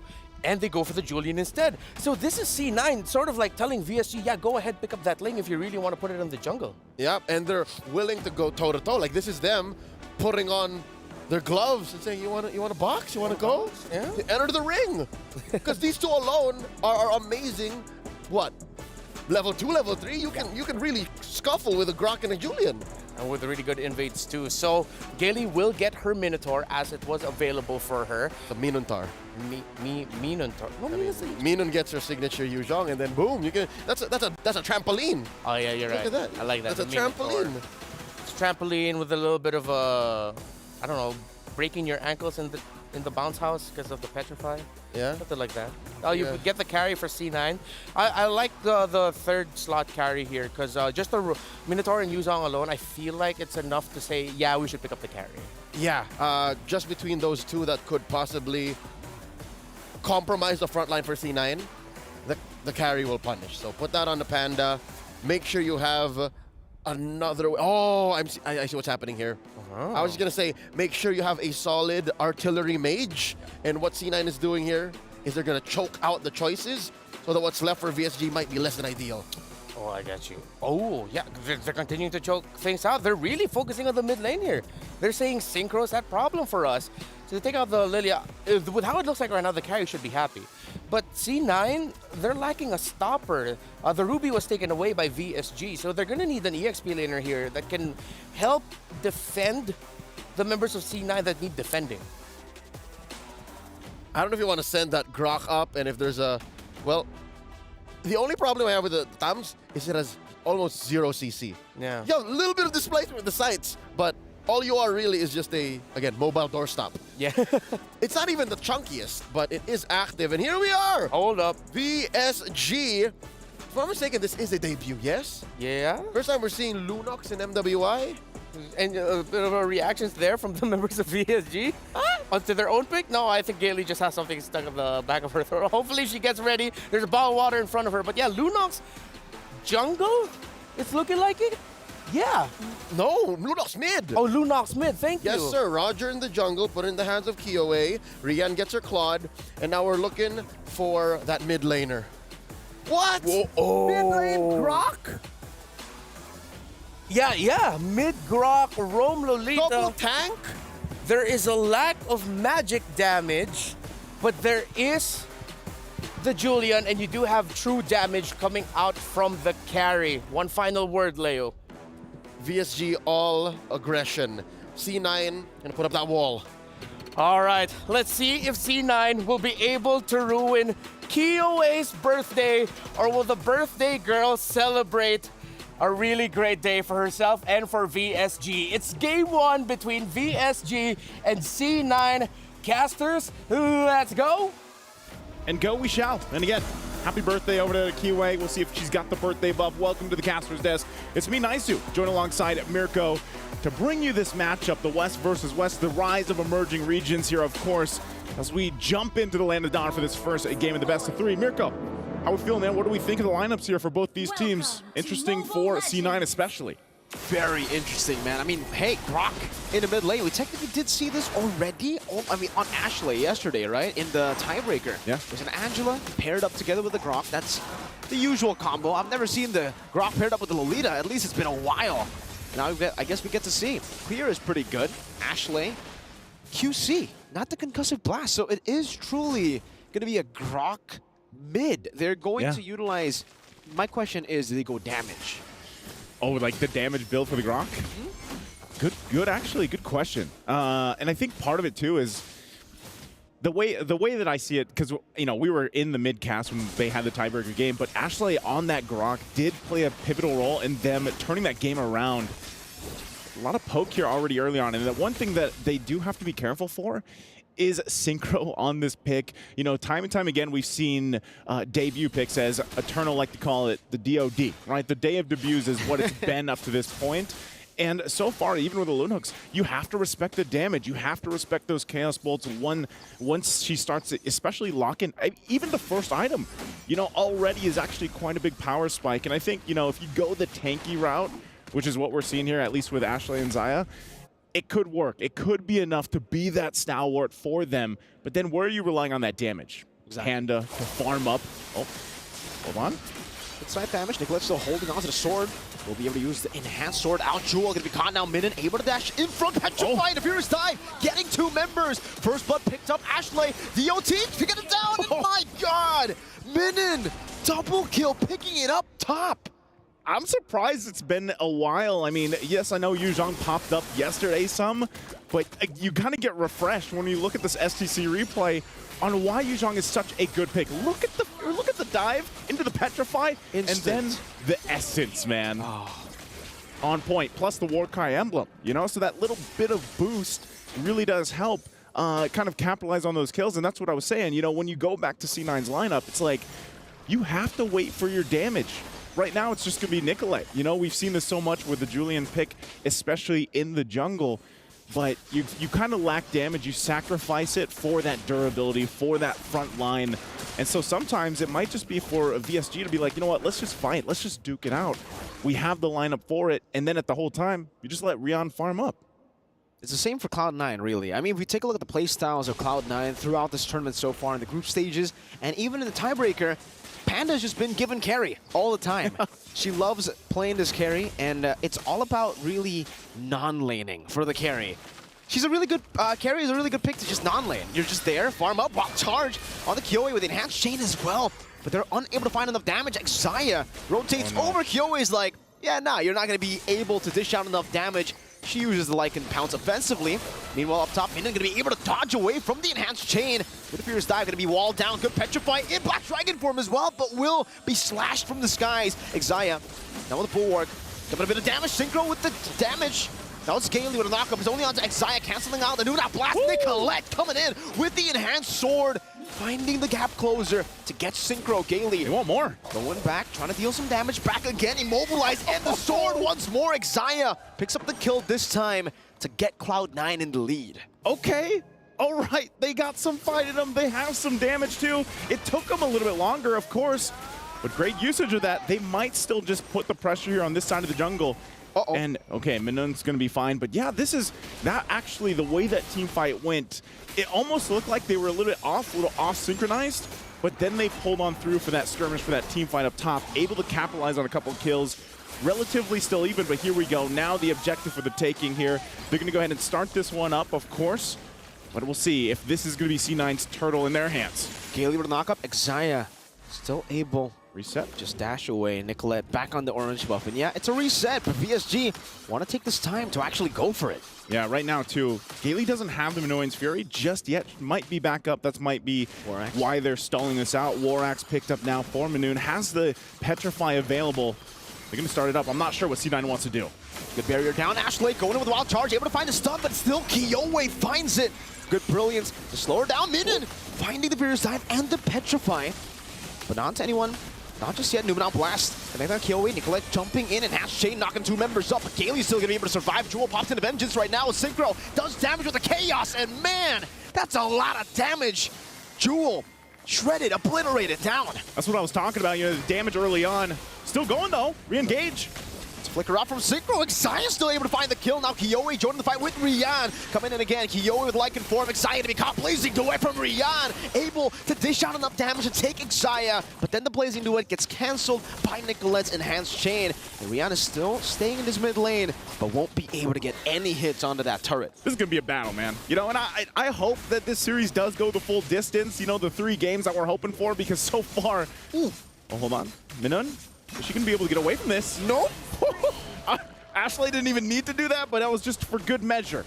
Goes in with a wild charge, kill secured there, of course, for the team now. And that's what I was saying, you know, for the most part for these 2 teams, very even on the way they want to fight. It's just, now I'm kind of wondering, all right, where is that spike for both of the teams here? In terms of the power spike, you already saw that damage coming out from Synchro this early on. So, you know, for Cloud9, is it going to happen faster? Jewel in trouble, though, might be. Vengeance going to be at back up in 1 second. She does pop in the ultimate, doesn't use the Vengeance just yet, but VSG get a few good hits on the turret. So it's Cloud9 though, who are leading in terms of structures, and we get a good look at the items. That's a Holy Crystal Rush for Nicolette. Holy Crystal Rush going to be there. Golden Staff picked up by Panda. And that's the thing. You got Glowing Wand and then the Arcane Boots. That penetration is what made Synchro hurt so much. There's the Holy Crystal locked in. A lot of this, the first item was being already picked up here. DHS as well for Rian. She's been able to farm up pretty well, you know, for the most part. And we saw her rotate really well up to that fight earlier on in the mid lane. And so that's something that Cloud9 now has to be careful of, especially with those Blazing Duets. Utilizing the Bulwark when they have it, or even the Guardian's Barrier from Ashley. They have a couple things in mind that they can utilize when it comes to those team fights. But now it's up. Turtle, last one of the game here. If either team does commit to this, but it looks like they're going to go ahead. C9 gets control of the area, but still, look at this, on the way. Rian going to be assassinated. Nicolette finding the solo kill and the assassination onto Rian. That's big. That's massive. That's not just big. A good barrier. Xayah rotating forward again, putting the Bulwark down. Really just denying any sort of retaliation from VSG. Even down a member. Whoa, Ashley. Into the wall, charged them without blast, stunning them in. A good Minions Fury from Gaily turns it around. Kiowe now with a Lycan form, deals some damage back again. Has a Lycan pounce, goes untargetable. Jewel walks in. Panda gets the fadeaway kill. And again, Cloud9, they get the better response. Cloud9 gets the response. Now they're going to go for the turtle, but they are quite low. Gaily has the information here, Synchro, and now Rian's joining this fight, but too late, too little. Gaily will get away with her life, but the turtle secured for Cloud9. What a setup in the mid lane from Ashley. Let's take a look at the STC replay here. Keep an eye. There it is. Good wild charge, ultimate, and then even the Numenal Blast. And, you know, either way, when you're looking at this team fight unfold, the same can be said. The same can happen even later on with the lineup that VSG has. That's something that's going to be crucial here. That team fight was definitely saved by Gaily there, because Gaily, she popped in, hold up. Gaily, just as I mentioned her, you know, I thought the Caster Curse was going to strike instantly, but yeah, Gaily pops into Minions Fury right as the Numenal Blast was going to connect onto all of the members. So if she didn't do that, that would have been probably a wipe for Cloud9. Gaily able to pop into Minions Fury in time, and that's what saved them in that team fight. Minotaur's probably been, I feel like, one of the best heroes so far. Yeah. Not just here in MWI, but even for MSC. Such a crucial pick for a lot of teams to utilize. All-rounder. Minions Fury, the way that it works great here. Mid lane, though, still going to be the focus as both these teams working on the tier 1s. And I'm just wondering, too, if there's enough damage potential already for Panda as she picks up the DHS right on a Q. Oh, hold on. Ashley with a power of nature. Get out of CC, but not out of damage. Good Minas Fury again. Oh! You can see that damage pile up as well from Panda on the carry. Jumping forward, but now without the ultimate. Now on cooldown. Nicolette's doing a good job, by the way. Just in her own world, in her own island up top. But that's good on the Julian. You want to try to isolate some of these members. And the damage is really starting to hurt. You can see even just the chain there. Taking Rian. Taking that much HP from Rian. Yeah, both gold laners pretty much at this point are where they need to be. Golden Staff also picked up for Rian. And, you know, that's where, again, as we get ready for this Lord, it's up in 5 seconds here. The way you utilize these setups with CC potential, once Gailey has it, MWI and Fury, and even the Dragon form, as long as Cloud9 plays against that, and vice versa, as long as they dodge that wild charge setup we saw earlier from Ashley, they're going to be good. But look how fast Cloud9's doing the Lord here. Rian doesn't seem to be concerned there. Nicolette will be able to secure it there. That's a wild charge into the wall. Straight as Jewel goes in for a bit of damage onto Minion, but she's able to just sustain. But meanwhile, like I said, Rian up top, taking a page out of Nicolette's book. Last few fights. But now Nicolette will try to match that. Get spotted in the bush. Rian utilizing the defensive battle mirror image to escape. Tier 2 turret for Lord. You know, Rian's probably like, oh, hold on. They're all in there. Zaya! Oh, still able to escape. Gailey gets a knockup, but it's only on 6 seconds. Now Panda jumps into him. Now Blast going to be able to connect right there, but the Brilliance gets him out. Kyoe looking for the Lycan form initiation, but knows that it's going to be a bit too risky to dive in all alone. C9 pop in the conceal. Take a look at Nicolette. That was a lot used. I mean, they still have the Lord to take care of too, by the way. But Cloud9 knows that. They might just go ahead and try to get some turrets, of course, with this first one. Look at this. Nicolette waiting. Oh, she's going to get spotted out. Unfortunately, that's not going to happen for them, but they can still go for the play, at least in the mid lane. Get a couple tier 2s if they can as well. Good thing that Nicolette did the work earlier on the top side. But Lord will go down relatively quickly. Again, first one, it's already being taken care of by Rian. They want this tier 1. Good knock up again. That's an enhanced chain in the back. Wall charge from Ashley. Getting them enough space to go for the tier 1 mid lane. Wow. With the first Lord in the bottom lane as well. Those are some big minions crashing down onto the turret. A barrier placed down by Ashley. They will not be able to find anything else, but still, that's 2 tier 2s with the first Lord. I feel like in a lot of the games that we've seen so far for MWI, this is the most kind of standard, if you will. It's kind of like this slow burn into that first Lord, because some games end. You know, you're already in the base after that first Lord take. But with these lineups, they got to be kind of more calculated, I say, with how they approach those fights, how they approach those team fights, because it's almost like once everything is used, all that CC potential, then it's kind of like you got to back off. Key item pickup here too for Panda. She gets the Wind of Nature now. She has that online. Divine Glaive for Synchro. So if you thought she hurt earlier, now that she has Divine Glaive, it's gonna hurt even Ashley, as tanky as she is, or Xayah, as tanky as she can be. And Jewel, I mean, even with this Thamus, you know, popping that Vengeance, jumping into the fight, you can see the build that she went to. You know, she's got good defense, but she's kind of like that extra front line. It's like, you already got the Grok there, full, looks like pretty much tank build, by the way. We were wondering exactly where she would go. And you have 3 tanky frontliners. So jump in and then hope that that's enough to keep it together. Nicolette also picks up a Winter's Crown. This is why the Lunox is going to be increasingly more of a threat as we get into the later stage of the game, because you have a lot of tanky frontliners, but hey, the Lunox actually thrives against those tanky frontliners, can go and shred you down, especially, I think, after the Divine Glaive. I mean, she might even go for Holy Crystal if she really wants to go for it. It's very greedy, but if you want that extra burst, if you wanted to get rid... Just go Big Damn. Go Big Damn, exactly, of these tanky frontliners. The main problem, I would say, for the Lunox, the Roger, and the Claude has been the fact that Xayah's Guardian's Bulwark has been well-timed in these team fights. So VSG, they've kind of lost a lot of momentum every single team fight just based on Xayah standing in their way with the Bulwark. Okay. Look at this, how careful they are to approach the Lord. They got the information. Nicolette's not even around here. Nope. And Rian gives them that. She did take the purple, but this could be a chance for VSG to go ahead and play around the fact that Nicolette's way up top. And they might just go ahead and start this as quick as they can here. Let's go wild charge into the back line, finding two members right there as Rian is able to dodge away from them. Now Blast Gailey jumps in with a Miss Fury, but still, it's Synchro who finds the Lord. Rian with Blazing Duet now, but they're all gonna be gunned down. Synchro very low, still able to survive as Minin will be the sacrificial lamb to get them out. Okay, they get the Lord though. They get the Lord off with them. That might buy him a little more time. Down 2 members though. Cloud9's gonna go ahead and go for the tier 2, possibly knock on these base turrets. You know, so is that enough? Is that enough value? They're gonna have to defend against this though. Like and Pounds come down, Nicolette very, very low. Synchro jumps with the Brilliance, Widow Crown just right there. X to be slain in the bottom side, tier turret. X Panda now going 1v3, scratched away by the birthday girl. Kiyoe with a double, and they still have a Lord. Man, I was hoping Cloud9, you know, they would realize that they still had to deal with the Lord. But they go in, they try to get the turret. They do get the mid turret down, but at what cost?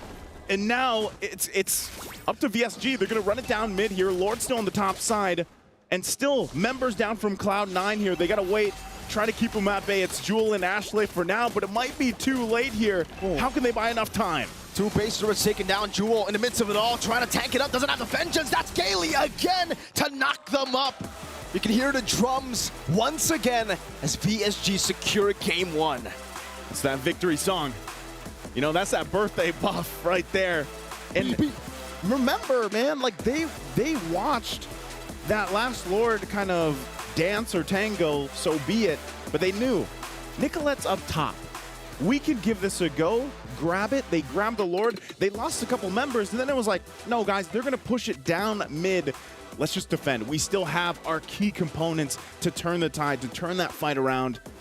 You can see Birthday Girl feeling pretty good about that, of course, because, you know, honestly, at that point, before that all happened, it could have been anyone's game still. It was relatively even for the majority of it, but great performance there. I know our experts have a lot to say to this, so I'm going to throw it to the Bear Bros out there in the studio. Break down the game for us, guys. The Greens.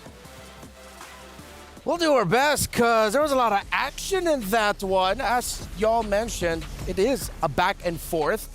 You could argue that there were some moments that really, it looked like C9 was going to take it. This was a beautiful initiation. And then there were times where you say VSG could take it because that Lunox pick is wow.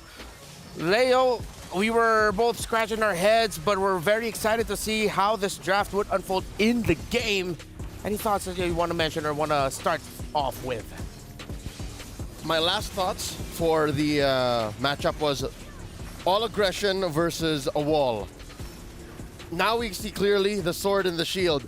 The shield can do so much, right? You're able to work with so much utility, work with so much CC and initiation, but at the end of the day, you gotta find a way to finish the game. You gotta strike that death blow, and VSG did all that beautifully. In under 16 minutes. I could have sworn it was like 14 something because that's where the turning point happened, right at their defense, right when C9 was about to open the gates. And I think it goes to show that so far here for this game number 1 hasn't disappointed. We're already seeing surprises. Lunox in the mid lane. Grok in the mid, paired up with Lolita in the roam. I can't believe this is where we are at right now in our meta game. I love the creativity shown off here. And one of the picks that I want to look more into for VSG is now this Lunox mid. What does a Lunox mid bring to the table up against that C9 composition that we saw? It's just pure, unadulterated damage. There's a little bit of a filter that you gotta go through. I'm talking about the early to mid game. But as soon as that early game wherein Synchro felt how aggressive C9 can get, and again, mind you, she started the first 7-8 minutes with already 2 deaths. That was a well-earned power spike that she hit. Yeah, and I felt this, I don't know if you feel the same way, like going up against a Lunox, sometimes you don't even understand where the damage is coming from. Is it from the brilliance? Is it when she's in the darkening mode already? So I feel like there were times where C9, understandably so, would leave the Lunox sort of like unchecked. Yes, early deaths, but in terms of the team fighting, it's hard to track the Lunox with so many things going on, especially with the Yuzong jumping on you. Yep, jumping with you. Yeah. To be honest, C9 did their best. C9 could have won that game, honestly. They could have gotten right then and there, maybe penetrated and took it slow, ended at, I'd say, ideally 18, 19 minutes. Because again, they did not get the Lord. They did win a trade, which was the product of a slow turn.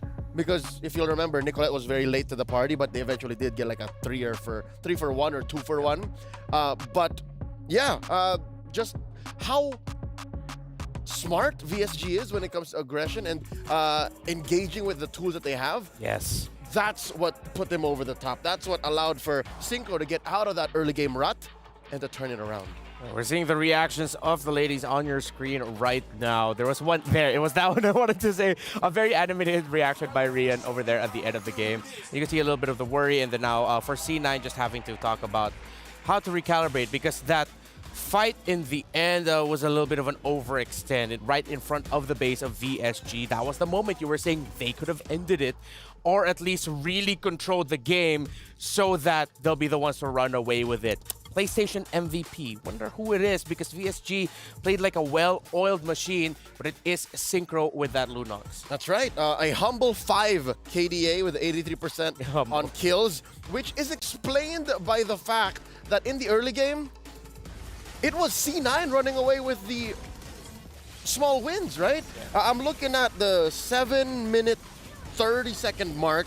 Scores like 4-6. Yeah. And net worth is relatively close. But this was a time where Synchro had to tell herself, you know what? Rian's also having it hard. Kiyoi isn't exactly getting the kills that she needs to get her stacks on the Sky Piercer. Yeah. Minun is jumping in, but at the cost of her life as well. It's going to come down to this. It's on me, and it happened. Reptile, it happened when, where's the damage coming from? I see the blazing duet. I see Rian a little off. Yeah. But why are we all just melting? That's C9, by the way. Yeah, the collective, whoa, that's cool. I just realized that's Synchro. That's Synchro right there. I like that. I like that nice touch. And oh, hey. Oh, hello. She tried to go for high fives. I think we owe her a high five later on. Lunox. Great Lunox. Yeah, she does. Lunox now, though, then the question is it a one-off? Is it now something that we feel like can continue to show up for other teams here? What's the verdict? I'd say it's a VSG special. There's a reason why they're the first to debut it. There's the reason why, very specifically, they picked it into what C9 would eventually draft. Neither you or me were calling out the Lolita. Neither you or me were, I think I alluded to it when I say, XP Grok? No, you wouldn't. Nope, mid lane Grok. So I think it was a specific tool for a specific situation that they used beautifully. And there's a very specific situation we have here at the Esports World Cup MWI. It's something to do with keys getting crushed, and we have a specific tool for that. Over there in the Filipino broadcast, way back in MSC, we call that Yasi. Maybe for here we'll come up with a different name for that for the press. But yeah, here's a key crushing interview that I got to do earlier. All right, I'm here with Team Falcons Vega. Congratulations! Wow. Very there we go. All right, so Maylene, tremendous performance in this series. How does it feel to crush your opponent's key? It's kind of sad, but also fascinating. Yeah. Oh, so it's kind of sad and also motivating? Fascinating. Yeah. So sad yet fascinating how it feels to crush the key. So you're going to be going up against your rivals in Indonesia, Team Vitality. How are you feeling heading into that match? I feel like help me. We're just going to do our best. Yeah. Just going to do your best. Okay, so do you have any message that you want to say to Team Vitality? Good luck and have fun. All right. Good luck, have fun, and once again, congratulations to Team Falcons Vega. Let's go. Thank you. Team Falcons Vega, again, congratulations to them. And we're going to be seeing a lot more of that throughout the run of MWI. We'll have, if I'm not mistaken, 2 more today. It is just the nature of the competition.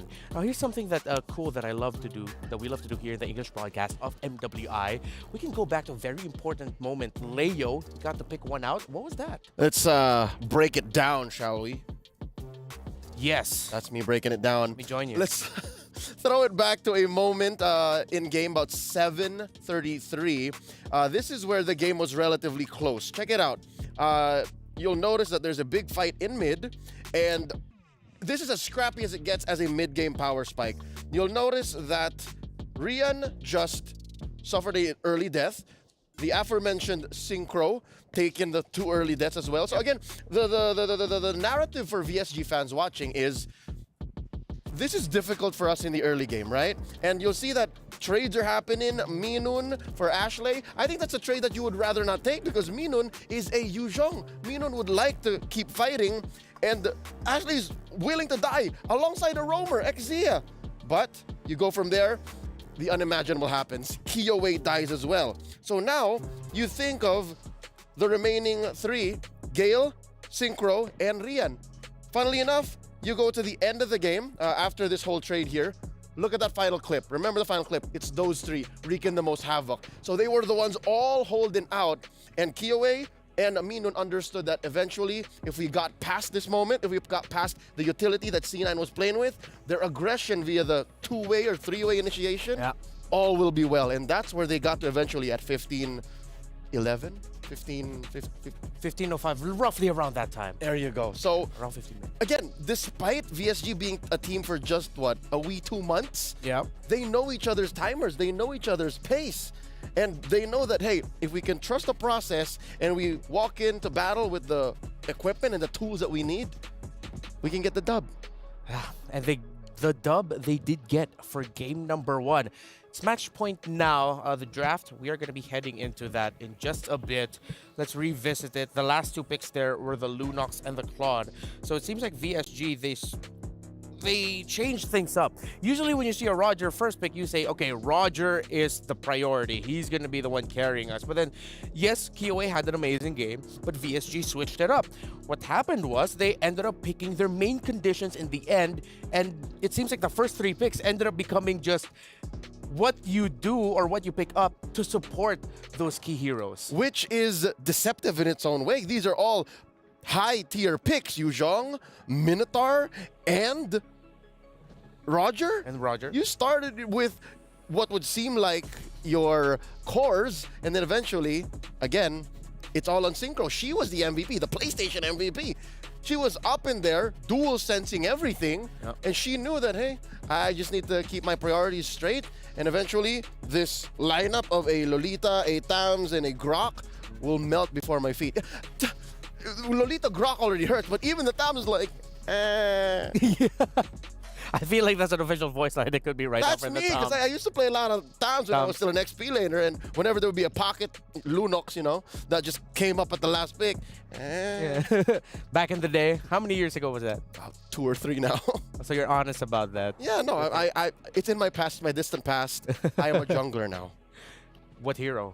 Bane. Let's see if that's going to show up in this draft here, because looking at these 2, I was thinking, I wonder what other picks we might be able to see. I thought, wait, the Bane could have slotted in here somewhere with these 2 teams. And you mentioned Sword and Shield, right? With VSG more of the Sword, C9 being more of the Shield.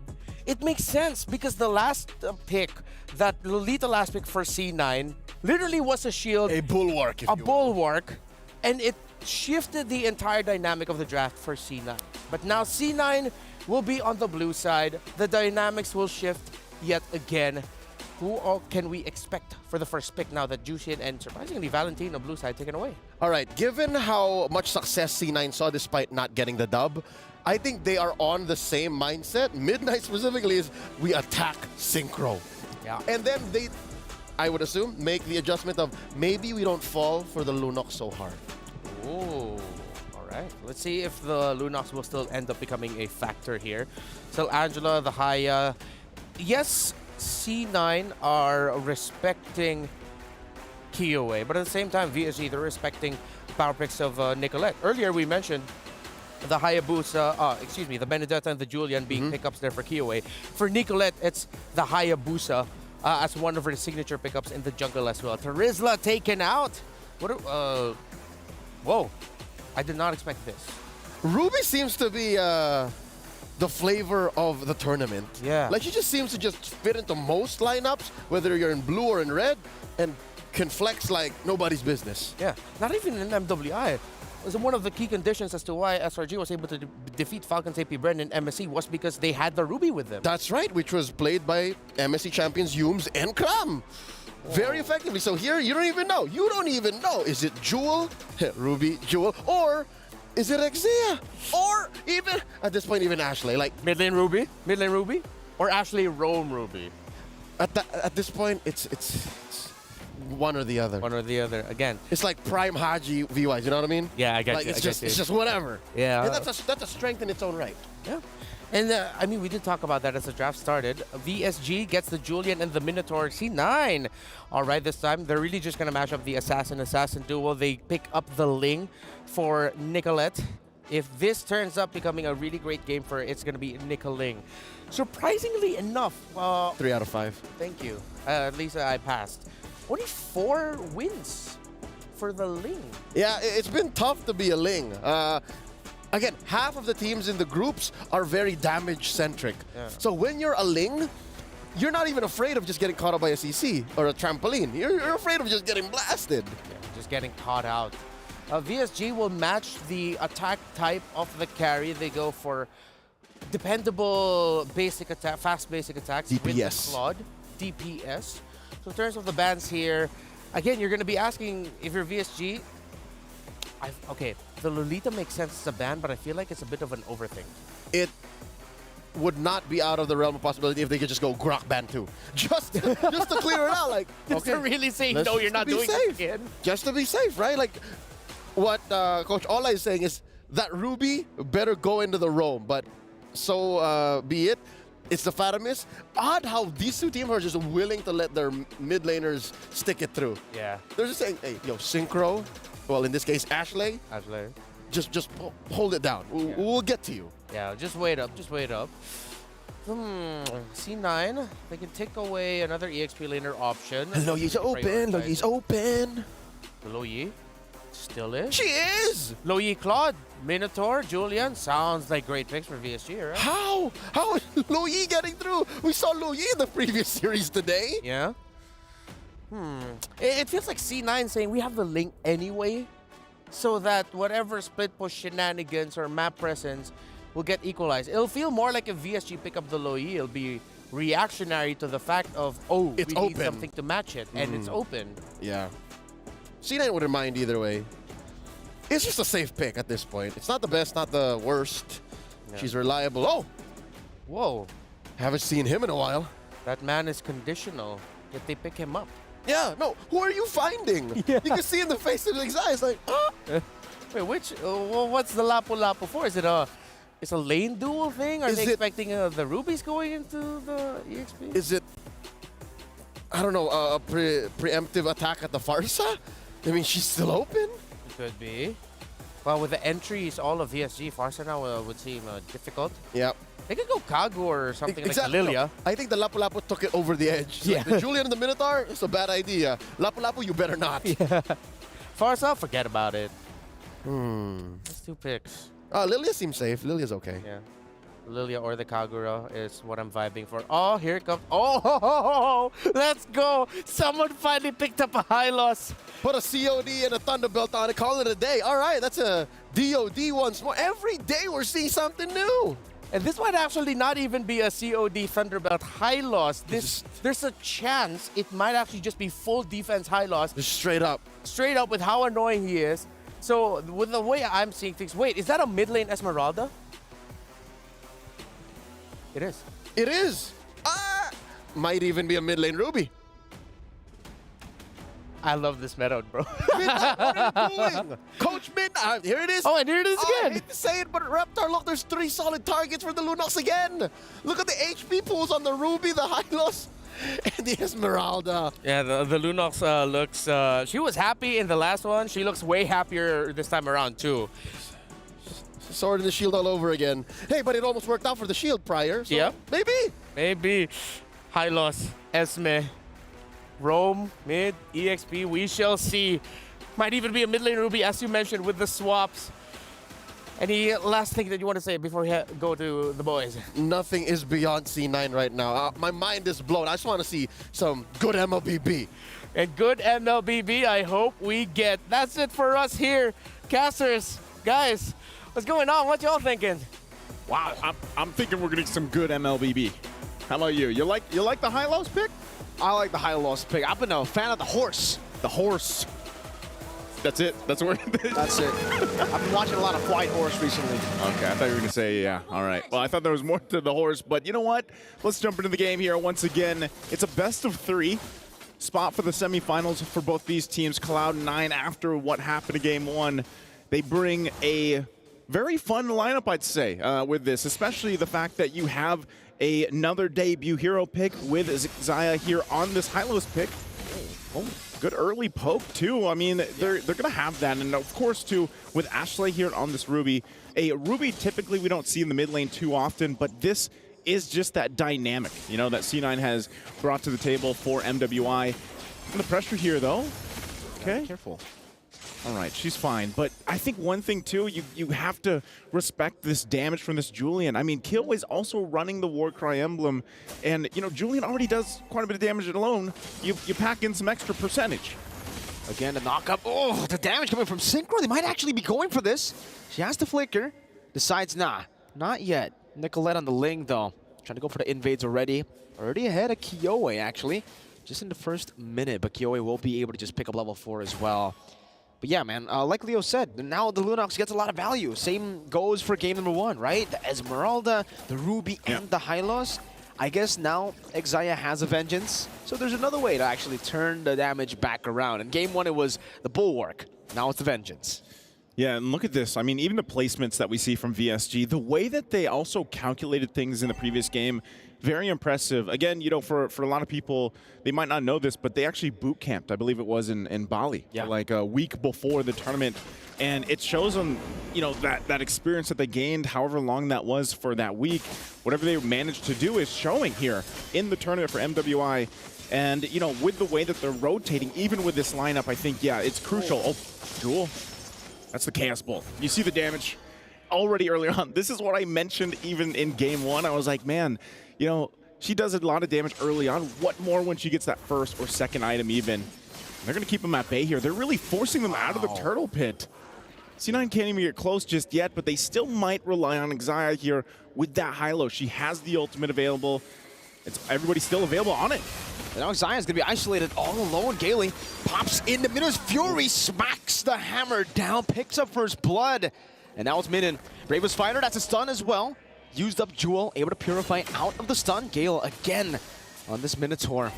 Just disengaging, but VSG are really just capitalizing on the fundamentals that Cloud9 want to play with. They always position to turtle, and now they get punished. They get punished for even walking up to the bushes near the river. Yeah, it's almost like, I don't know, hold on, Jewel, is she gonna be okay from this? I don't think so, man. Just a few more blades, one last shot should do it. She gets the shielding, but look at the tank in the jungle, the turrets, Kiyoi diving in and Hatch Chain. That's the elephant to take Jewel down. It is, and they're trying to make a play here on the bottom side. Not gonna happen, but, you know, going back to it, it's like, you know, you wanna see how are you going to utilize the Hylos pick? You want to kind of, I would say almost better for this lineup to just drop that pathway down earlier, the Glorious Pathway, and let it, you know, you get that speed boost or that reduced movement speed that you can work with, plus that heal, even the Vengeance. So they're going to force Rian out of here. She actually decides to go for the Battle Member image in front of the Blazing Duet too. That's the fadeaway, jumps back towards the BMI. And Gale's right there to get the motivation roar. Well played. Good timing. Well played. Yeah, you're right. For VSG, able to make that move, and they're really good. This is what I was talking about earlier, man. The way that they rotate around the map and that they're there for those moments, those timings. VSG has that seemingly really good timing already. For Cloud9, it feels like they're still really trying to make this lineup that work, and now you already see VSG. Hold on.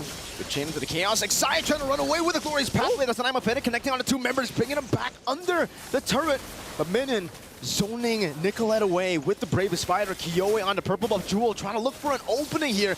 Nicolette gonna be zoned again. Ashley, no, I'm offended. That's a Minus Fury connecting there, but the Tempest Blades will be used up. Nicolette still isn't able to find the purple buff. It was Kyoe, and she finds a kill on top of it all. This is what's tough, man. You get to a point if you're C9 to be like, all right, things are falling apart in the early game for us, and now our resource, our most valuable resource, mind you, for Nicolette is going to be focused on, put the pressure there, and you lose bodies for it. It's too expensive. Nice. It's too much to handle because with this kind of lineup, and especially having a Ling there, I mean, we saw the win percentage in the draft. It's not too good. And 25%. 25%, another objective is going to get taken. So, and there's a reason. Oh, no. Oh, hold on.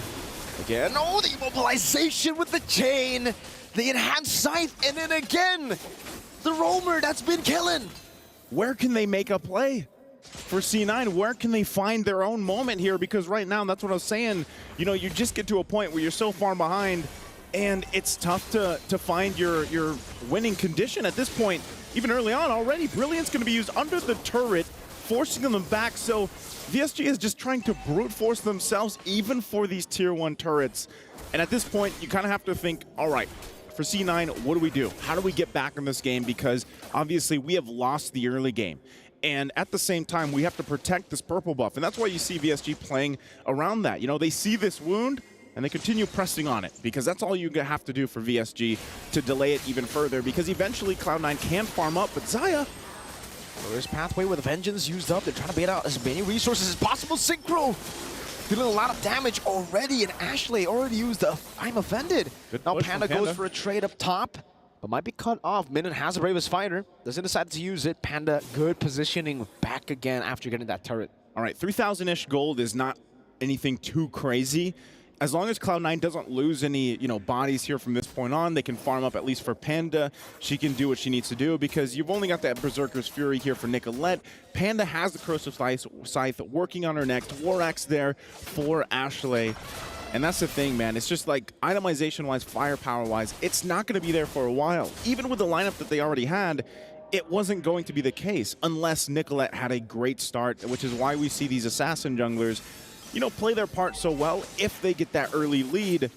Look at this, Nicolette going to be forced even just to fight for these regular camps for her. And a lot of the times, too, now that you have Gailey picking up the Flask of the Oasis, it's even harder to get through that sustainability, to get through that motivational roar, healing, and this is just going to be another turtle taken here. The Chaos now, I mean, at this point, all the neutral objectives are just getting taken out so quick. So fast. The Julian in itself, you know, you can clear really fast with the Enhanced Scythe. On top of that, you have Synchro. Enhanced Chain going to be used up onto Ashley there. Minus Fury again. Gailey finding 3. Even the Vengeance is not going to be enough. Now it's going to be Minden with a Bravest Fighter to the back line. Finding Panda with the last swing. And now it's Rian gunning Jewel down, running away real quick. But the last skill one gets her. The act of thievery, stealing away the lives of Cloud9. I'll take that stack. I'll take that kill, and they take everything in that exchange. VSG, I think at this point, they all have the birthday buff, man. They're playing this game so well, so it's our perfectly. Birthday. It's our birthday at this point. And, you know, when you're looking at this kind of, again, they're just planting themselves in the jungle here for Cloud9. No. What can you do? What more can you do aside from just look and have everything taken in front of your eyes? Panda does get a golden staff, but again, every time that this happens, you're looking at adding an extra minute to getting that playback potential from C9 now. Oh, hold on. Oh. Nicolette? Wait, you gotta be careful. She walked into Dexter there. Oh, that looked close. Gailey, though, rotating over. Pinch poised by Nicolette. No one there to catch her, so it's a good assassination up top onto Rihanna. She gets out. It looked close. It looked really scary. She walked over to Dexter, but it's all good. They get something on the board, finally. At least they get on the board. Good shot of the, what's at stake there, right? The close-up of the keys that have been crushed already, man. For MWI.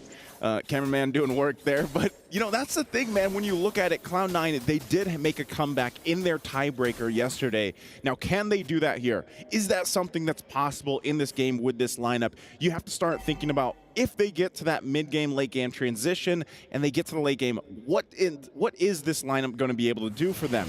I think even yet, they should just give up the first Lord. They really shouldn't contest it because they're just not in position to go toe-to-toe yet. I mean, even look at the level gaps across the lanes here. You know, at that point, too, you have to be very crucial. I mean, Jules only level 8 to Minun's at level 11. And even with an Esmeralda, you're not going to really be able to be up front like you hope. So it's up to VSG. They might even just try to bait this out. You know, for C9 to have some form of confidence to see if they can turn things around. But honestly, for C9, they need to buy as much time as possible. Wait for that moment. Nicolette? Another one with the blazing duet. Now Rian able to get the solo this time around. Disaster for Cloud9. Minun, Bravest Fighter, glorious pathway placed down by Xayah just to disengage. The assassin lost in a 1v1. That's not good. Yep, Nicolette going down there, especially against the gold laner from VSG, is just going to resort to a Lord secured, an objective secured. You know, again, she's really just trying to do what she can. That's you can't count out the fact that Nicolette at this point, especially because she hasn't had a purple buff in a while, she's not going to have the next one either. She's just trying to push the side lanes, trying to get something because otherwise they're forced to get nothing. And for VSG, they're going to continue to put the pressure here everywhere. I mean, again, Synchro getting that purple buff is going to make things much worse. She's already got multiple items that she needs to tear through the front line. I mean, what you can call it a front line from Cloud9 here. And as they get ready, Lord, it's down on the bottom side. They're going to keep Nicolette there, but VSG eyes set here on these other lanes, especially in the mid. Nicolette sent down there without a purple buff. You can see the rest of the members already going to the mid lane, picking up the tier 2. Kiyoe wants to challenge Nicolette into a 1v1. Enhanced Chain going to be used up there. Nicolette deciding to just finch poise out away from that Lord. But VSG, they've always been really impressive with how they manipulate these waves. They let the bottom lane push by itself with the Lord, and they're just going to build up a big wave together with the mid lane. Luckily, Nicolette dealt with it a bit, right? It's taken out a half HP, so it might not be able to really crack this base turret open, but it will get the holy defense before even the next minute wave coming down. Xayah, again, even with the vengeance, gets melted down. A blazing duel once again as Kiyoe jumps in forward. A good falling star moon locked them down into the turret. Minun is still able to flicker out the safety. Enhanced sword there. They only lose the Minotaur. They traded for the horse. 1 for 1. A cow for a horse. A cow for a horse. You know, good trade. A bull for a horse. A bull for a horse. Sorry, yeah, a bull for a horse. Good trade there. But, you know, you're seeing it, man. And I would say, like, even for this, okay, I'm offended, going to be used. Ash lane. Brilliant. I'm offended. Synchro just says, oh, okay. I see you guys are here, right? But now still, they're actually going to still force C9 to fight for this purple buff. I don't think they're going to get it, though. They know the I'm offended's gone, and they're not going to get it. Nicolette even utilizing the retribution. So this is a very hungry, a very starved, very 25% win rate Ling. It's so tough to be in. I mean, even looking at the damage dealt, guys, you can already see how much of a disparity there is here in terms of fighting potential for Cloud9. Best thing they can do is stall things out as long as they can. We're talking nearly 5+ minutes at this point to get the items that they need. Once they get to that point, then they can hope they can pull a defense off. I think one of the biggest problems, though, is, you know, when you're in the defense mode in your base, what's your clear speed look like? It's not that great. No. You don't have that traditional mage in the mid lane to help clear things out, especially with your marksman. And, you know, you have, it's all about time. It's all about being able to clear things out. You got to carry, but, you know, you're there to shred a little bit. You know, the best thing you can do is shred down some of the minions. Well, let's see. Cloud9 already posturing up. Trying to go for perhaps just the pick off here. Whoever wants to try to 1v1 Nicolette, maybe it's not going to be a 1v1 this time, right? Now with the Ruby down below. It does seem like for PSG, they're just going to go straight for the Lord. They don't even care about the side lane anymore. They know it's just a tier 1 there. Yeah, Synchro. They trade it. They already used the Chaos. Minun jumps in with the Bravest Fighter. They're going to be able to rush it down. Kiyoe fighting. Nicolette still jumping in. Minus Fury connecting on the 2. Panda knocked up and obliterated again by Rian with the blazing duet. 2 for 0. An enhanced Lord. 13 minutes in. It's looking blink. Oh. Yeah, it's grim here at this point. The STC replay, you saw they were off timing on this. They wanted to push that in the bottom lane, the tier 1, but yeah, VSG doesn't care. They would rather get the Lord, and you know, you were almost thinking, all right, maybe Nicolette could get there in time to try to do some miraculous steal with the retribution, but they were just too late by a second or two. And taking a look even at the items, once again, look at the difference in gold here across the lanes. Oh no. Even for that, Nicolette, she's gonna get chased down. Doesn't have a purple buff too, so they might just leave her to it, but they still have a Lord down in the bottom side. Oh, Minun knows. She's gonna go ahead and stop Nicolette. Orange buff still there too, but she's gotta get back to the base here. She's gotta help the team defend this. She is there in time, but now will they be able to even hold on to the base? Rihanna going to be engaged upon now with Wind of Nature, able to survive just a bit. Nicolette with an amazing assassination as Panda deals with the bottom lane. Xayah pops in the pathway. Synchro baited out there. The Chaos. Good stun over the Jewel, still able to survive under the turret. They're able to defend, but they lose a base turret. Now another one in the mid lane with the Brilliance going to be used up. Again, Panda still able to evade. Now an I'm offended. Brilliant Synchro all the way back for Panda to free hit. It's going to be Jewel in the midst of it all, caught by the enhanced chain slash again. Picking up a killing spree, Kiowe. The birthday girl walking forward, another chain. That's a double. Looking for a triple right now as Xayah tries to soak in enough damage. Another chain with the elephant coming up, but the Temple of the Blade saves her. I'm offended, bringing her back once again. Winter Crown going to be used up by Kiowe. Now another chain used up again, but finally, Nicolette finds a shutdown. Looking for a double kill herself, goes over to the Viant Blade, goes to the Finch Poise. Up top she goes to clear the wave, but look at the bottom wave. Minun on the base, trying to go for the crash down. Xayah gonna be knocked out, forced to use the Vengeance now, and that's a fadeaway kill from Minun. It's just 1 versus 2. Nicolette versus Minun and Kaylee, and she is able to delay for a bit. Is it enough time though? I mean, Jewel is up, but now Rion's here for the fight. Are they still gonna put the pressure on the base? It's gonna be tough. Again, Temple of the Blades used up, and the Miss Fury will be dodged away from Blazing Duet. The fadeaway shots now as Panda pops over to Nature, comes back in with the light wheels, but it's not gonna be enough. Panda's gonna be slain. That's a triple. Ashley trying to save the game, finding 2. That's one more member. Minun on the base. The Minun Wave's still there. Play the victory song. VSG has done it again. 1 hit, 1 minion left there. But VSG, they don't care. They'll go in together. It's their birthday, and it's their victory. Again, great try there. Great effort for that defense from C9.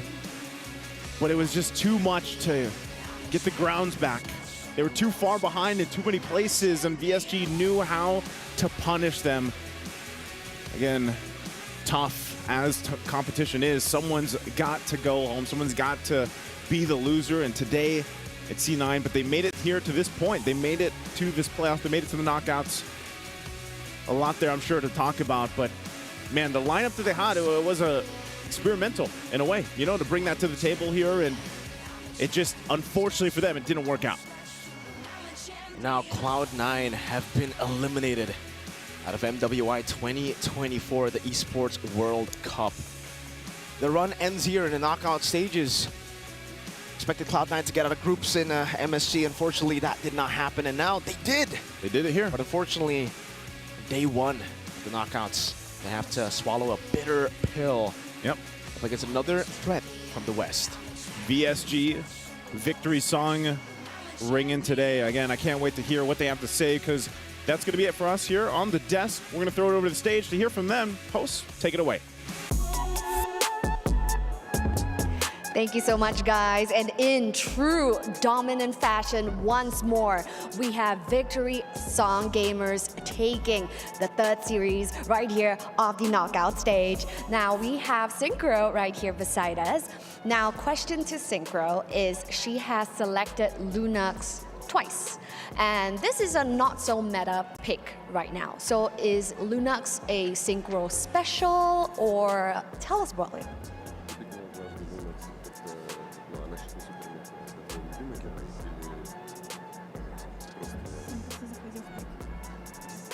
Этот герой просто подходил по пику. That's just was good for our pick, that's why. Right, so you guys played it in the ECA for Lunox. So is this like your pocket pick? Is this your comfort pick, and that's why you chose Lunox? Yes, that's why. All right, a lot to celebrate here today. Of course, winning and Kiowe's birthday. Any plans? Хотелось бы его отметить всем вместе после нашей победы, вернее, которая уже есть. Yeah, we win, and I think we can do this later. So yes, so speaking of today is KOA's birthday. By the way, in-game, in the Land of Dawn, you guys were taking everything for KOA. Objectives, turtles, lords, the blue buff from Ling. And speaking of gifts from the team, yes, we would love to have our representatives, Ashley from Cloud9, to please hand on over your keys to our representatives from VSG.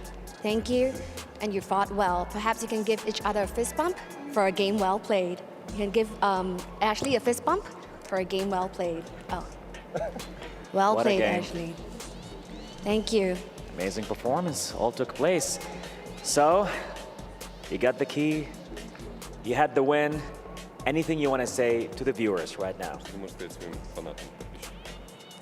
Поддерживайте нас дальше, мы будем очень сильно стараться. Спасибо за вашу поддержку. Yeah, my followers, thank you for everyone. Just trust for us. We can show you later what we can do. We can win. They can win. So yes, guys, this is our representatives from EECA VSG. It is not just a birthday buff. They literally have gotten a birthday present for KOA right here. Go forth and celebrate. Congratulations once more. And we're gonna throw it back to the studio. Let's go. Woo-wee. C9, thank you for the effort that you showed here in MWI 2024. A unique lineup. Let's start it off there before we talk about, again, the key pick for VSG. C9, it became obvious because they couldn't get a close early game. They lacked the damage. It was more than just the lack of damage. It was the lack of clear execution path. CEP. I just came up with that on We'll make it a thing. We'll make it a thing. Yeah, but CEP. it's mainly because of how layered their approach needs to be for this lineup to work. Again, as happy as we are to see the Hylos, as big a fan as Mirko is of horses, maybe not like this. Maybe not here, not against VSG, who is so scalpel precise with the level of aggression and damage that they have. I think, if anything, this game was much less closer than the first. Yeah. And we also got to see there one member of VSG that I want to highlight. It's not the key pick I had in mind, but it worked out really well. Gailey just getting her Minotaur back. She just showed off here, and so far for the entirety of MWI, her experience, her veterancy. She's been a pro for quite some time in the Philippines. Oh, yeah. Gailey on the Minotaur is just as good as peanut butter and jelly. And, of Pretty course, a walk in a sunny day. It's just perfect. It just fits. Everything that VSG needs to do comes at the flick of a wrist or a press of a button for her. You want CC? Minoan Fury. You want to heal? Motivation or everything comes quick. Yeah, and because of that, now here is our updated tournament bracket. In the semifinals, in the bracket above, you're going to be seeing the classic Indonesian matchup of Vitality versus Falcons Vega, while C9, them out VSG, is now waiting for their opponents. A lot of uniqueness in that series. Before we go off, though, I kind of want to hear what any other things that our casters want to say. So maybe with the picks, the heroes, how are you guys doing? You guys look handsome, all of that. What's on your mind? Joseph, Frederick. Well, you know, I don't know. I guess we were surprised, too, with some of the picks, obviously, that came through. The Hylos didn't work out, I feel like, the way that C9 wanted to, but good effort, I would say. You know, they made it to knockouts, and happy to see them at least get this far. Yeah, I mean, it was still a good run by them. I am a fan of the horse, but I agree with Leo. I think there's a time and a place for the horse, and unfortunately, this time, that glorious pathway wasn't too glorious.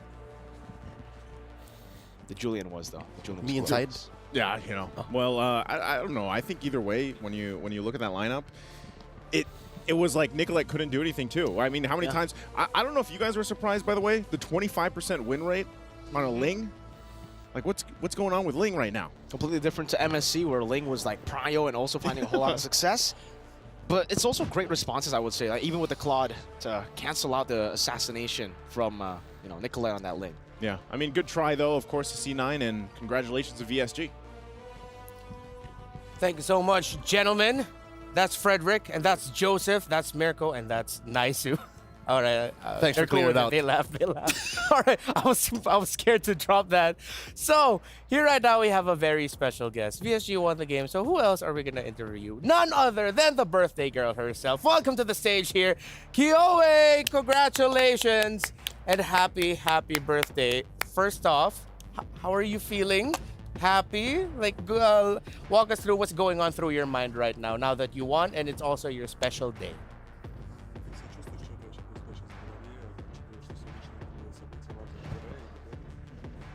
Я не знаю, у меня ощущение, как будто игр не было. Не знаю, я на релаксе. Очень. She said that she just feels nothing. It's okay for her. Like, you know, she didn't play any games. Yeah. She's relaxed now, so all right, everything is okay. Okay, so now that she's relaxed, all is good. So starting off the day, did your teammates surprise you? Did they greet you? Did they knock on your door? Well, what did they do to start off your birthday?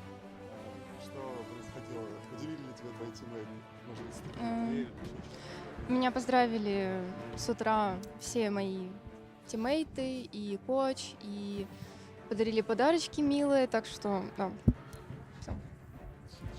She said that everyone in our team congratulated her in the morning, our coach, every player, and gave her some good presents. Anyway, I sent her, you know, Diggy egg in Mobile Legends. You have the Diggy egg? Yes, Diggy egg. A Diggy egg? Diggy egg. In the right. game? Yeah. Oh, I think it's in the game. my present for her, you know. So. Yeah, that's a really good birthday gift. Perfect. Thank you. Kioe, happy birthday. What a birthday gift from MWI. A win, a top 4 placement in the brackets. What are your other birthday wishes, if you can share them with us for this birthday of yours? Помимо того, что вы выиграли, уже, в принципе, ходите в топ-4, может, есть еще желание в качестве подарка на свой день Себе? рождения, желание, да. Занять первое место на турнире. Вот. И все. И вернуться скорее к своим родителям. Вот. She just wants to get the first place, and also she wants to come back to her family. Oh, so that's all. Now we're seeing your highlights here. At any point in the game, were you nervous that you might lose? Not just in game 2, but maybe even in game 1. At any point, were you nervous?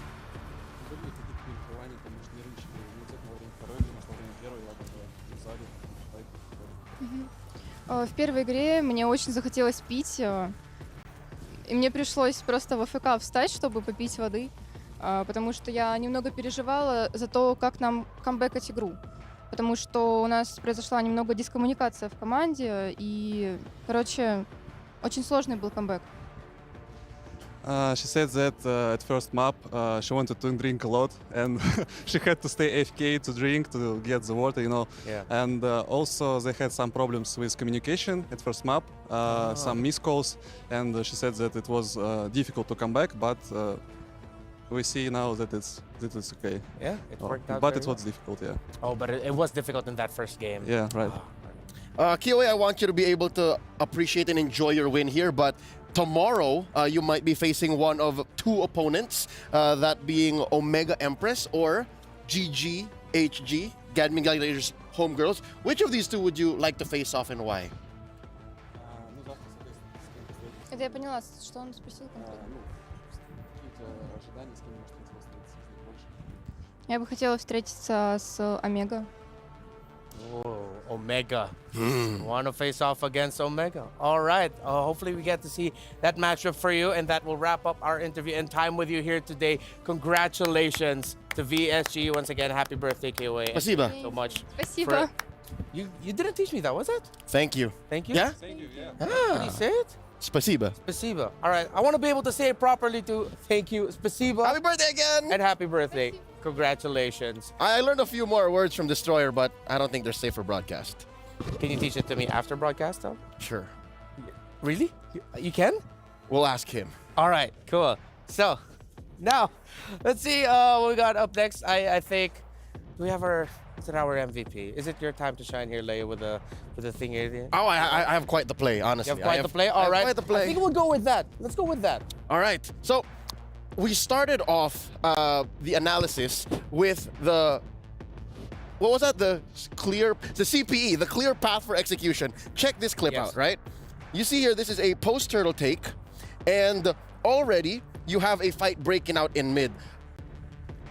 Mind you, the gold gap of 3,000 gold at 7.5 minutes. This is 0 and 5 too. This is significant. And then you see this, the first sign of, I don't want to say weakness, but we'll call it that now, from X dropping the path onto the retreat for her team. So they're going backwards already, right? That said, we'll play it out, and even underneath their tier 1,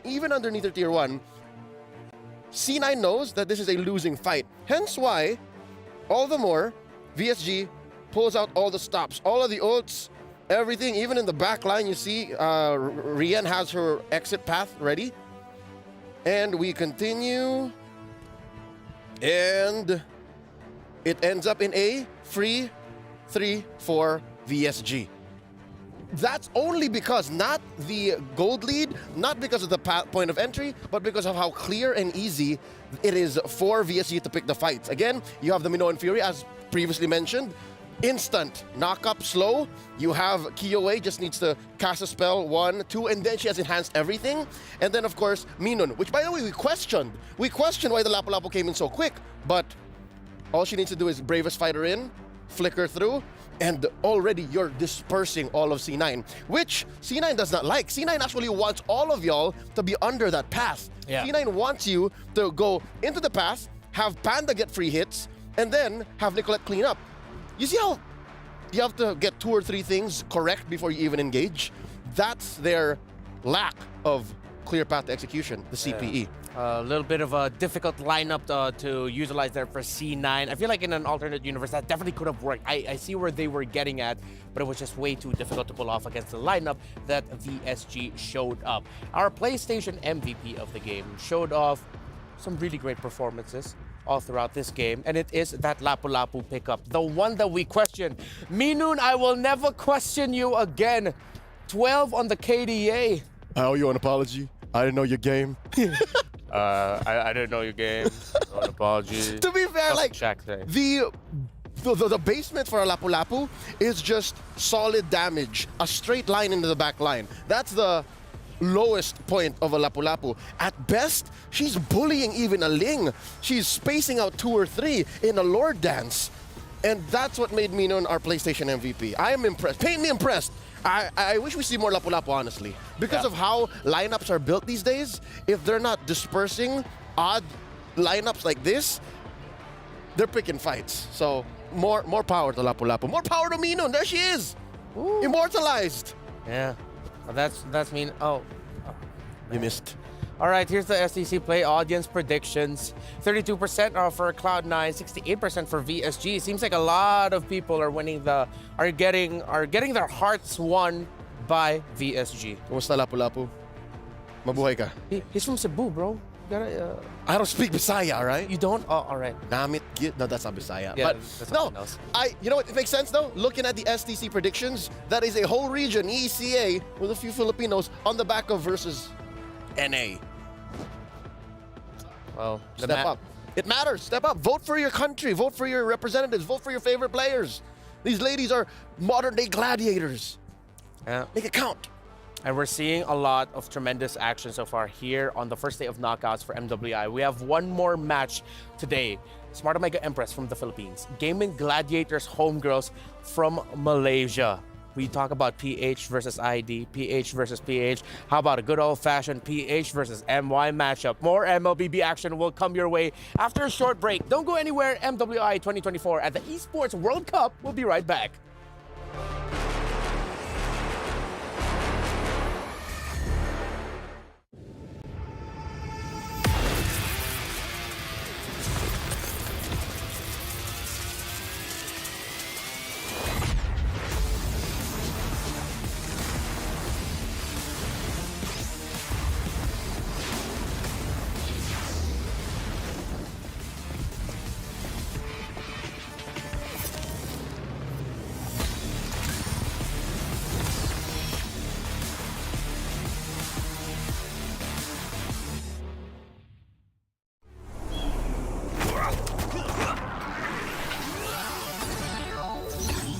Ready, set, go.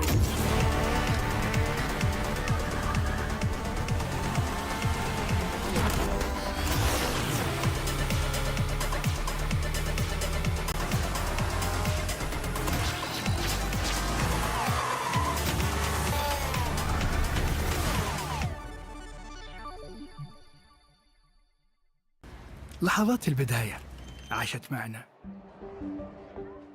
كنا نحسبها وقت للتسلية بس. نحسبها بس ذكريات.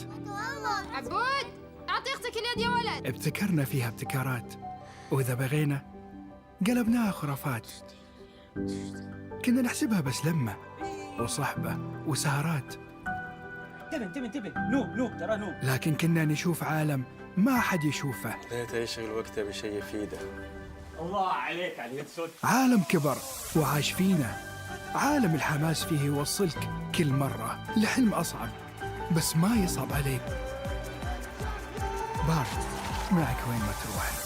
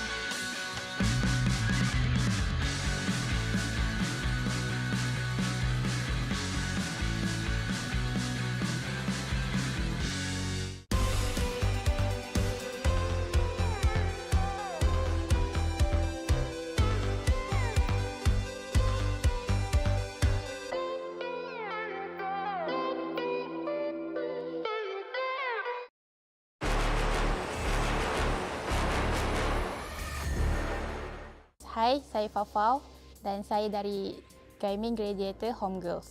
Saya bermain di role Gold Lane. Saya dah bermain kompetitif scene selama 3 tahun. Sewaktu training, tak selalu kami akan sentiasa serius. Kami juga akan selalu bergelak ketawa untuk hilangkan rasa stres dan tekanan daripada game. Untuk SEA Games, saya cuma training selama sebulan. Cumanya training tu sangat padat lah. And training tu membuatkan kami improve lebih banyak dan and resultnya seperti yang kami mampu and bergantung dengan kami punya training lah. Sangat terkejut sebab selama yang saya tahu Malaysia tak pernah lagi menang dalam semua tournament yang besar. So bila pertama kali Malaysia buat sejarah yang baru, Malaysia menang. So saya pun jadi membara untuk tunjukkan yang scene Malaysia perempuan pun boleh menang. Kami rasa sangat teruja dan sangat rasa bersemangat untuk kalahkan tim Vitality. Biggest rival saya Chell daripada Vitality sebab tim dia tak pernah lagi kalah semua tournament. Untuk semua penyokong GGHG, jangan lupa support dan doakan kami supaya kami boleh pergi lebih jauh dan insya-Allah champion untuk kami. Thank you.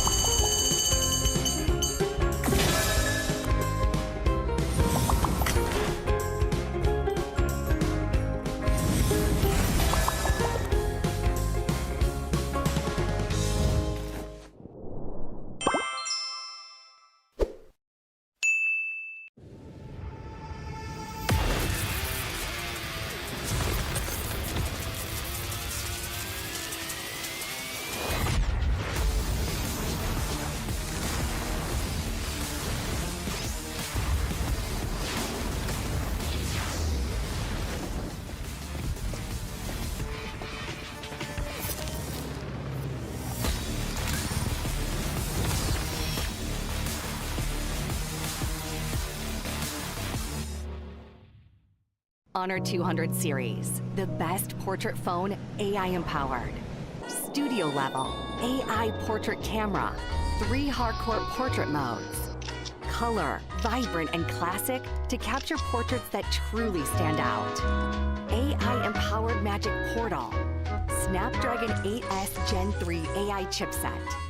5,200 milliampere per hour's silicon carbon battery. 100 watt. Honor Supercharge. This is Honor 200 series.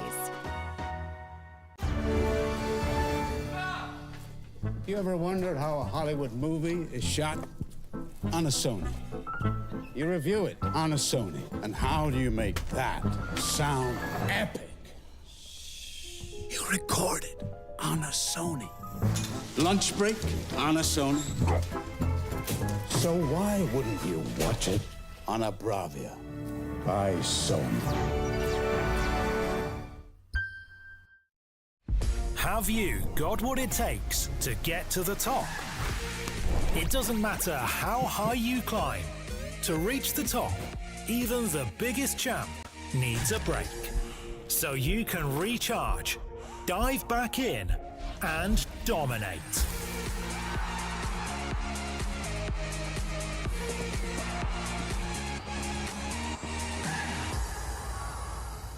Have a break. Have a KitKat.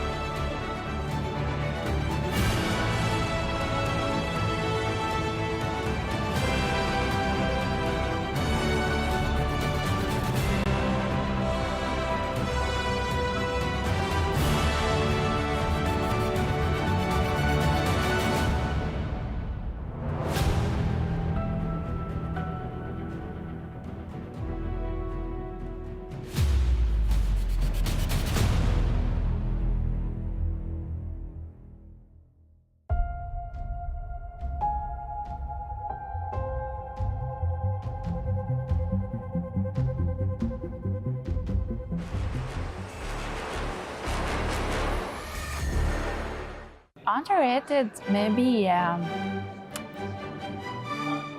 won't say Layla, but Недооценен Митси. Аргус. Очень недооцененный герой.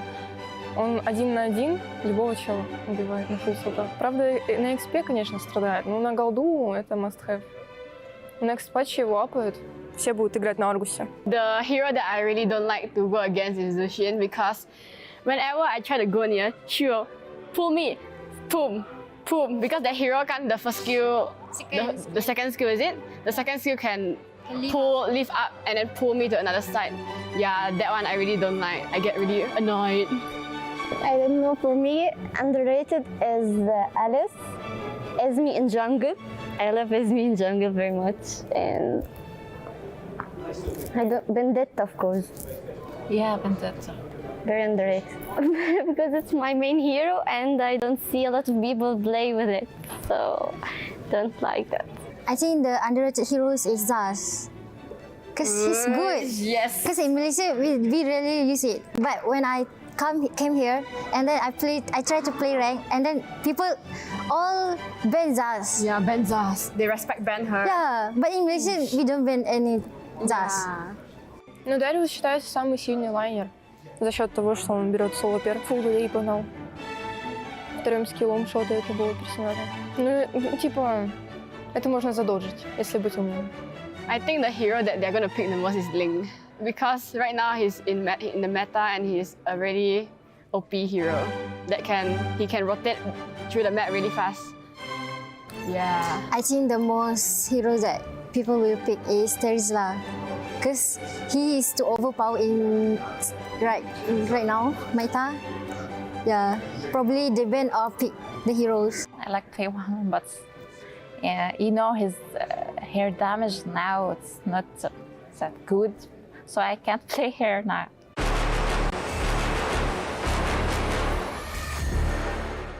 There was an event where they show us the hours that we played, and I think I has more than 4,000 hours.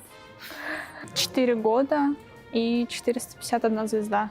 This month, July, right? We started training. We trained from 11 a.m. to 12 p.m. 12 a.m. Я не играю на ранг. My rank is mythic glory. Мифический бессмертный. Highest immortal. Immortal too. Mythic honor because we're training heroes. Then we lose, it's okay. We're just training. Usually, if I don't have classes, I usually play at nights only. Usually after studying or something, we decided what hour we should play, and then we play.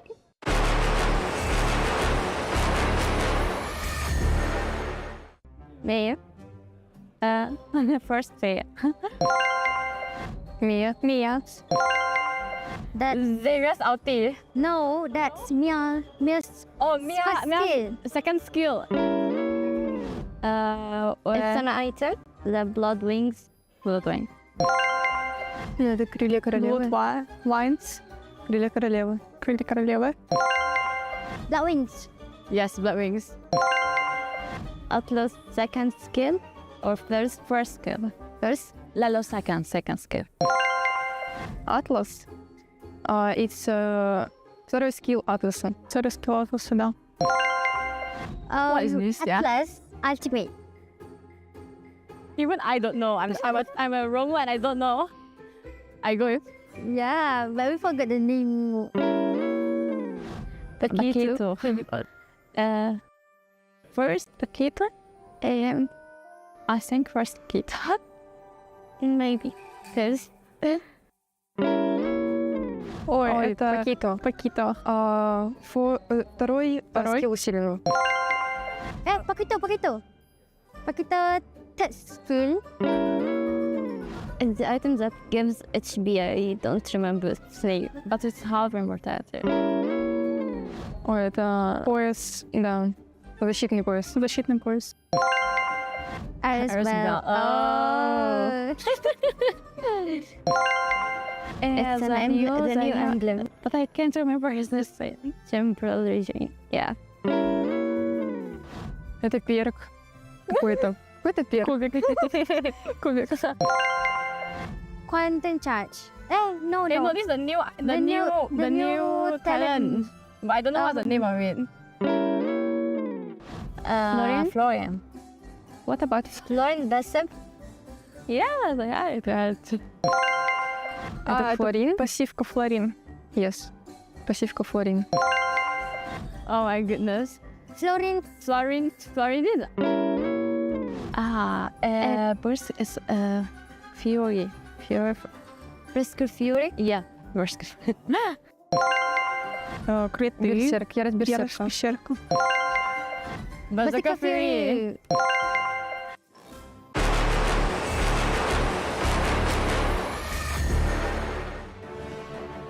Hey there. As you can see, we have a very special guest here with us. My name is Renmar. That's Leo. And here with us right now, all the way from the Philippines, is Miss Danica Suazo! Hi, everyone! Welcome, Hello. welcome. It's good to have another, what we call a kabayan here kabayan. in the English broadcast. And if I'm not mistaken, a multi-time correspondent of the season. Wow. That's what's now Thank you. two or three? Two. Two? All right. Yes. But three on the way. Oh, I don't Maybe. think so. Nah, you're too humble. Pero, I have to remind myself we're in the English broadcast here. Okay. It works. Yeah, it works. How are you? What's been your experience like so far here in Riyadh with the Esports World Cup and MWI? Well, for now, I'm really having a great time here in Riyadh, especially being here, watching live on different teams and countries. It's really a great experience for me. Good to hear. Kumusta naman? How is the weather for you? Because coming from a tropical country, this is one of the first few things you notice, right? Well- How is Riyadh weather treating you? Sobrang init. It's really hot, Yeah. but it's tolerable. Yeah. As long as you have water Yes. and lip balm. Yeah. It's good. It's You're a good. beautiful city, right? Yes, super. So far, have you been able to go around and check out the other spots around Riyadh? Because there's some historical places. You can go to a place where you can like ride camels, go to the desert. Have you experienced anything like that yet? Not yet, but I'm planning to go to the Red Sands. I want to take a photo with the camel. Hopefully. Me too. Hopefully you can. Can you bring us? Can we Sama? just go on Yeah, our let's last just go. day? All right, that's it for us here. We're gonna go ride camels. No, I'm kidding. We're not actually gonna do. We can't. We're contracted. What? Yeah. No, Leo. No. Get back. Get back. Get back. All right. All right. But then, anyways, Okay. you're here to experience the EWC. Of Yep. course, you're here to experience MWI. Have you met any of the teams? Yes, I met a lot of teams like Homegirls, Team Vitality, of course Omega Empress, our Philippine team, and yeah, some of them. Okay, having seen the matches so far and having spoken to our representatives, Smart Omega Empress, what do you think of the chances? What does it look like? Who do you see winning the whole thing? Whew.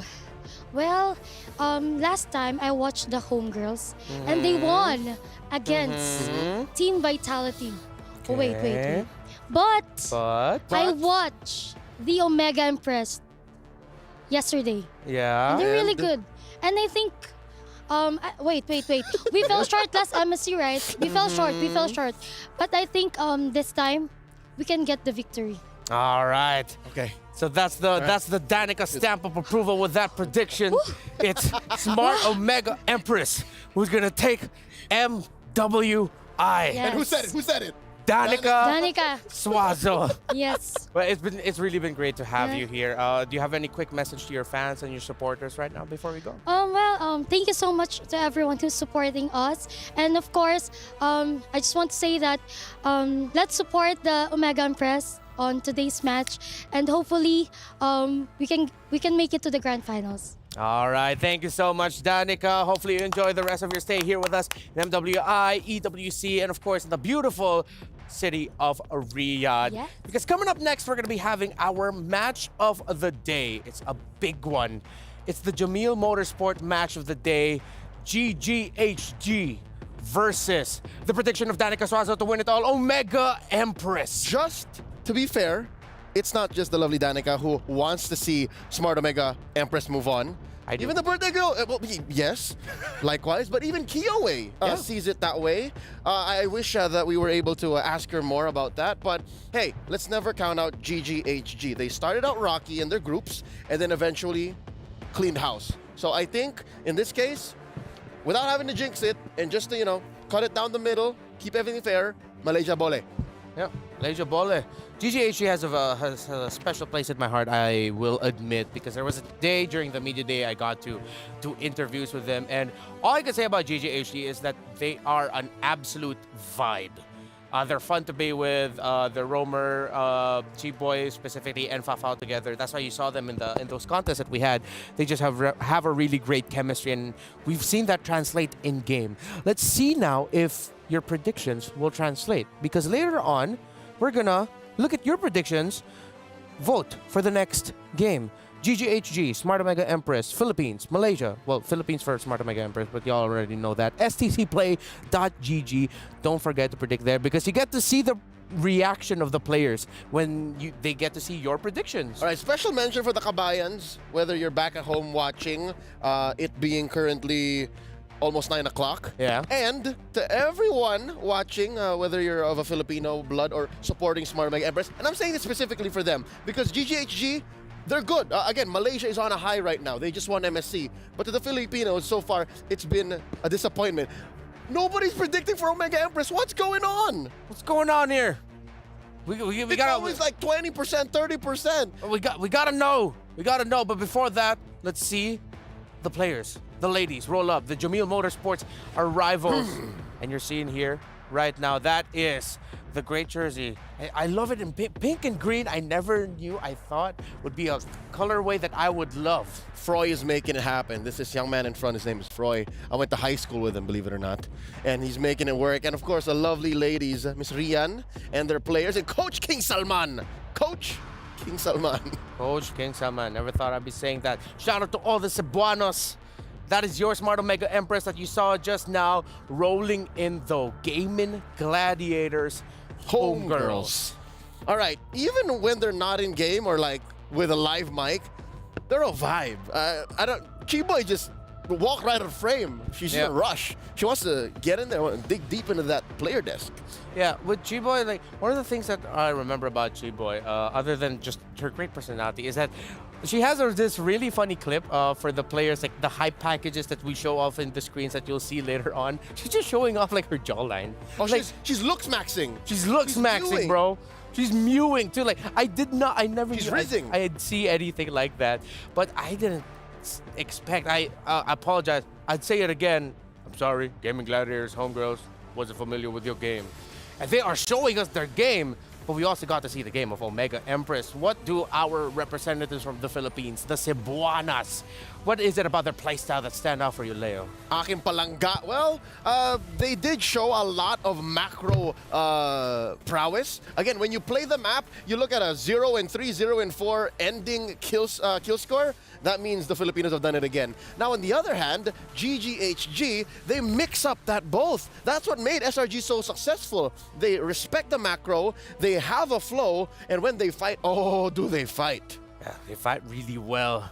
Mega Empress, those are their strengths. Again, they come from a region that is oftentimes underrepresented within the Philippines itself. But here they are, all of them, a group of friends from Cebu in the Philippines, flying off to a country so far away to hope to raise up that trophy in glory of the Philippines and in glory of their region. MWI. Up against them, though, another pride of Malaysia in Gaming Gladiators Homegirls. This should be a really great one. Shinoa. I was thinking of quinoa. Shinoa, Fafao. Yes. I'm looking forward to that matchup. The gold lane matchup is something to look forward to. Again, Shinoa developing year after year. Fafao is someone we expect to really show up. So what else can they provide us? How deep do their strats go? Maybe now you bring it out in the best of 3. This could be another chapter in what is a growing story of Philippines versus Malaysia. We saw Falcons AP Bren versus SRG. Now we're going to see GGHG versus Smart OMG. In 4 and 3, here's Cheryl and Bara. And we are back again at the Amazon Arena. Queen, after you, of course. Thank you. Well, this is it. We've reached to the final match. We've seen all the queens battling it out right here, this very own arena for the MWI 2024. وأعزائي المشاهدين وصلنا معاكم لآخر مباراة لليوم. So this is it, the completion of this bracket. It is definitely gonna get all on with our last match here for the day. That's absolutely right. Now, this particular matchup, ladies and gentlemen, blast from the past, a matchup that we have seen in the grand finals of MSC just last week, the clash between Philippines as well as Malaysia. Now, unlike the MSC, we are seeing this matchup right here in the quarterfinals itself, where only one team will emerge victorious and head on over to the semifinals to live the dream of hopefully taking the championship, and that is MWI 2024. Now, with that being said, all the way from the Philippines, presenting to you Smart Omega Empress.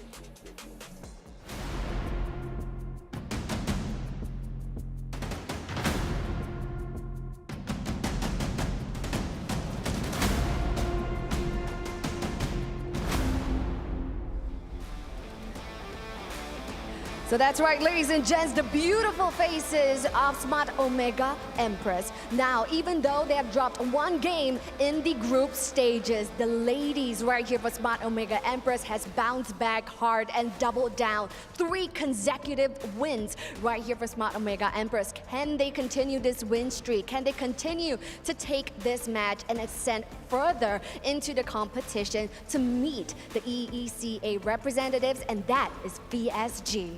And now for their opponent taking place right here, let's go with Gaming Gladiators Homegirls.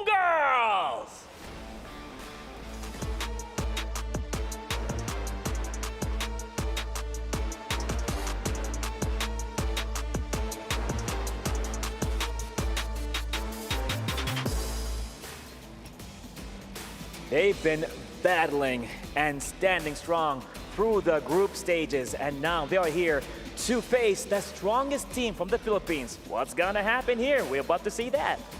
So yes, ladies behind me, queens of your respective regions, this is your time to shine. Please head on over to your respective battle stations. So now, the Amazon Arena is ready for our queens to head on over to the battle stations. And now, with that being said, the queens are deployed. Smash them! Over to you at the studio. Yalla. Thank you, Cheryl and Bara. And I've been wanting to say this. Thanks, Mom and Dad. Smart Omega, Empress, Gaming Gladiators, Homegirls. Let's take it roll per roll, because there's a lot of talent, and I want to continue where we were on earlier. Shinoa and Fafao. That's right. Fafao has been incredibly dependable for Gaming Gladiators Homegirls. There's a lot of action around the mid lane with how Chiboy is rotating around, but that just means that it puts a lot of pressure into the gold lane to do gold lane things.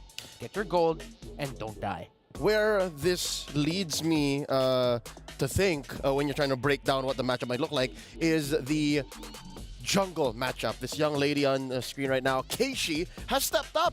Again, we followed her career if you're a fan of a Filipino women's MLBB, and she's always been one of the more soft-spoken members of Smart Omega Empress, and she will be going head-to-head against Quinn. Quinn is the Queen of Steals. She stole so many lords in the group stage that I think now you got to watch out for the Lings, the Hayabusas, more than you would any other matchup here today. Especially since even, I think both of them play a Julian too. Yeah. So those 3, watch out. It's been proven that Omega Empress can be a slow to warm up type of team.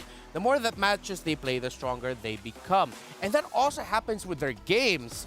The more they're losing in the early game, it seems like the stronger they get in the mid to the late game. If you aren't familiar with Filipino Mobile Legends Bang Bang, there's a team called, well, Smart Omega, the men's team that's been known to have that. And be prepared to hear the term Omega timers a lot here. And that's what I'm going to be looking for in the draft. If Omega Empress will have picks that scale very well to the mid to late game. I think it's one or the other. Omega timers or just straight up macro control. We've seen them do both. We've seen them come back at a later point in the game, Omega timers. We've seen them take control almost minute 1, minute 0, wherein they just take the control of the map, deny kills, get a little pickoffs, and they can win that way too. Where does GGHG fall in? Right in the middle. If they can find that little Goldilocks spot of not too warm, not too cold, they can just get in that mid-game, early-game power spike, then Omega Empress will be left really good. Yeah. Now, there's the Edith, there's the carrier taken out, so they're respecting heroes that are good for the longer engages. That, and these are specific picks. That's a not Ayanami hero. I mean, it's an Ayan, you understand. And as well, a Shinoa pick. What else? What else specific can take out? A Julian? That's a Keishi pick. Let's see if they will take out a pick there for Keishi. I would not be so surprised at a Julian ban, but it could also be a Julian first pick. So quite rare. But also, Quinn might do just Roger if they take out the Julian now. Ah, yeah, that's a good point. Right. So now that's one of the options that GGHG are. Oh my goodness, I was actually thinking this, that will they actually consider a Valentina pick, because it looks good in the first 2 picks of Omega Empress. A team that will ban out the Zask on the red side, it's like signaling that we want to float the idea of a Valentina on our side. Yeah, and here now we see it's confirmed. The Roger is denied, so that means Julian is at large. Julian is necessity. Oh no, we forgot! We're still not used to it. No. But we got to get used to it. We're not used to it, but I know that it's inevitable. I know that it has to be something you always consider. She's around. Just making people's wishes come true. You know what, lore-wise, that's what Jushin does. With a lantern? She's an immortal being that just goes around fulfilling wishes. Oh, yeah. Thanks for letting me know. Here's the answer. The Hayabusa and the Ruby. With those two pickups... First time to see Ruby in a while, by the way. Oh, yeah, that's true. We saw it earlier. No, I mean, it just keeps getting banned or first picked. Ah, yes. GGHG has shown to play the Bane in the past. When I see Ruby and Haya, I'm thinking, hey, maybe the Bane can slot in a little bit later. That was a foul. Yeah, gold lane Bane. Oh. So, I'm not completely turning off the idea of GGHG potentially thinking of picking up the Bane, not just in the 4 foul, but in the jungle too, And it's not still out of the realm of possibility. Look, jungle and gold are open. Yeah. With an R-Lot in the EXP lane, you're gonna... That's your pick to somehow access the backline if ever you need it. And plus, it's a strong pickup. Ashley has shown great performances with that. With the Minotaur and Jushin, I expect aggression early on here for GGHG. Oh, yeah. Much like what C9 did earlier today, the series prior, to be specific, they can just overload on engages. Look, these three. I tell you now, man, you go in with a Crimson Beacon, that as well is as good as a Minoan Fury in some cases, right? Yeah. You come in, threaten with a Soul Snare, threaten with a 2 or 3 hero Chokeslam, and that's it. These three can engage. Yeah, Omega Empress will have to keep that in check. Because right now the lineup looks like, okay, Ruby can initiate, yes. Hayabusa doing its own Hayabusa things. Right now it looks like the CC might be the brunt of the, dare I say, the brunt of the joke. Because I don't see enough help right now for the CC. Yeah. What I see, though, is an open slot for an Angela mid for Omega Empress to give help to that CC. That is a hero that should have been banned early. And the fact that it went under our radars might just be why it's not banned just yet, because Coach Salman might actually be picking it up. Yeah. And it'll be more apparent here. What else is left open? They take out the Julian, taking it away from Quinn. Ling has been banned already too. So those 3 bans right here mid. Oh, even 4! Oh. They don't want to let Quinn play. Yeah. Okay. But I'm still thinking Bane jungle might actually work here, bro. Look at that. Maybe it's because I'm with you right now that I just can't stop thinking about the Bane. It's a thing. It's a thing. For years now, I've been propagating Bane. You've been the advocate. Yep. This is a Bane manifesto. All right, so with that said, they're attacking gold laners. It's true, though, that Shinoa doesn't have a hero just yet. But something to note, there's still a Claude out there. There's still a Beatrix. Shinoa plays a mean Beatrix. If this is an Angela for Omega Empress, you can definitely confirm the Claude as the last pick for Shinoa. Angela Claude, Angela CC. Unless the homegirls pick it up. Because it's still open. If the Claude does make it through, then they can still get Claude here. Let's see. Take out the Nathan. I feel like both sides need a bit, way more magic damage. Yeah. That's the problem Jushin there. doesn't deal much. Yeah, you'll need another magic damage dealer for GGHG. I wouldn't be surprised if a Nathan shows up at some point in this draft. Mid lane, too, is missing. Yeah, and mid lane for Omega Empress. I don't think Angela. Angela's not the answer. Yeah, I'm going to have to agree with you. So Nathan Angela? Nathan, we don't see that enough. Nathan Angela? It's going to be an Angela for the CC. And the Nathan will just do Nathan. And the Rubes. And the Ruby, too. And I also... Oh, all right, never mind. No Angela here. Yeah, no Angela. I did some work in the lab. You put Haya and an Angela together, it works.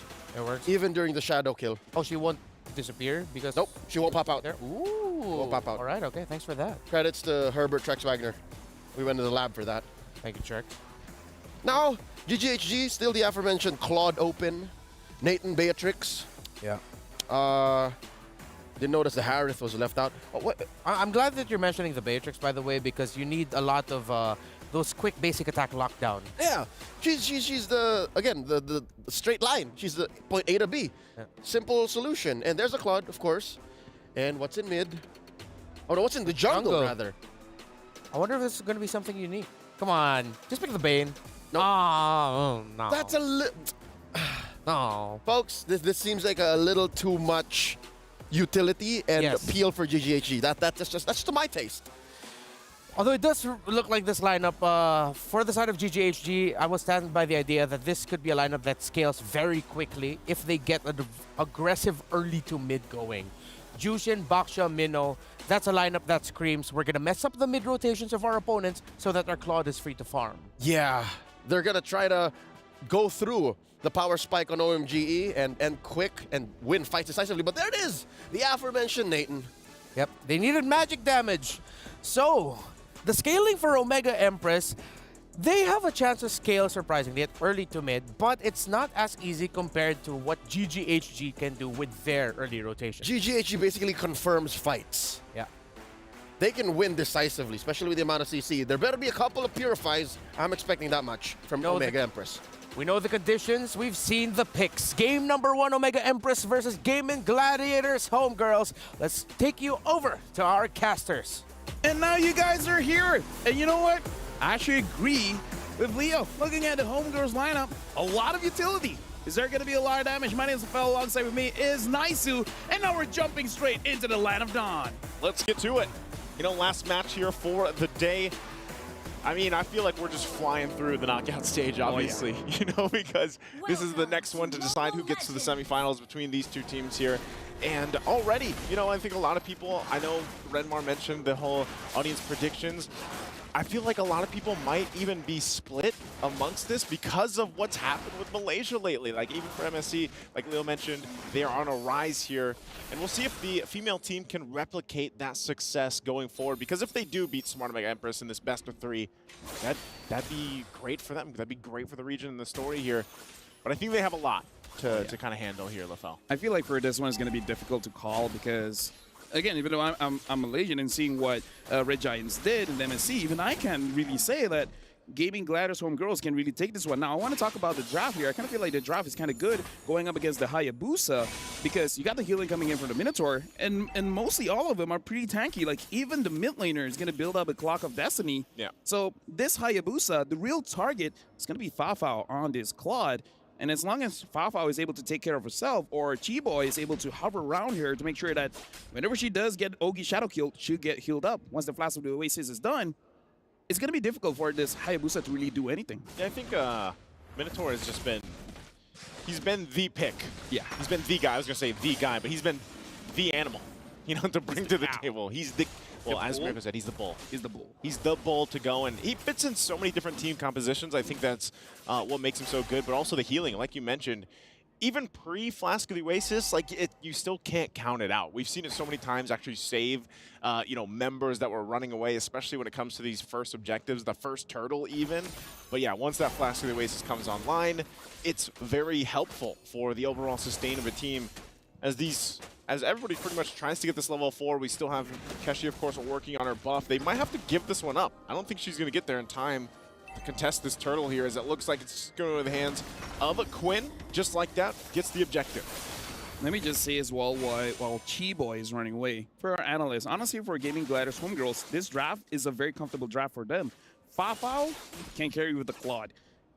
The Baxia is basically Queen's hero, and Chiboy on this Minotaur, like you said, it's the pick. So honestly, besides the Jushin, this is basically what Homegirls has been using for months, maybe even years now. You know, we haven't even talked about the elephant in the room. It's Jushin. Like, so many times when she's picked up, it's like, how do you handle her? How do you handle playing against the whole flare concept, being dragged back, you know, getting those stacks off really easily? There's the pull, though. And the Eternal Guard going to be dropped down, and now Chiboy could be in trouble, but with the heal, she gets away with 1 HP, and now still going to be going for the fight. Amore could be in trouble with this one as she gets dragged back by the flare, and the first blood now secured here for GGHG. And there we can see a bit of the strength coming in from the Jushin using her Crimson Beacon. She's able to move around quite well. Noble, Keishi built up the Sky Piercer here, but I'm not so sure whether it's usable for this one. I kind of prefer for something like a Hunter Strike or even a Blade of Hephaestus, just so that you have a little bit more damage in the early game here. I feel like, you know, it's just such a cheap item. Yeah. 1,500 gold, you might as well grab it early on and see how that goes, because you can see she's going to work on the next, but I think you kind of rely on the fact that you can pump out some damage. Already, look at this. I'm Offended going to be landed too, and now they're going to try to keep this Tier 1 turret alive, but the flare brings Murray back again. It looks like she's going to be okay. She's able to survive the exchange, but man, talk about escaping just by a thread. Smart Omega Empress, they got to respect the damage that's coming across from them, you know, but they're still keeping it relatively easy. Going back to the point, even with Keshi picking up the Sky Piercer first item, they should have relatively good capabilities of managing the damage, you know, early on, especially with Amore. She died earlier on. She was the first blood, but you can't count out, too, the Eternal Guard utility. And that's why they're going to go ahead and start up this turtle. Second objective for Smart Omega Empress. They'll go ahead and try to cap this one out, even it out, but the fight is going to go. But Keshi will already secure the turtle. I'm not sure if they still want to fight this out. Eternal Guard going to be dropped down. Look at the damage and the knockups. Quinn able to get a kill, but Chiboy also on Amore. It's only 2, make it 3 that fall for Smart Omega Empress. They couldn't get anything out of it. GGHG might have lost the objective, but they win the team fight. This is where they really use their utility. I kind of feel like that's really good, because right now we're going to look at the STC replay and look at Honey throughout this entire fight. This is so rare that we see a mage being the pick-off hero. She's the one that can isolate a target. Like, look at this. She was even able to go to Keishi and take him down. Like, the amount of crowd control coming in from the Jushin as well as the Minotaur makes it so that Smart Omega Empress, they don't want to commit to the fight, but they didn't have a choice. This is just like, I don't know, Odette 2.0. Yeah. You know, a different kind of Odette. Odette deals damage. This one deals stacks. Yeah. And utility. Utility, yeah. Like, I mean, the way that you play kind of Chow. It is. And the fact that you can even flicker forward and then, you know, get those stacks faster and then drag them in, because you can drag multiple targets. Multiple targets, yeah. As long as they're in that little radius of the flare. And also Flask of the Oasis was just picked up by Chiboy here, so she's got that now. A little more extra sustain that we talked about leading into this. You can see, I mean, the good kind of gold lead that they built up, all just based in the last couple seconds or last couple minutes. Gotta say as well, despite having a Hayabusa, honestly, Fafao has been having an amazing time in the game. I wouldn't necessarily say it's a gold lane experience, because I kind of feel like she didn't really have the time of her life, but still, not yet. Good. Not yet, no. She's getting there, you know, but turret is going to go down. First one there for Smart Omega Empress to get. There's the drag with the flare. This is what we're talking about. Not Ayanami could be in trouble. She pops the Vengeance, though, returning a lot of that damage back. She's trying to escape. She's going to get dragged again. What do you do against that? Time and time again. And now bring it to the mid lane. Not sure if they're still going to re-engage this, but yes, you're seeing this, the power of the Jushin pick. It makes it so that you don't have a choice. Where do you go? That makes it unfair. It's like, legit, I don't want to. No, Mom, no. No more. No. I want to pause the game. No, you can't come here. It's like, yeah, it's unfair. It's one of those catching mechanisms where it's like, for example, catching heroes, they can do it once every, say, 20 seconds. This is like, what, 3-5 seconds? Okay, pull back then. Okay, pull back then. Pull back then. There's probably going to be a change on that. There's got to be. It's probably going to be a nerf. Yeah, maybe a little bit longer until you can activate it again. I'm not sure, because it's just more mana usage. That might help. Yeah. That might help. Because, I mean, how many times have we seen whatever team does have to play against the Jushin, them trying to escape from it? I mean, looking at the items. Hold on. The fight, though, for this purple buff territory. GGHG could have forced them back. Smart Omega Empress on the retreat a little bit, already using that Eternal Guard as well. She's even going to throw the Eternal Guard around, but they're low enough. They have to back off. Chiboy with the heals for the motivational roar, and that's going to be it there. So again, as we were saying, you know, the power of that pick is showing here. The thing is, I feel like the Hayabusa can deal with it. It's just the Minotaur. The minute, like, having this this Jushin alone, you have answers for it. Maybe something like a Yuzong, a Ling, a Hayabusa, but when you have this roamer that is pretty tanky and give sustain towards the mid lane, and then eventually Honey will build up more defense. So yeah, this just feels like a double roam setup, honestly. What is the answer for the Jushin? Honestly, for me, I think it's the EXP. A diving kind of EXP that can tank a lot of damage and actually deal a lot of damage, especially an EXP laner that has a War Cry or a Hunter Strike. I kind of feel like you can deal with the Jushin that way. The only thing is that it has to be able to move around, because if you're just in her face too long, she's going to pull you anyway. So it's kind of like once you use everything in your kit, You just kind of have to accept the fact that you're going to be thrown around. Exactly. Like, you're not going to be able to run away from it unless you have a flicker, unless you have a dash or something that you can gain some space, you know, or distance between you and the Jushin. But so far, it seems like Smart Omega Empress hasn't been able to handle that, hasn't been able to solve it just yet. Honestly, the CC, I feel like if have maximum stacks on the Warcry, she could try. Not sure if she will succeed, but maximum stacks on War Axe might be enough to do with the Jushin. Okay, well, right now she's going to be the focus here under this tier 2 turret. You know, trying her best to keep it under wraps, and now the rest of the team, there's the Shadow Kill going to be used already. Gets a couple health bars down there, but nothing too much. Smart Omega Empress, I feel like they just really need more time to get the items. You know, Shinoa, she's been farming up. She hasn't died, at least in her case, but at what point does the Natan start to shine? Because it looks like they might have to give up this Lord here. I'm offended going to be used. There's the pull. The Eternal Guard going to be dropped down, but Lord already secured by Quinn. And I'm not sure if they want to fight more. They know they don't have the firepower here to contest against GGHG. Nice. While nothing is going on here, I actually have a quote here coming in from King Salman. Our big problem is that our first game is always down. Yeah. And they said for this knockout stage, they got to work on that. And this could be good, could be bad. Maybe this is part of the script where... At least it's a best of 3. Yeah, first game not looking good, but then game number 2, game number 3. But again, the first game is not over. Just going to give you the quote there where looks like even Smart Omega Empress, they realize usually game number 1, not their hottest game. Yeah. I think, you know, Renmar even pointed it out. Smart Omega in general, even the men's teams that we have over there in the Philippines, they're known for like a certain timer. They call it the Omega timers. Now, even for the female team here, for the Empresses, you know, they have their own timer. And I think in a case, it's like, yeah, their first game for some reason, it's kind of like they're downloading the script. They're downloading the play here against their team they're facing. And right now that's been happening because they're going to lose these turrets as the Lord approaches the base. And look at this, Murray just continuously getting dragged in. I'm going to be used into the Eternal Guard, forcing them back a little bit further. And still down in the mid lane, Quinn's going to be able to get away, but they hold on to the base turrets for now. Honestly, that's probably the best thing Smart Omega Empress can hope for. You know, when you're down like this, at least get that defense. Hold on to your base turrets. How you deal with the Minotaur is isolate him away from his team and then kill him first. The thing is, they don't have a way to do that here, especially when you look at the lineup. You have an Arla, you have the Minotaur as well as the Jushin. They can actually protect the Minotaur. Looking at the itemization here, his full item is just the Flask of the Oasis. The rest are just the second-tier items just to have a little bit of stats. It's like a Chop Suey. Chop Suey? Chop Suey build. Yeah. And then honestly, the Arla as well has been stacking up with the Thunderbelt. So this lineup is a little bit too tanky. That's why I was a little bit worried about the Hayabusa, especially the first item, Sky Piercer. I kind of feel like Sky Piercer is okay if you can confirm the kills. If, say, in your opposing side, there's 3 squishy heroes, like the mid, the jungler, as well as the gold laner. But when the opposing side is tanky for everyone except for the gold laner, I think it's not that great. Oh, this might be a moment to proc that Sky Piercer, and there it is. Chiboy's going to be the one to fall into the Shadow Kill once again, but the Blazing do it on the backside, forcing them back a little bit further. The flicker out from Murray, too, will keep her alive, but look at this. Final Slash going to be used, and not Ayanami will fall as well. Again, it's a 1-for-2 trade here. Smart Omega Empress does get Chiboy, but man, talk about a tough fight in the mid lane.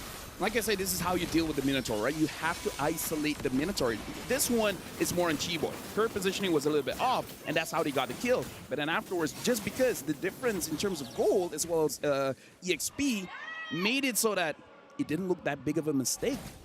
Homegirls was able to initiate a fight and still get something out of it. So a bit of a mistake coming in from Chiboy.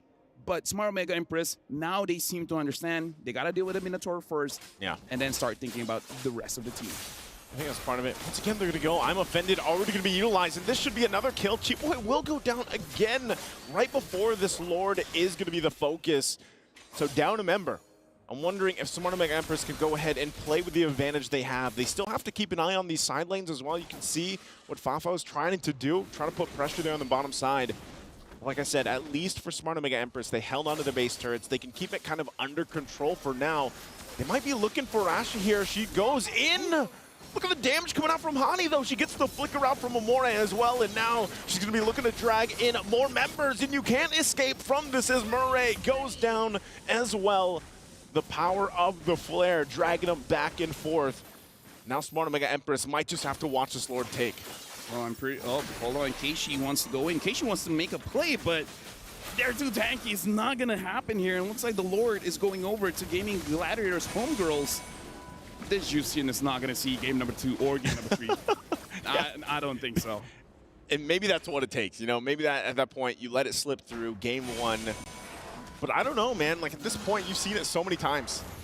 Have so much success throughout MWI alone. We didn't get a glimpse of her, you know, at all during MSC because she couldn't be played. But here for MWI, it's been a nuisance for any team to go against it, because even when you have a good initiation, you set things up, once she joins the fight, someone is going to kind of have to be that sacrifice. Someone is going to have to be the one to get dragged around and stay back and just pretty much die, you know, because at that point, how do you escape it? Even a Winter Crown here picked up for Quinn.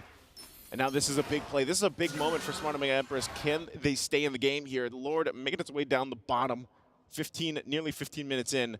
We'll see how they play this out. Yeah, honestly, this Jushin can force out mistakes, but Mireille probably could do something with the Unoffended.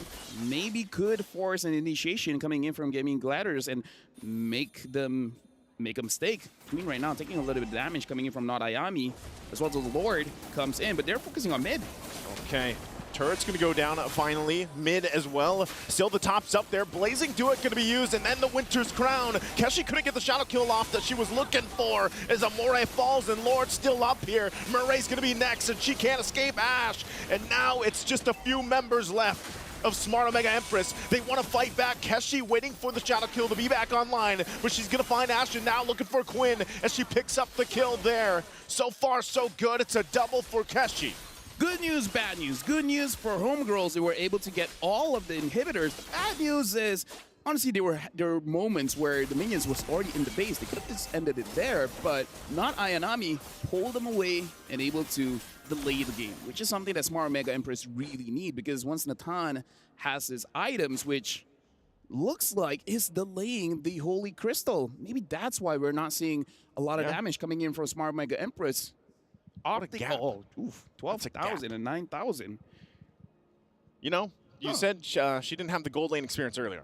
I think we can say, you know, she had it this, in a way, at this point now, even though she hasn't any kills, I think Fafao going in with the Blazing Duet and then just popping the Winter Crown is enough of a distraction to worry and then be like, oh, wait, we have to also worry about Hannah. Yeah. At this point, it's the Blazing Winter. Blazing Winter. Yeah. Crowning that one. Blazing Winter. But either ways, right now 11-4, because Shinoa is delaying that Holy Crystal, instead opting for a Divine Glaive as well as the Wind of Nature. I don't know about the damage output of Shinoa at this point, and not Ayanami is going to get caught out, and you know she's going to get pulled. Oh, that was some distance on that one. She brought her through the wall. And that's what I'm saying, LaFell. What do?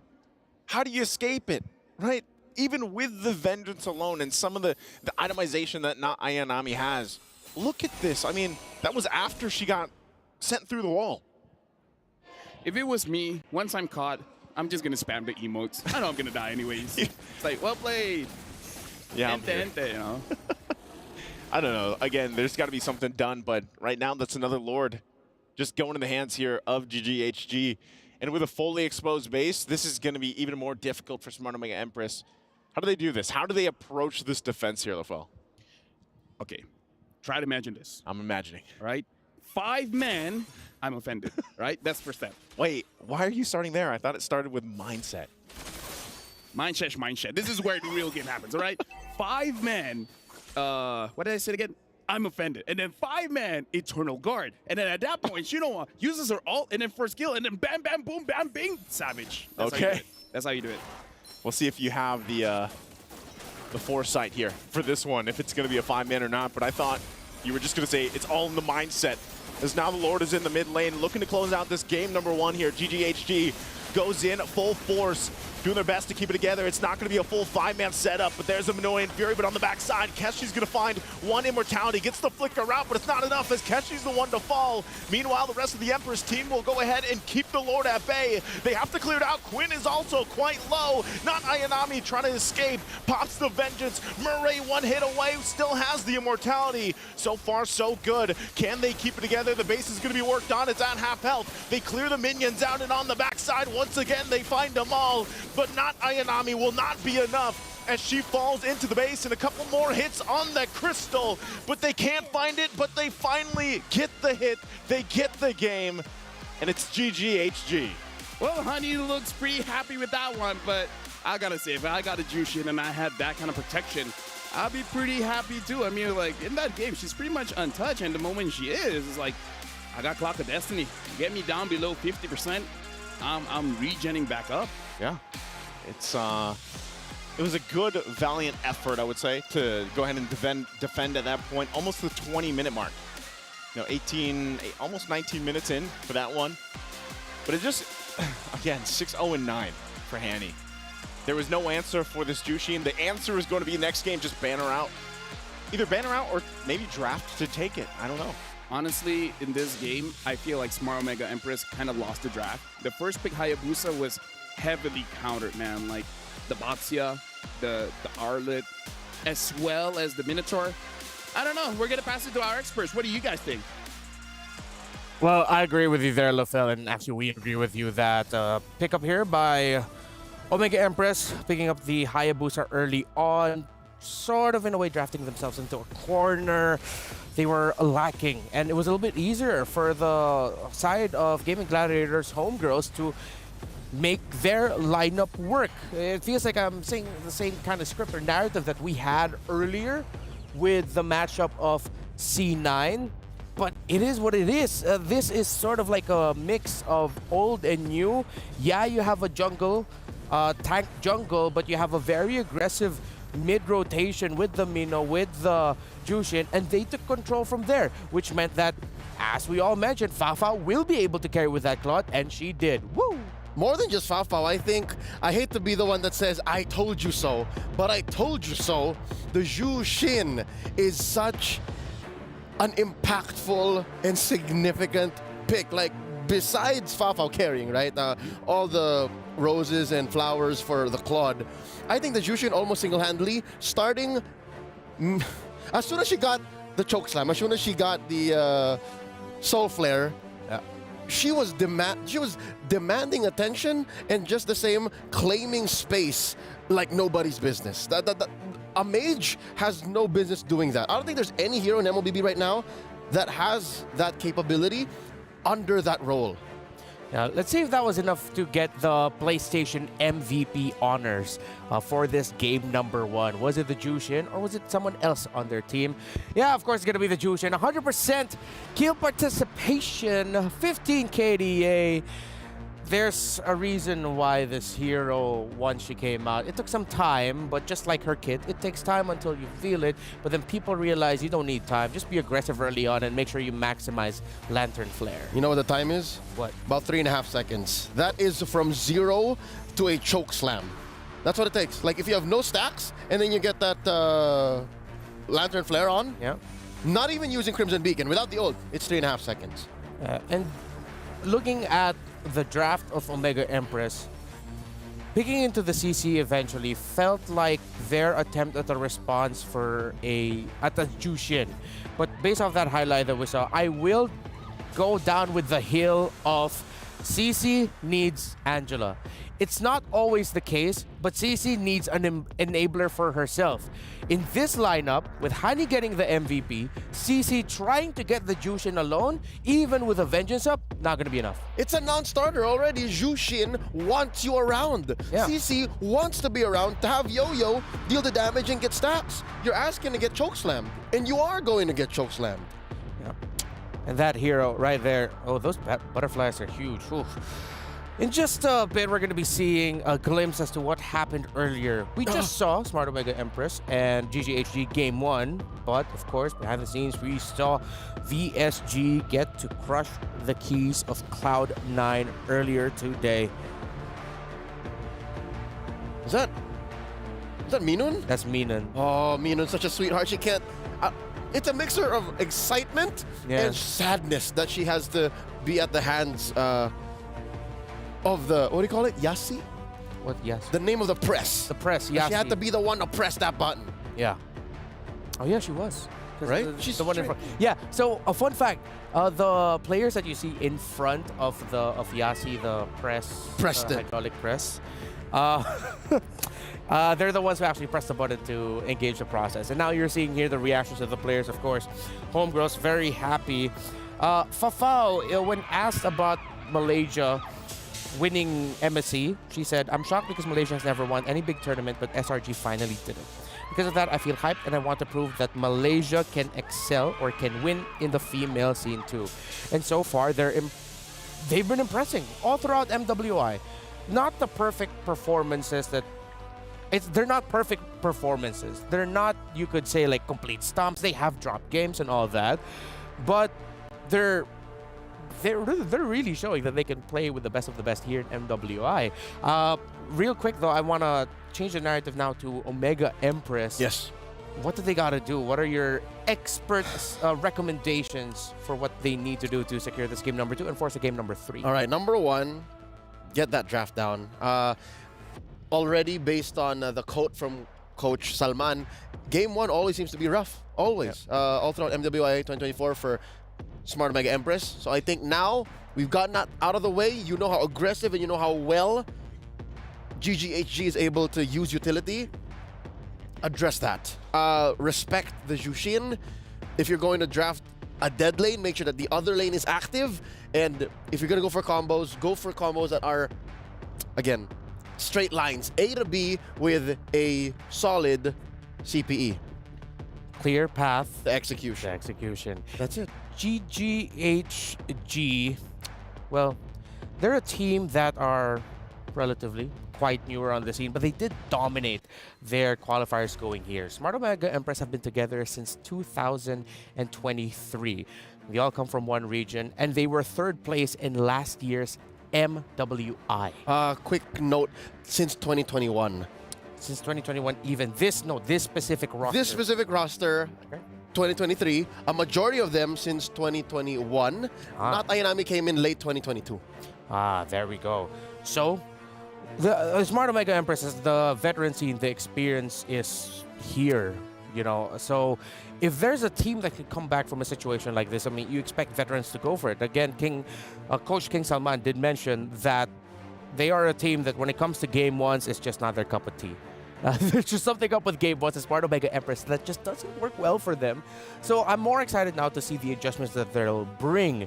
But I am even equally excited and fearful because, again, I'm a Filipino, y'all, of what adjustments GGHG will do to respond to what Omega Empress brings out. So there's still a lot of questions up in the air. Let's put some cool things up on the screen because I think we're ready for you to revisit a key moment during the previous game, Leo. Just to make my point clear, not just was the gameplay relatively mum for Smart Omega Empress. I mean, this is a draft that they were ready for. This is a draft that they had a plan for in the late game. But in this moment, 1647, this is a sign of them being a little scrambled all throughout the map. You have a bare base. You've left it clearly. You want to farm up on Shinoa, and you're leaving Amore in the center right there. You have the farm up on Shinoa there, waiting for that wave. But the question is, how did not Ayanami get in this part of the map? How far was she? I'm sure they had a shot call for this. I'm sure they had a play. But already you have the nagging issue of Miss Hani right here. I'd like to apologize prior that a lot of the clips I'm showing you guys are very crowded clips. But you'll also note that based on the positioning of the CC, based on the position of Not Ayanami, this was a choke slam through the wall. She went from this point to this point, right there. Is that not maximum range? Is that not a ridiculous range? Even a heavy spin could not take you from that point to that point. That is one of the strengths of the Jushin. She could have done it through here, But if that is what happened, I think Keishi would have a better exit plan. See, Keishi would be able to respond. But instead, put her there, just shows you the mastery of Hani on that hero. There you go. That's just but one of the moments that was, I'd say, the nail in the coffin. It wasn't the decisive blow. It wasn't what ended the game. Yeah. But I think it was one of the signs that showed us, yeah, no, maybe Omega Empress are just really trying to scrap throughout what's left on the map. And sadly, not Ainami was the fall gal. You know, like just buy time. We need Shinoa to farm. Yeah, and Naisu did mention it in the game itself. During the cast, he pointed out, well, you don't expect that range, like with how far it went. And even LaFell pointed it out.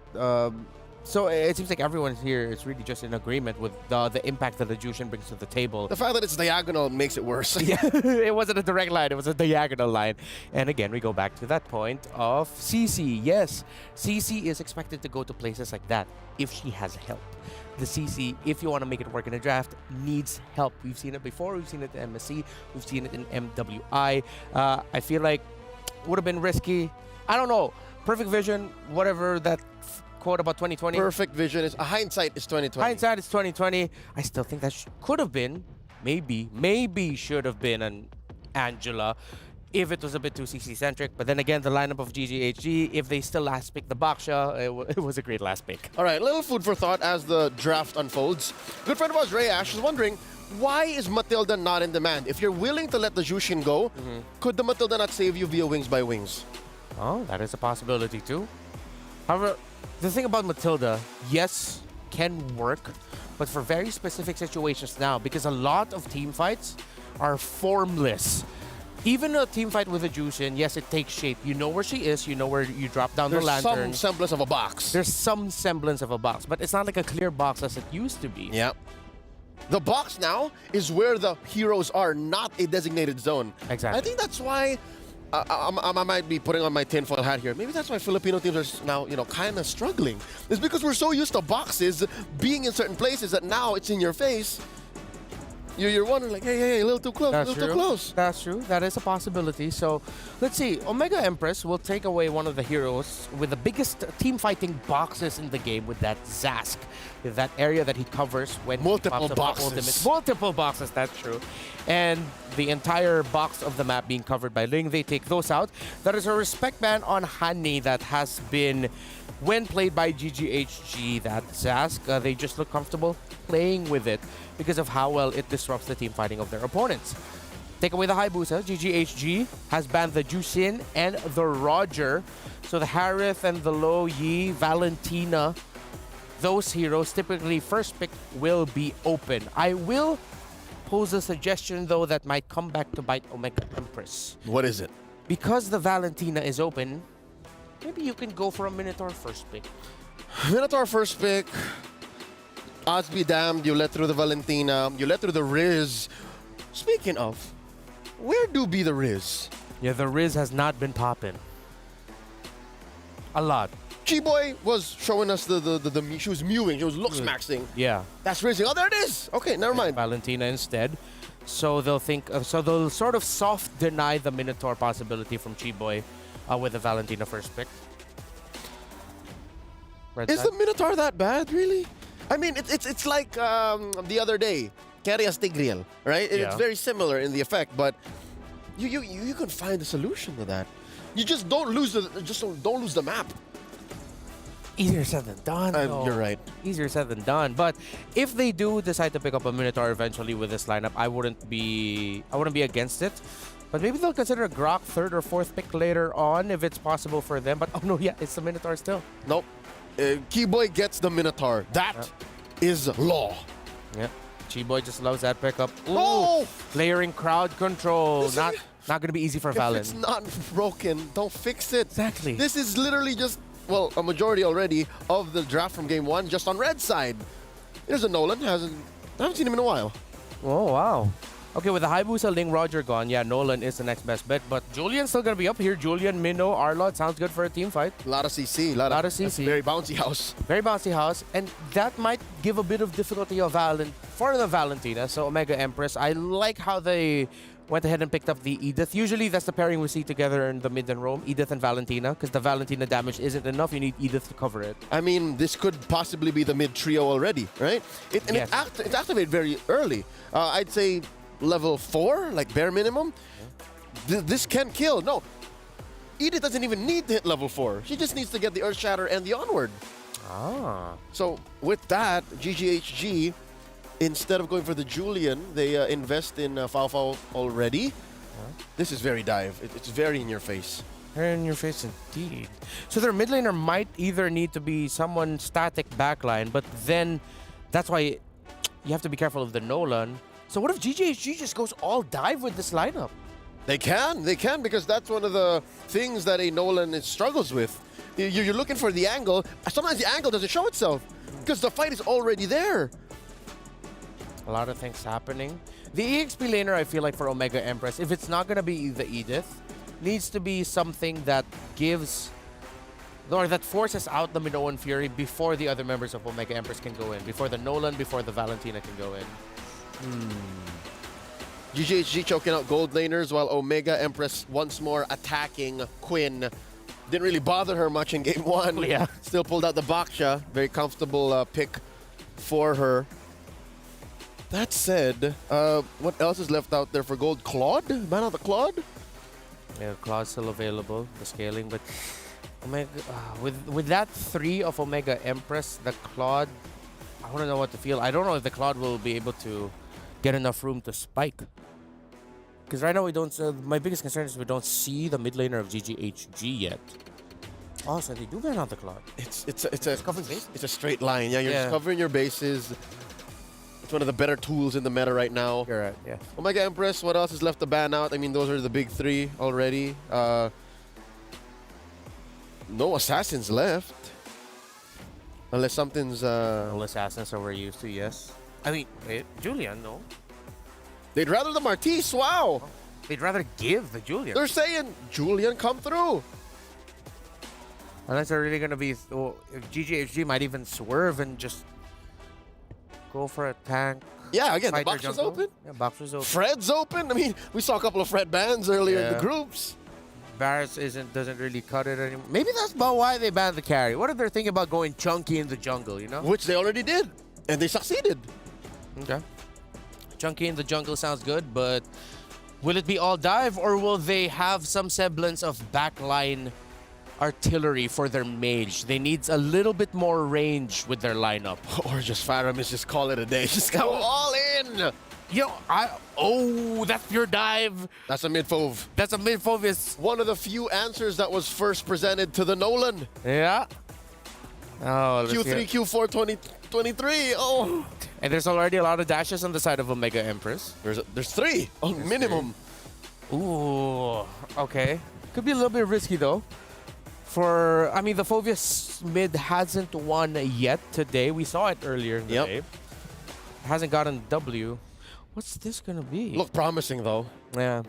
Could definitely disperse, and one of the few weaknesses of Omega Empress so far we've seen today is when they're split across the map and when they're not allowed to play their game. So what's it gonna be? Matrix? Need a gold laner, and you need a decisive roamer. Yeah. Oh, it's the Ixia. All right, just yesterday, Shinoa debuted the Melissa, and here they pick up an old favorite, the Tigreal. That's 4 dashes. At the same time, the lineup of Omega Empress, by putting the Tigreal in the roam, I appreciate the lineup. With all the dive, one well-timed implosion can ruin the team fighting. Yep. GGHG. But just the same, it's very all-in on Shinoa. Yeah, this is the lineup for Ixia, you're right. It's very Shinoa-centric, and you have Keishi just to either clean up or act as a scrambler. And here, wait, hold up. Bennett Jungle. Quinn is pulling the page out of the Ice Queen's book. Yeah. We have the Ice Queen on VSG. It's Ice Quinn. The Ice Quinn. I see a world though wherein she shows us a different flavor. Oh yeah. She's very elusive. She's very slippery. Okay. Come through the jungle, especially lore dances. So I'm with it. I like it. Yeah, there's a lot of The Fovies I'm thinking of right now, it's not a direct pick, but it feels like it covers so many bases. They're two very different lineups. Yeah. Neither going all in one, save for the Ixia for Smart Omega. That's it for me and Leo here.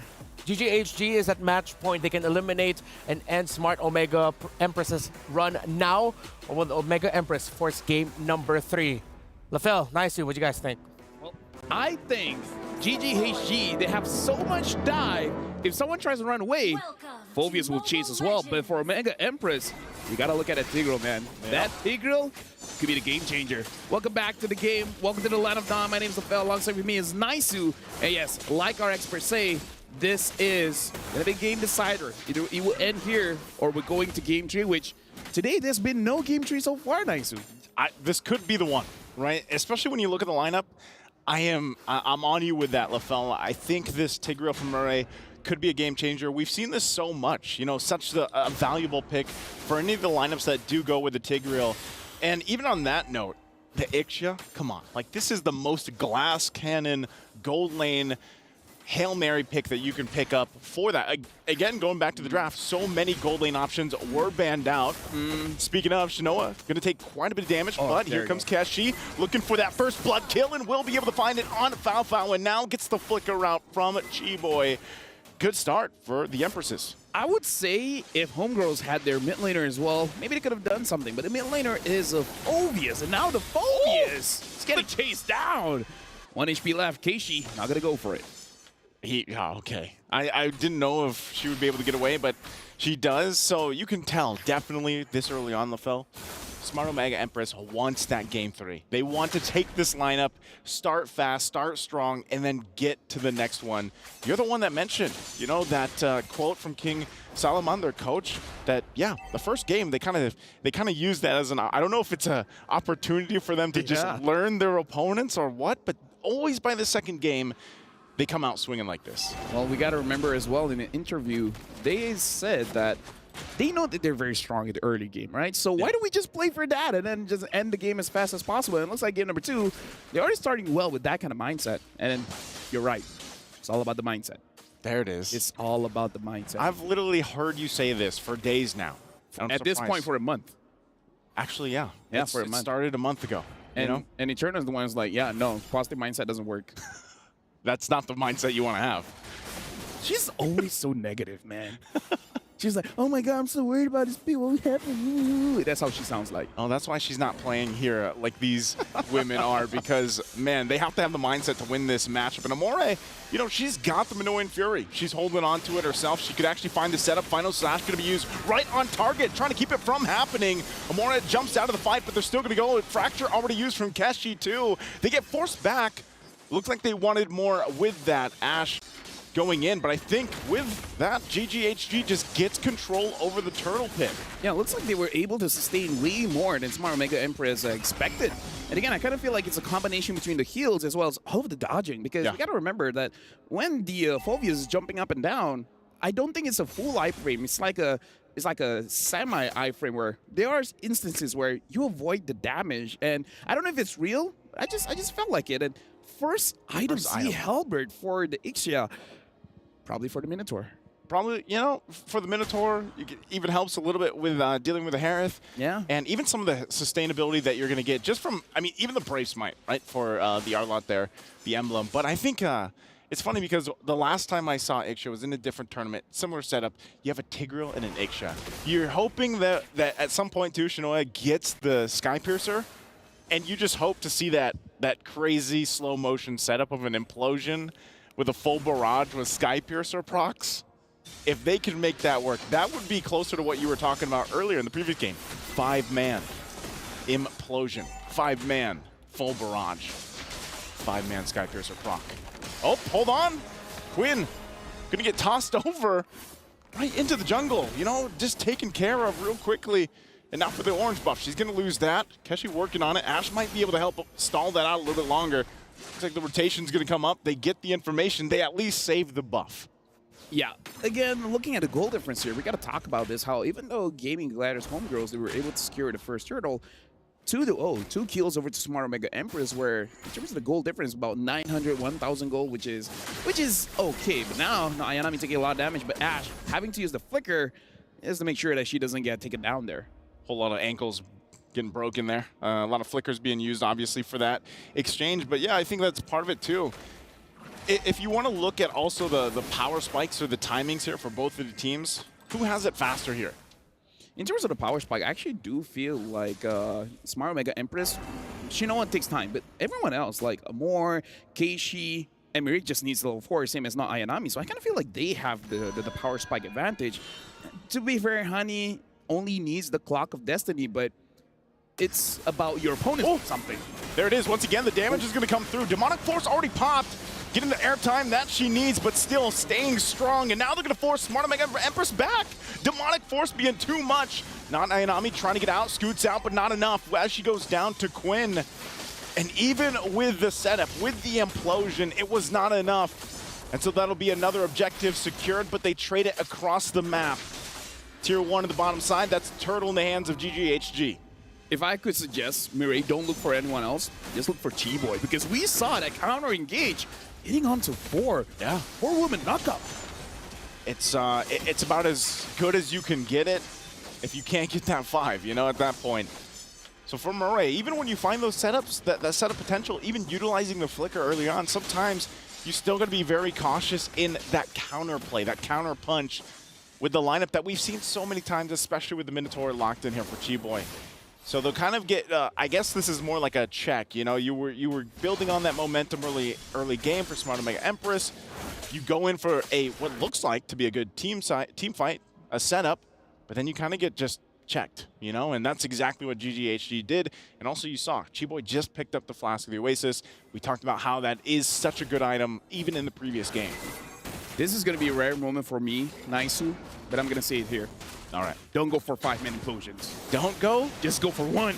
Just one. This time they're going to go for 2. There's the knockup again. A Demonic Force going to be used. Ash and Fafu joining the fight. Shinoa also on the backside. Goes in with a full barrage. Looking for targets here to lock onto, but gets thrown into the wind. Ash there already using that final slash. And now, once again, they drag it a little bit further under the turret. Murray trying to keep alive, but they're just going to go full sending it under the turret to fight him out. A flicker going to be used by Shinoa. Can she outplay it a little bit further? Looking for another kill. She gets a double kill. Can she get the triple? She's waiting for time to get here. She heals back up. She gets a triple. Maniac. How does she do it? And now she gets the Savage. What an outplay. What an outplay from Shinoa. I did not thought that was going to happen. But like I said, you don't need 5-man implosions. Just do 2 and then get a Savage. Sometimes less is better. Now, we got to look at the STC replay here to see, like, homegirls, they were very ambitious here, which you can't understand. Look at Shinoa. She's so low. But look at that healing, right? The healing coming in from her own kit. And maybe this is why she grabbed the CA Halberd, just to make sure that those extra heals, it's not going to happen. And not Ayanami. That was a key onward. That onward was savage-able. Like, because of that, they got a Savage. Oh, man. What a play. You can hear the crowd love that, too. One bad thing, though. What's that? If she dies, that's a huge shutdown.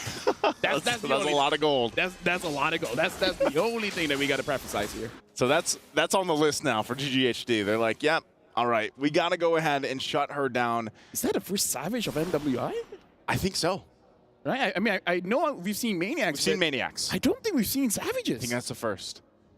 So there it is. There and also with that, like, she gets the Corrosive Scythe. I'm wondering what the next item she's going for, too. Demon Hunter Sword? Yeah, Demon Hunter Sword. But even with that, I mean, now they're going to... This is the thing. Mid lane, they're going to find it out. Full barrage already going to be dropped once again. Demonic Force might not be enough for this one. They're trying to get the positioning. Final Slash going to be used too. They finally get Murray, but look at this in the mid lane. They're going to be shut down a little bit further as she does fall. And Demonic Force from Hanny is too much. But here comes not Ayanami. The shield is there, the stun. And now Ash will help disengage. Talk about a swing back. Momentum continues to go back and forth. But GGHG wins that team fight. Okay, she went for the 1-person implosion. Okay, get two. Get 2 at All right, least. no, we see the middle line, right? Don't do 5, don't do 1, do 2. But again, that's the big shutdown goal, right? We just said it. We literally just talked about it. You're on desk, LaFell. You got to be careful what you say. I would like to give my apology towards the management of Smart Omega Empress. I only have one thing to say. I'm just doing my job, man. Hey, you're stating the facts. That's what they had to do. They knew after the Savage, we got to get the kill. They got it. Now the gold's there.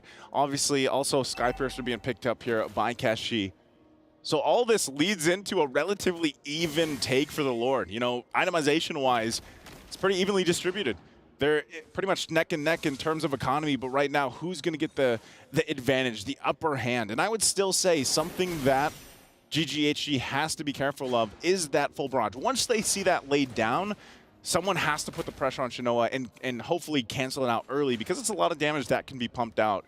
But as we're seeing, man, Hani on this Phoveus mid that pops up. Hold on. Speaking of, Demonic Force going to be used once again. Quite tanky yourself. And also in the bottom line, Shinoa going to be the one in trouble under the turret. They're going to dive in. Ash goes in, takes a ton of damage, but will go and trade it out. And it's a 1-for-1 trade. A 1-for-2 trade, actually. Conceal going to be used as well. Pushing them back a little bit further. GGHG on the run here. This might be the opportunity for Smart Omega Empress to take the Lord. I see what you did there. Yeah? You talked about Honey, and then Honey died. Sorry, I threw it back to you. Yeah. This really is Malaysia against Philippines. More than one way. With that being said, now we're kind of going back to equal here. Every member is alive, and now they're fighting around the Lord. I would say slight advantage to Homegirls just because they have the healing coming in from the Minotaur. But with that being said, there's honestly a lot more engaged coming in from Smart Omega Empress because Amore has the Minotaur Fury. So Miri can pick people off. Just do 2 Implosion, and the rest of the members Amore can handle. So now you honestly have the perfect setup. You have 2 roamers, and both roamers can initiate the fight. So 1 for engage, 1 for disengage. So on one hand, you have healing. The other hand, you got a lot of good ults. Oh, plus the Edith. That's oh yeah, part the of it Edith too. as well, yeah. And Edith not only provides a lot of that CC available, but even damage once the Primal Wrath form is popped. Holy Crystal, though, picked up. Speaking of damage for Fao. Quinn here now, getting eyes set on Kashi. Has the information. Also, a little more defense for Hanny. Flicker going to be used. Not sure what the play is here, but they're going to force Quinn back a little bit further. Neither team could actually start up this Lord as both junglers putting the pressure elsewhere. And it looks like they're just trying to get the space advantage to work around with. Now, if GGHG gets this mid turret in Tier 1, they'll have a little more space to work around with because theirs is down. And now this might be the moment that they both get set up for the Lord take. I feel like they definitely want that mid, but they also understand they will not be able to get it without a fight. And right now, Quinn is having to do cleanup duty. She has to handle the top lane. But we've seen this before. The moment someone is seen in the map, that's where you can see a team getting aggressive. I kind of feel like for Smart Omega Empress, they already found Honey. Yep, again with the Demonic Force, the rest of the team trying to make their way. Goes in, there's the jump in, but look at the damage. Full barrage going to be dropped down. You can see the Skypiercer proccing as well. Ash will be able to get away. Now Quinn amongst them all will go under the turret, but she finally gets taken down. Double kill for not Ayanami. 3 down for GGHG, and so now this could be that moment. Smart Omega Empress only down Murray. Do they take the Lord here? Fao waiting patiently. Rest of the team need to go heal back up. Shinoa's going to go ahead and start this one up. Still working on it. Keshi does have the Retribution available, so this should just be a Lord in their hands. You know what's the game changer there, Naisu? What's that? Mireille. Yeah. You know what she did? What'd she do? Implosion only to Chi-Boy. Only to Chi-Boy. Chi-Boy was so late getting that Maneuver Fury off just because Smart Mega Empress, they initiated the fight with not Ayanami with the onward, able to catch out Honey. And then Chi-Boy, of course, she wanted to help the mid laner, right? But because the implosion was there, she couldn't do anything. And by the time she engaged, it was a little bit too late. Honey was not there anymore. And then at that moment, Homegirls went in a disadvantage because all the timings were not right. Yeah. So shout outs to Mireille. That was an amazing play coming from her, making sure that Chi-Boy didn't impact the fight as she wanted to. And you know, with that, it's kind of like if Murray does just catch 1 or 2, actually, in reality, it's okay. Because like you mentioned, they have so much layering of ultimates that they can take, especially if Amore continues to take the Minoan Fury. She might be searching for that now, too, to set up for this Lord push as it makes its way down the bottom side. GGHG trying to keep this together, trying to keep as much of their base together as they can. The Earth Shatter going to be used still at any moment. Not Ayanami could force a situation with that onward. She has the flicker available too, but they're just going to get that one turret for now. Might take the discipline route. Everything, again, what they're facing is this match point from GGHG. Amore now having the Minoan Fury, so again, a lot of initiations here. Queen having the Blade of Despair should be able to deal a lot of damage, but I kind of feel like damage isn't her problem, it's survivability. Can she survive this gank? Oh, good eye for an eye. Good eye for an eye. Good usage there. Able to go in. Ash, though, with the final slash, going to find Murray. Implosion going to find 2. There's the knock-up 2. Quinn jumps to the backside. Shinoa tries to flicker back, but she's got everybody on top of her. She tries to get away, but she will fall. 3 down for GGHG. It's only Shinoa that went down. Hani could be the next one. She has tons of health and shields, but they battle it out. Faofao as well. They're on the retreat, though. Smart Omega Empress happy with the 3 they got. Right now, it does seem like Homegirls, if they want something, they got to trade something. And that's something that they really do not want, because Queen was able to get Shinoa, but because of that, Queen herself was taken down. And this is not good, because when you're the defending team and you're losing members, you're losing map pressure. And when you're losing map pressure, you're going to lose turrets. And they might lose the mid one here. They're going to go for it. Look at the damage coming out once again from Keshi. Demonic Force going to be used again. Hani trying to hold the front side, but won't be able to escape as she finally falls. But at least for now, GGHG holds on to their base turrets. 2 of them. They only lost that one at the bottom side. And now where does Smart Omega Empress continue to put the pressure? 15 seconds from the Lord coming up here. Are GGHG in a position to contest this Lord once Hani is back alive? If she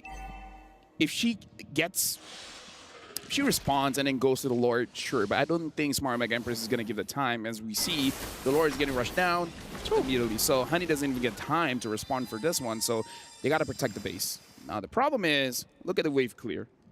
There really isn't, right? You have the Phobias. Yeah. It's not a heavy enough, what do you call it? Damage, clear speed? Spiky ball? Yeah. Spiky ball, ironclad. Yeah. Something. Oh, you talking about his chain, his weapon? Yeah. What's this called? Isn't like a, I don't know, it looks like a mace lantern. A mace. Okay, sure, let's go with that. The mace, lantern, flare, bomb, not the flare lantern. Is not enough to clear the minions, right? Yeah. The one that can really clear is Faofao, but Faofao needs to be in the Zaman Force to actually clear it, but... Quinn could, kind of. She will die for it. Maybe use the Electro Final Blow. Yes, she can, but she will die for it, right? Because the moment Ayanami sees Quinn is going to get taken down, so it's very risky. See how they kind of go with that risk.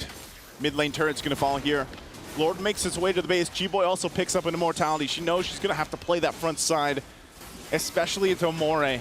And there's the onward. They're going to find Ash. They get the flicker out. Still, Lord going to be worked on. Primal Wrath going to be used. They have to fight for it. Going to force a situation. A full barrage going to find multiple members. The knockups too. Multiple immortalities will be popped. The final slash going to be used. But it's Cheap Boy that falls. Keshi looking for another. Multiple people so low here. But so far, they can't find Shinoa. As she'll be able to pop off once again, looking for another. Looking for the cleanup here. As Smart Omega Empress stays in the base. They approach to Shinoa, full health, full locked in, goes in, tries to clear the wave, and that's Ash gonna fall, and Quinn's gonna be next. But the tower lock is there as Quinn takes a couple shots, but it won't be enough. And we are going to game 3 as Smart Omega Empress takes game 2. And again, Mirai is, I would say, the disruptor here. But we gotta talk about not Ayanami on the Edith. Honestly, that Edith looks like the control to make sure that homegirls, they don't move around. Like in this game, Quinn did not have a good game. Chi-Boy in the early, sure, doing quite well, but the moment they shut down the Minotaur is all good, is GG. And speaking of that, we're gonna throw it over to our experts. Isa pa para sa Pinas. For the sake of fairness, lagi satu untuk rakyat Malaysia. One more for both. It's down to a BO1 in this best of 3. And yeah, it comes on the back of a savage 5K for Shinoa. I'm gonna get her name right now. Shinoa. That Ixia. I didn't expect it would be an Ixia that would be the salvation of Omega. So far, Shinoa has debuted successfully most out-of-meta heroes in MWI. And I understand why Chiboy is responding this way. Yeah. It's because she was still in the mindset of game number 1. She was still the same Minotaur that was always putting herself up front. And Omega Empress has successfully downloaded that fact. They know that, okay, whoever we find, Hani, Chiboy, sure, whoever it is, let's burst them down. And key to that is to maintain their resources. They held on to their battle spells. They held on to their core damage dealers, and they deployed successfully. It took a while, again, 18 minutes, 30 seconds, but eventually they got there. What do I mean by their core damage dealers, right? It's not Amore. It's not even Ayanami. Sometimes it's Ayanami, but it's not Ayanami. Yeah. It's mainly Shinoa and Keishi, which, by the way, makes it such a lethal back and forth for GGHG. The aforementioned Savage, yes, but also the fact that Keishi is such an inevitable force. Nolan gets to places much faster than you expect. Yeah. She can go through walls much faster than a Hayabusa can with the Quad Shadow. So if you're smart in your placement, which I think Keishi is, because she's so disciplined in controlling the map, then you end up with this kind of formula. Again, it's not just a one-woman show, not just Shinoa. Keishi did amazing as well. Battle spell conservation, that's one thing that you mentioned there that stood out for me. And maybe it's because she was able to conserve her flicker at the right time that the PlayStation MVP is Shinoa. You needed that flicker for this Ixia, and you needed to maximize it. The draft that GGHG had with the Phoveus, the Minotaur, the Arlott, and the Benedetta, I really thought that would be it for this Ixia, but it wasn't. Yep, this is once more a replay for, honestly, a nomination for Play of the Day. I'll say it now, a savage for Sheen Perez. Shinoa here. We'll break it down later, all right? We'll break it down on a more cerebral level, but she used her kit so well, and I think key to that was, I don't know if you agree with me, but her first item, Sea Halberd, it allowed for that fight to be much shorter, and that's what they needed to do. They needed to shorten the time that the members of GGHG would fall so that Ayanami could follow through, and there would be windows of doubt for GGHG for the Savage to eventually unfold. Yeah. And one thing that... Oh, hey there, Ixia. How you doing? Hello. Hey. One thing that Lafel mentioned was the play of Mirai on that Tigreal, where eventually she readjusted her priorities of who she would be catching with her ultimate, with that implosion. And there was a moment we saw early on where the first major play that GGHG countered was the implosion strictly just for the Phoveus that has Purify. Eventually that was adjusted, that Mirai said, all right, I'm really gonna conserve my implosion and make the most out of it. Once those Purifies are gone, once that Nolan has bursted this Phoveus, I will be able to use my implosion. And it helps that there are literally 4 sources of CC that could pull out the Purifies. Yeah. Again, battle spell conservation. If you're able to force out the Purify from Hani early so that she can continue demonic forcing, then all the more Keishi and Shinoa's job becomes easier. If not, then that's when you force out the implosion, and then it comes through, and then you layer it with maybe another Earth Shatter, another Onward. Because I think some people forget, there is a stun in Shinoa's kit. There's a stun in the Ixia. Yeah. So if you're able to get that through while you're in full barrage mode, then even a Zaman-forced Harith, even a Harith hopped up on time magic will have to lay down and take a dirt nap. And that is it. One more game to decide the fate of these two teams. Omega Empress and GGHG have taken each other to the limit. But before we continue the story of these two squads from the Philippines and Malaysia, let's go on over to Eterna, who's with Maria. Hey everyone, it's Eterna here with Maria once again. We're backstage. It's nice to see you. Nice to see you again. Rachel Malati. Rachel I Malati. love her name. Yeah. Beautiful. Yeah. Yeah, that's my real name, guys, for those of you who don't know. Surprise. Anyway, yeah. I think earlier on you mentioned that you met GGHG before, Yes, and yeah. you had a small talk with them. Do you know what the overall vibe is right now with them? Anything that we should know on the broadcast? You know, after they won against, not won, draw against Team Vitality, at least they scored one game. It feels like they win this tournament. It feels like they are really confident they can go through anything.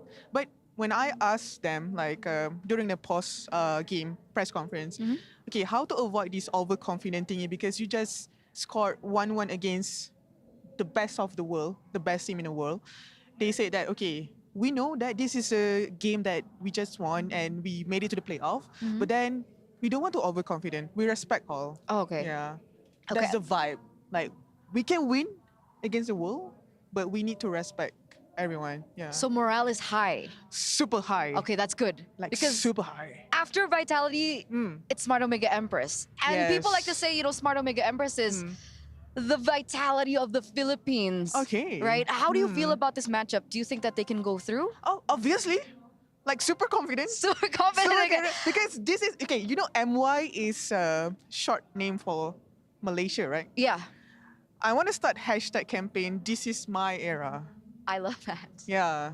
This is I the love beginning that. of my era. I mean, technically, it still could be possible here at MWI. Yeah, they just show us against the Vitality. And yeah, and you just said Smart Omega is the Philippines version of... Yeah. That's true. That's interesting. Oh man, because that could replicate the same story as MSC. It's scripted. Right? Guys, it's not scripted. She's joking. Just to clarify. She's joking. No, you're joking, right? No, I'm joking. Yeah. Yes, So yes, I'm she's joking.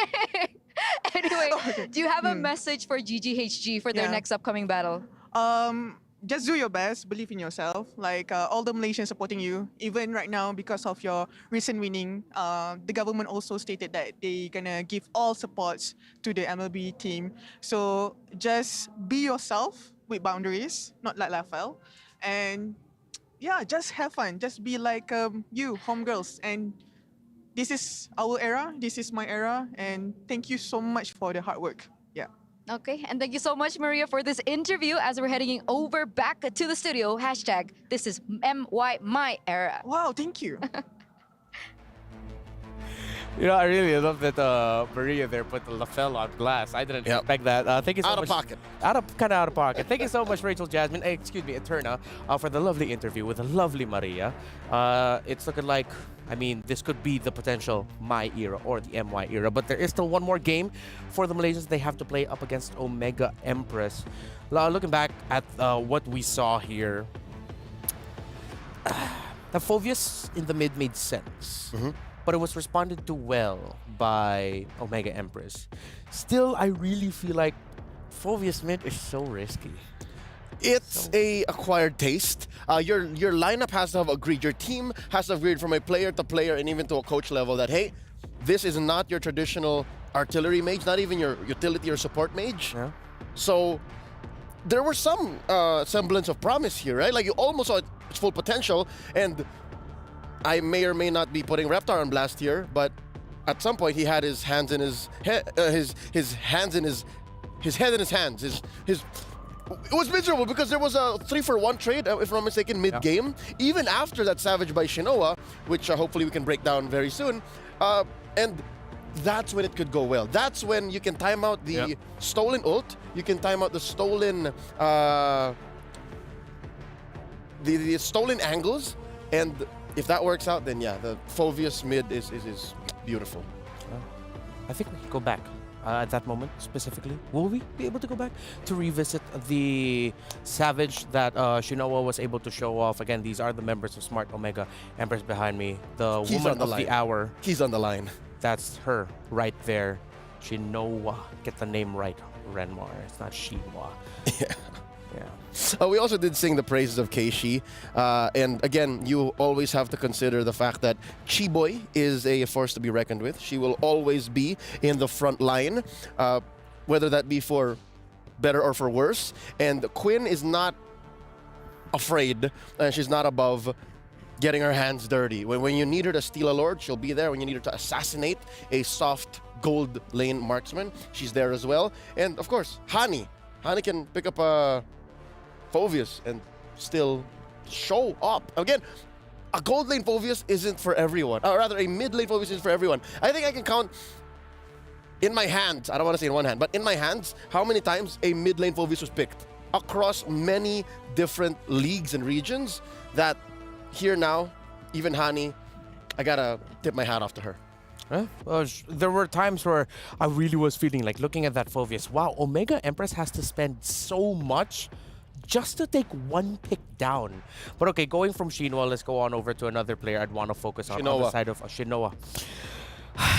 Sorry about that. Shinoa. Continue. Look at Keishi this time. In person, when you get to meet her, she's quite very low-key. Soft-spoken. Soft-spoken. And her playstyle is somewhat similar. Excuse me? Drafts up. I don't think this is what we should be seeing. Yes. We'll be repairing this. Yeah, we're repairing this. This might be a... It will be amended. It will be amended. That isn't the actual draft, but we can go back to Keishi. Yes, sir. Talk to me about Keishi. What she I'm does, a big fan. I'm a big fan of Keishi too. Like when I got to interview her, she really is the type that she just goes with the flow.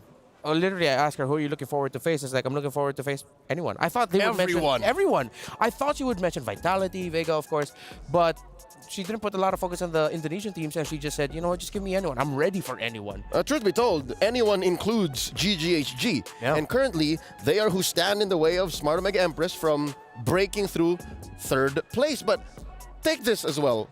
Talk about GGHG. What if they snap into a different mode? What if they get a brand new laser focus and they show us something else? Because it's one thing to take the momentum, to have the momentum taken away from you, right? After winning game one, oh so dominantly, and then suddenly, you know, losing to a Savage. So I hope and pray that GGHG have something left in the tank. I'm sure they do. I mean, a pick that can rock Jushin really well, a pick, team, excuse me, that can rock a gold lane Bane, that has excelled with Zask, tells me they are a team that is ready for this current meta. And for this current meta, heading into today, if I'm not mistaken, some of the top picks that we've seen, the Terizla, Claude, Edith, Julian, and Ruby, those are our top 5, with the Minotaur, Harith, Valentina, and Roger very close by. So with these picks that I mentioned, are there anything there? Is there any pick there that you feel like would be a respect ban for either of these two teams? Let's start with Omega. What would Omega want to take away from GGHG? Oh, Minotaur. For sure. Unless Valentina's open, because we saw that works now, right? Yes. But to hone in on what you're trying to get at, I'm gonna cut through A and B, jump to Z, or maybe should I say T. Yeah. The odd lack of the Rizzler. Group stage was all about the Rizzler. We saw teams first pick in Terizla, left and right, and now suddenly, save for Smart Omega, they actually love the Edith. Where's Terizla? What if Edith gets banned out? Maybe they should consider that if it doesn't get banned out. I agree with you. And I really agree with you with the Minotaur. At one point in this tournament, I think this was the updated stats from yesterday, heading into the knockout stages. Please correct me if I'm wrong. He had close to a 70% win rate. That's how effective Minotaur has been for MWI. Edith with 62%, Valentina 66, almost 67. Terizla, because with how much he's been used, is teetering around 47, 48%. But then again, it's just because he's been used so much. Yeah, the sample size will do the stats dirty, especially if you pick it high enough. As well, Roger, if I'm not mistaken, like Roger should also have like a close to 50-50. Roger, surprisingly enough, is usually banned. There you go. So he's just that much of a priority in the pool that he's protected. Yes. If I'm not mistaken, out of the most banned heroes at some point, okay, he's not the most banned, but he's in top 5. The top 5 most banned alongside Ling, Chip, Jushin, Angela. Roger is there at the number 5 spot. At this point, I think you're really just thinking of banning one hero per side, because there's always 2 that's automatically taken out, and then you just get 1 that you can adjust and modify. Here we are, the draft. One of the heroes that you mentioned earlier was Edith. Instead of that, maybe pick up the Terizla. Maybe that will be an option for GGHG as they first ban that. Omega Empress, if there's a pick I would like them to respect, it would be the Claude of Fafao. but they will also respect the Zask that we mentioned earlier for GGHD that they rock in the mid. Second ban now for HG. I would like to see them consider taking out the Angela, maybe the Valentina. I think they're just going to start attacking Shinoa here. But here's the thing. Attacking Shinoa is most likely an exercise in futility. You know she has a Melissa. You know she has an Ixia. Very rarely do they have to kind of set up around her. There's the Ling Ban. Still at large, the Roger. Still at large, the Zhu Xin, the Chip, the Lo Yi. There's so many heroes out there.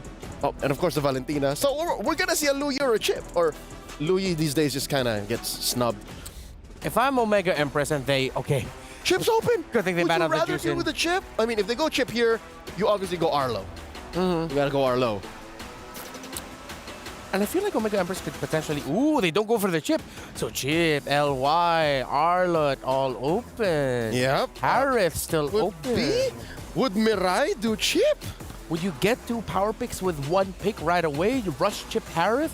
Lo Yi Harith? Okay, Lo Yi Chip. Lo Yi Last Chip time I saw that, it was a little disgusting. Yeah, but I still lean towards the idea that it can be a little bit overkill. So they go for, whoa. Do they just snub it entirely? Whoa. Yeah, they're snubbing Chip, Lo Yi, Harith. They just go ahead and pick up Nolan and Minotaur.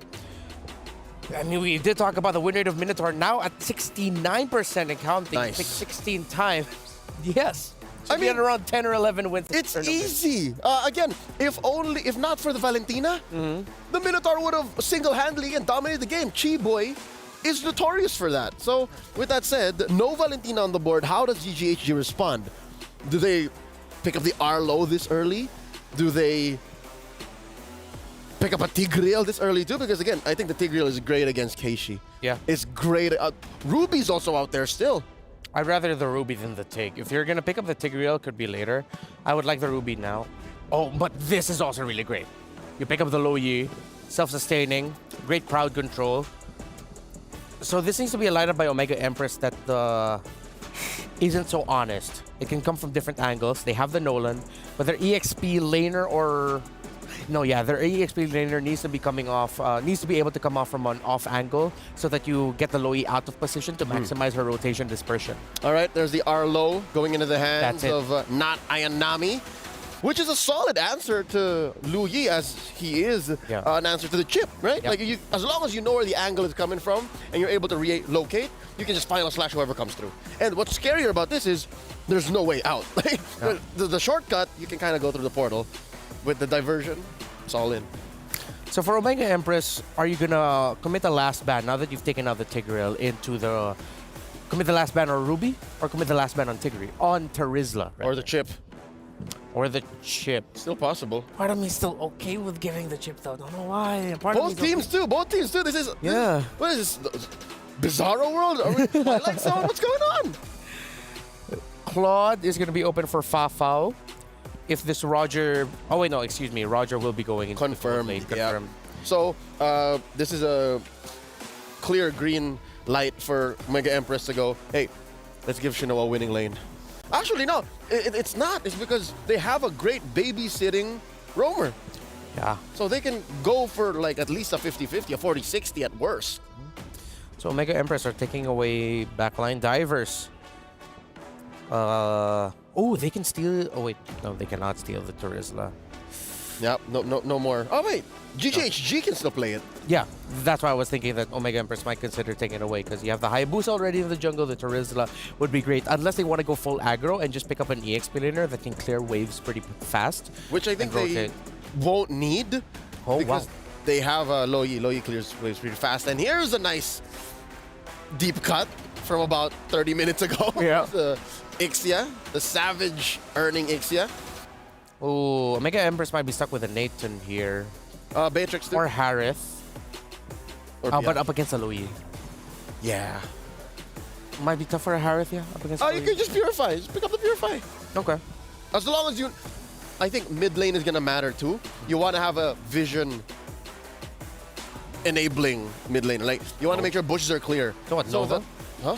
Nova? Or Faramis. Oh, okay, yeah. Or Nova. There is a Nova. They go for the long range instead. Gold laner here. Excuse me. EXP laner for GGHG. Is Rizzler making sense? Rizzler's still open, yeah. Yuzhong, oh no! Oh, Yuzhong, Lo Yi, Haya. Hunt down the Nova, come through with a diversion from an odd angle. Oh. Yeah. So if it's going to be a Yuzhong, what's the roamer for GGH3 then? It's a crouching Roger hidden dragon. I like that. I'm here till Saturday. We're here till Sunday, technically. Well, I mean, on the broadcast, okay. Okay. You're welcome. I got scared. I thought my flight was scheduled a different time. All right. Roamer, what would it pair with? What's on Chi-Boy? Chi-Boy is such an impact player for GGHG, and it looks like they're taking their time. 5 seconds left on the clock. He's thinking. Don't tell me she's gonna Kufa or something. Atlas? Nah. Kaj! And the Rizzler. Oh, right. How could I forget to mention this? A classic combination of Kaja and Lo Yi a la Rebellion Esports in MPL Indonesia. All right. Crouching Roger hidden Garuda, I guess. What's it gonna be now for the gold lane? No, Carrie was taken out early. Tough. I don't think you want to Baya here. No. All the more it's dangerous. Claude entries will be difficult. You need a bit more magic damage. It just can't be the Nova. You're both burst. You need a lot of sustained DPS. Is Harith that sustained DPS? Not in the traditional way that I would consider it. He's still skill-based because he'll use his basic attack after a skill. Yeah. Oh! This works! This works! This works! Get away! This works! This works! But again, still, you have to get it in the practice. And if I'm not mistaken, if you time the getaway well, Shadow Kill can't even get to you. The melee mains right now are very happy. Representation for them. Miracle's going wild. Miracle's going wild. There's a caster named Vey as well who'd be very happy about this game. But let's see if those melee mains will be happy being represented. Will this be the pick that sends Omega Empress to the next round? Or is GGHG's lineup enough to give this melee hell? This has been me, Reptar, here with Leo. We'll be back later, but now we'll send you off to Lasu. Lafel Naisu, how you? Lesu? There's an actual Malay word that Lesu means. Yeah. It means tired. It means tired or tiring. But yeah, welcome to the lineup done with Lesu. I mean, let's just roll with it. And welcome to the final game of the day. It's the final game of the day. Hey, we got to see a Savage earlier, and now it comes down to this. When I was looking at all the series today, I was like, you know what? I have a feeling this last one has a good chance of getting to a game 3, and here we are, Lafel. Here we are indeed. And honestly, looking at the whole composition here, really, I gotta say, MWI has its own pocket meta. Like, this time we are seeing the Louis against the Louis alongside the Kaja. It's gonna be pretty interesting here. But again, the thing about Kaja is that sometimes you can make a mistake when you're trying to force and engage. So, I don't know. Going up, basically what Chi-Boy has to do now is do a Marais. You have to catch the roamer, actually. You can't, yeah, I was gonna say. And then kill the roamer as fast as you can. Because if not, the Minotaur is gonna be like, you want to engage? Who decided that? Yeah. And, you know, the thing about it is, I guess when you look at the Kaja, because this is a pick that it's always there, kind of like in the back pocket of a lot of teams, but it's very specific situations where they bring it out. And I think in this case, the Kaja is going to help. You're really just trying to get the numbers advantage early on, but you have to make it happen fast. And I think part of that is utilizing the fact that this is a Lo Yi. You can go in with a diversion, make some surprise picks happen. But if it doesn't happen, then you have a response, especially from Marais, especially with the final sash. And I think it was a great pick, a genius pick to pick up the Novaria, a hero that has been slept on through MWI a little bit because you're just playing for vision. You know, you're looking to get at least a vision, at least a sense of where the rest of GGHG is. And even for Shanoa, I think the experts handled it really well about the whole go away, the way that you can actually time that correctly to even deal with Quinn in a sense here. So we'll see how it works. We've seen Melissa at least a couple times. I've been hit by a go away once. Have you? It was not pleasant. I did not see that coming. And I gotta say, I was hurt. What were you playing? Oh, not MLBB. But anyways, Now, not Ayanami as well as Amor. Taking a bit of damage. Chiboy gets taken down. That's a good final slash from not Ayanami. We'll see if she's able to get away, and now Murray there to help him out. There's the Minoan Fury, gets the knock up into the air. Quinn goes, and Quinn will fall 2 down. Smonomega Empress gonna get everything in this exchange. 2 kills plus the objective. Well, we saw quite a bit of mistakes coming in from Homegirls there, where essentially the abilities are not hitting anyone. And you don't want to see those kind of mistakes in the final game of the day, because again, Smonomega Empress, they're good at the early game, and after game number 1, they're gonna make sure that they hold on to their lead. Looking at the goalie here, Fawa is not having a good time. Ooh, yeah, not having a good time. Also, not Ayanami gonna go ahead and pick up. Oh, hold on, gets the Thunderbelt already, but look at this. Oh, they know. They know, they have an idea, and that's why the Novaria is so good, and now they might actually press the situation. Murray gonna jump in, they forced Chiboy back. They couldn't get the kill they were looking for, so at least stopped in their tracks for now. Now Quinn gonna join the fight. The shadow kill gonna be used. It's all on Murray. Go away is gonna be dropped down, but it's not gonna be enough as Murray falls. Good response from GGHG. Yeah, at least they get something here. Excuse me, the crab is still there. Quinn. Oh yeah, there you go. It looked like both jumps are still like. I mean, there's no way I'm gonna get that right. Even the crab is like, hey, what's going on? Excuse-moi. Hola, mi amigo. I'm here. Well, you know, either way, like, even Hani. I don't know what the crab's... That's the language that Gold Crab speaks. I heard crab say, hola, mi amigo. All right. Yeah. You know, you might want to download a different language pack.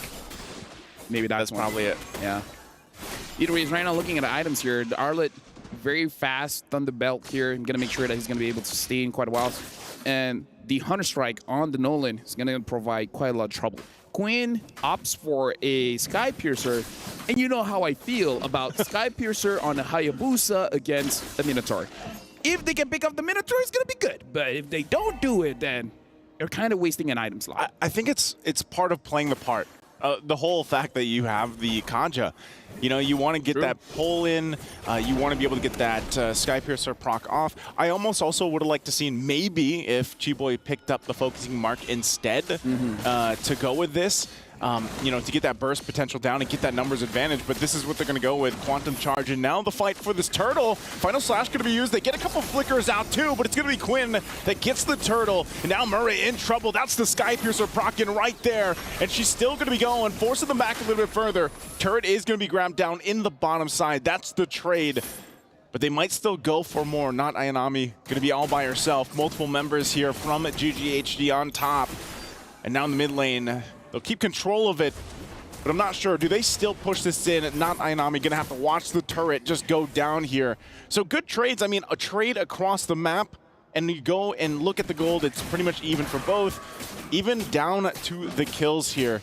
And Turtle, so it's pretty much an even game here, Lofel. For that one, the reason why Homegirls were able to get a win was because of Chiboy. She was able to lock down Mireille mid-animation of the Minoan Fury. So she was able to stop that big ult. If she can continue doing that, then we got a game here. Well, shower kill going to be used just to put a little bit of pressure. Not much going to happen there. Quinn might as well just go ahead and use it once she has it available. And if they can get a, pick off at this point in the game, it's going to be great. But you can see, obviously Quinn still needs a lot more damage. Hunter Strike's already available here, of course, for Keshi. She's working on the next. And like you said, you have some defensive items too locked in, but nothing just yet for Murray. What would be the right item for Murray to take first item here against this lineup?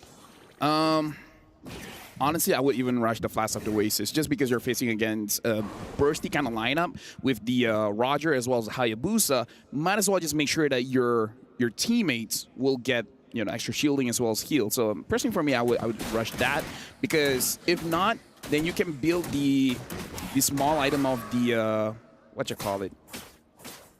Which one? It's an armor item that reduces the damage. Still plates? Yeah. Oh no. Hold on.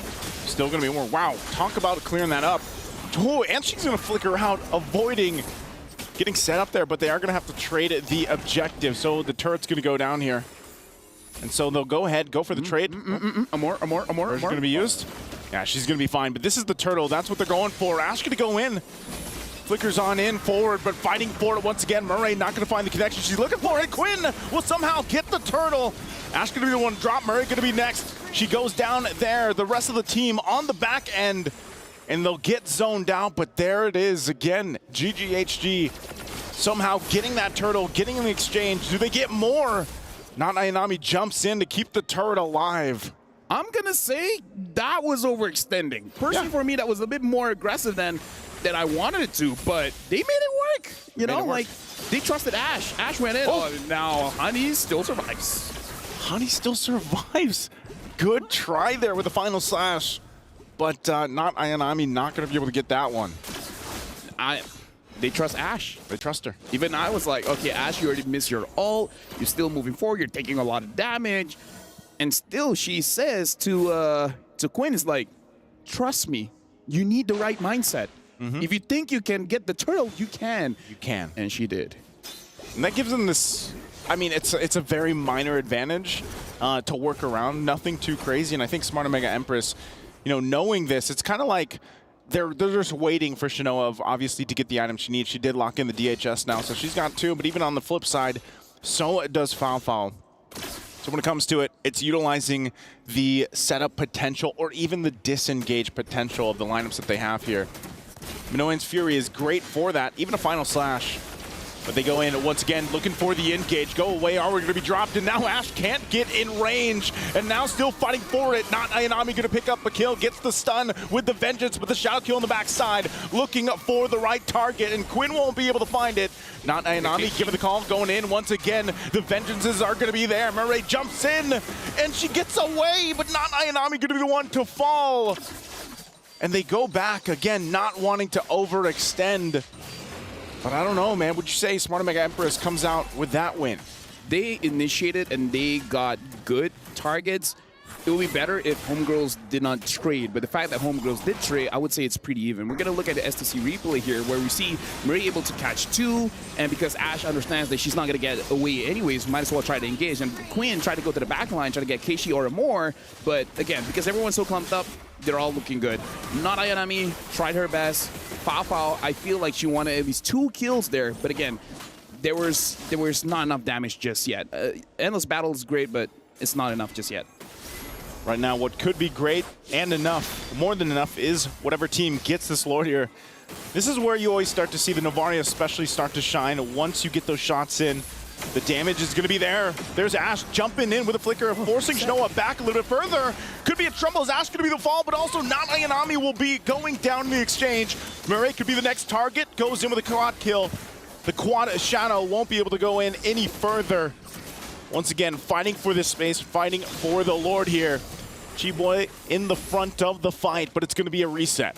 Yeah, definitely, because Homegirls, they got to be careful because the Minotaur is still there. The Minotaur is still healing. Shinoa as well as Keishi can deal a lot of damage. So I feel like for Homegirls here, you don't want to overextend. You got your advantage. You get away. If you get a catch, that's amazing. Looking at G-Boy still having the ult, you can pull someone in, preferably pulling in the Mireille. The thing is, do they have enough damage? Fafao just completed her... Okay, looking at items here, having Wing Talker, Endless Battle, as well as the Malefic Roar, you have enough damage to take down Mireille, especially when Mireille does not have any armor at all. So it's a good time if you want to catch her out. So it's really on both roamers at this point.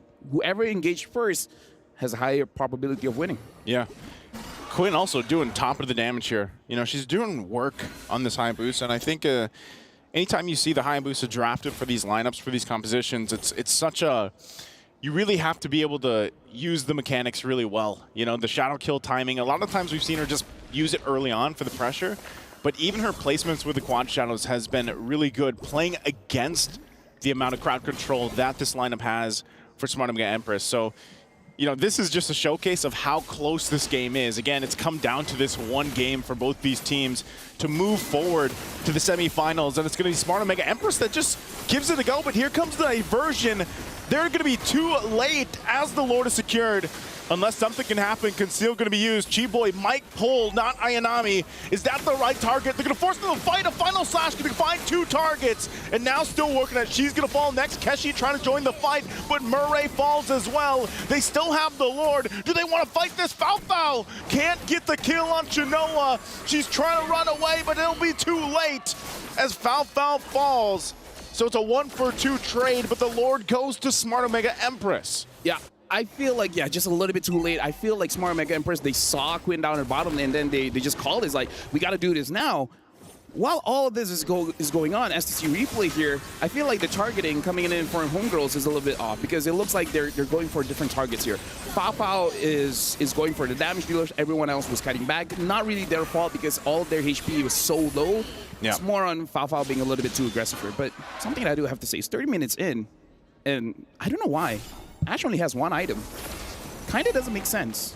I don't know why Ash only has 1. Like, I feel like we've seen the item pop up quite a few times. I don't know if it's a bug or something, but why does she only have 1? I feel like at this point, the minimum you should have is 2 because you're the EXP, you're not a robot. Yeah. Interesting to point it out. Yeah, just 1 item. Yeah, she's only got the Dominant Ice. I mean, she picked up the Fury Hand probably early on just for the lane. The thing is, their goal is not different. 5.4, 5.9, 500 difference, but looking at the Arlet is going to finish the 3rd item first. Right? Yeah, interesting. I mean, it looks like they have, what, 2 conceals, 2? Oh, Quinn, wow, she just deleted. Diversion going to be used, but they won't follow up on that. So with this, once again, it's just going to be put the pressure on the bottom lane. That's the game plan for Smart Omega Empress. Want to get as much territory as they can. And now eyes set on the base turret here. 4 members for GGHG. Is it going to be enough to hold on a little bit longer? Base turret still standing for now. Not Ayanami on the front side. They're going to jump in. Murray there too, looking for this kill on Ash. Ash Immortality going to be popped. There's the final slash. The Chiboy will fall, and now Ash could be next. They get the stun. It's a double for not Ayanami. And now they're going to take the discipline approach and back off. They still have a tier 2 in the mid lane to work on. Right now, Homegirls is definitely in a bad spot. Looking at STC replay here, it does seem like Chiboy is not going to have a good time trying to force a fight because now with the map pressure that they have, Smart Omega Empress, they can initiate. Mireille can do whatever she wants at this point. And looking at the management here, they're not really pleased with how the game is looking so far. Well, at least for Homegirls. Yeah, for Homegirls. Smart Omega Empress team looking really confident at this point. Look at that, Hanny just deleted with a combination from Keshi. 5-0-4. This pick really paying dividends here, and now I'm going to work on the Lord. Not sure if GGHG can really turn this around. Conceal going to be used from Chiboy. There's the jump with the penalty zone, and Quinn going on the backside too, going to force them back a little bit further, even with the go away. But Quinn will find Keshi. Final slash going to be used. Keyboy going to be next. Chiboy will go down. She's out of here, but Quinn still there. Not Ayanami going to try to keep her here at bay. Quinn goes in with a quad shadow. And once again, Lord's still going to be a take here. Smart Omega Empress will be able to secure the objective. Fao jumps in. Quinn, what left can they do? The final slash won't be able to connect. Oh, but the shot from Amore will find the mark. But Honey's still around. Homegirls, they really don't want to let this Lord go. They're like changing shifts at this point. It's like, okay, now it's my turn, now it's your turn, now it's my turn, now it's your turn. Make sure they don't get the Lord, but looks like they don't have much say for this one. The Lord is going over to Smart Omega Empress. It's going to be the trade right there. Again, a very messy fight for them to go ahead and secure this, and Hani really trying to do her best. She has quite a bit of damage too. A little bit longer if she could have, but Quinn will get a kill on not Ayanami. So once again, Smart Omega Empress, they get the objective. They get ready for this push into the base for GGHG. Could this be it? Could they defend? I feel like they can defend one more time. Just a feeling, but the moment they're able to take down Fao, I feel like that's it. Because I feel like Fao is the saving grace for Homegirls right now, even though her KD is 2, 2, and 3, but she's been able to juggle this team fight quite well, going in and out, dealing enough damage to make it so that Smart Omega Empress doesn't fully commit to any kind of engage. But again, that Minotaur is a problem. Mireille, 0, 4, and 12. again, Chiboy hasn't been finding the right targets, having to force to pick up not Ayanami instead of Mireille or even Keishi. Comes down to this. At this point, this could possibly be a game-ending Lord for Smart Omega Empress. They went through it in Game 1. They had a game for themselves with a Savage in Game 2, and now for Game 3, looking to clutch this one out. Ash on the front side, trying to keep it at bay. The mid-turret's going to be the focus. They go in with a shadow kill, but it's not going to be enough to pump out the damage they're looking for. There's the final slash and the Minoan Fury with the flicker combination. Chiboy in trouble, one hit away. They will be able to get it. Lord's still going to be worked on, and now running from the backside with Smart Omega Empress still looking to cap out the game, and they will do it. They'll force it in. It took them 3 games, but they'll send the home girls home and go forward to the semifinal. And with that, homegirls have been eliminated. Good job for making it this far. But again, we heard people talking about it. This is basically the fatality of the Philippines. Pinas lang Malakas, they're moving through. That was good. Very well said. Thank you very much. You know, and what a game. What a series. I'm glad that when we got to get to this last match of the day here at LaFell, for us, LeSue, you know, we got to see 3 games. Because with everything at stake, of course, this is how you want it. You want it to go to the distance. You want to see these girls put their best showing on, and that's exactly what they did. Even for GGHG, man, they held up a good game. This was a relatively close Game 3 even. Oh, yeah. And Smart Omega Empress just comes out on top of it. Again, like, there's no other way to end the knockout stage. And we got to put this into, like, just think about this. Tomorrow is the very last day of MWI. This is the second last day. By tomorrow, we have 3 best-of-5s. And tomorrow, we'll find the real queens of MWI. So, honestly, thank you very much, Naisu. I would say thank you for everyone watching. I'm going to say thank you to all the casters for today. You guys have been doing an amazing job during the knockout stage. All the winners you guys have seen are all going to play for tomorrow, and it's going to be intense. Tomorrow we'll find, for this year, the queen of MWI. With that being said, thank you very much, and we're throwing it over to stage with Cheryl Yao as well as Bara. It's on you guys right now for the interview. Ladies and gentlemen, what a way to wrap up, you know, the final day with a full best-of-3 series. Now, I have beside me, so are you or are you not Ayanami? I am not. Not Ayanami. So it was just a trick question. Now, when it comes to Smart Omega Empresses, you guys usually have a rocky start, but you guys clean it up afterwards. And very similar to the Smart Omega boys, which were once called the Comeback King. What happens? For us as the female counterpart, I'm not really sure, but it's always like that. Even last year's international tournament and SEA Games, we lose the first game against Indonesia, and then we cleaned it up. But then you know what happened next, and also yesterday is what happened. Our first game was a bit rocky. We didn't play that well, and then we cleaned it up afterwards. It's like always like that for us. I don't know why. You don't know why, but you gotta find a solution, and a solution fast, because make no mistake, right here at MWI, not just you guys are looking for the championship. Every single team all has the dream to be the queens of Mobile Legends Bang Bang. And speaking of which, I do have another question, and that will be coming from Bara. Well, now pretty much, first of all, great performance and all. Now you'll be facing VSG. Any player maybe pretty much you'll be having a look for, a look out? VSG has 2 Filipino players, and I'm looking forward to both of them. Oh, okay, okay. And how you feel about that? I'm not sure. Good luck to both of us. Okay. Good luck to all, definitely. All the queens shining beautifully here. Yes, so let's not forget the prize after taking this full series of a best-of-3. We would love to have our Malaysian representatives from Gaming Gladiators homegirls to pass on your tournament key over to them. Beautiful Amazing sportsmanship. Let's hear it, sportsmanship. everybody. Come on, let's hear it. Everybody over here. Amazing game. GG, well played indeed for homegirls.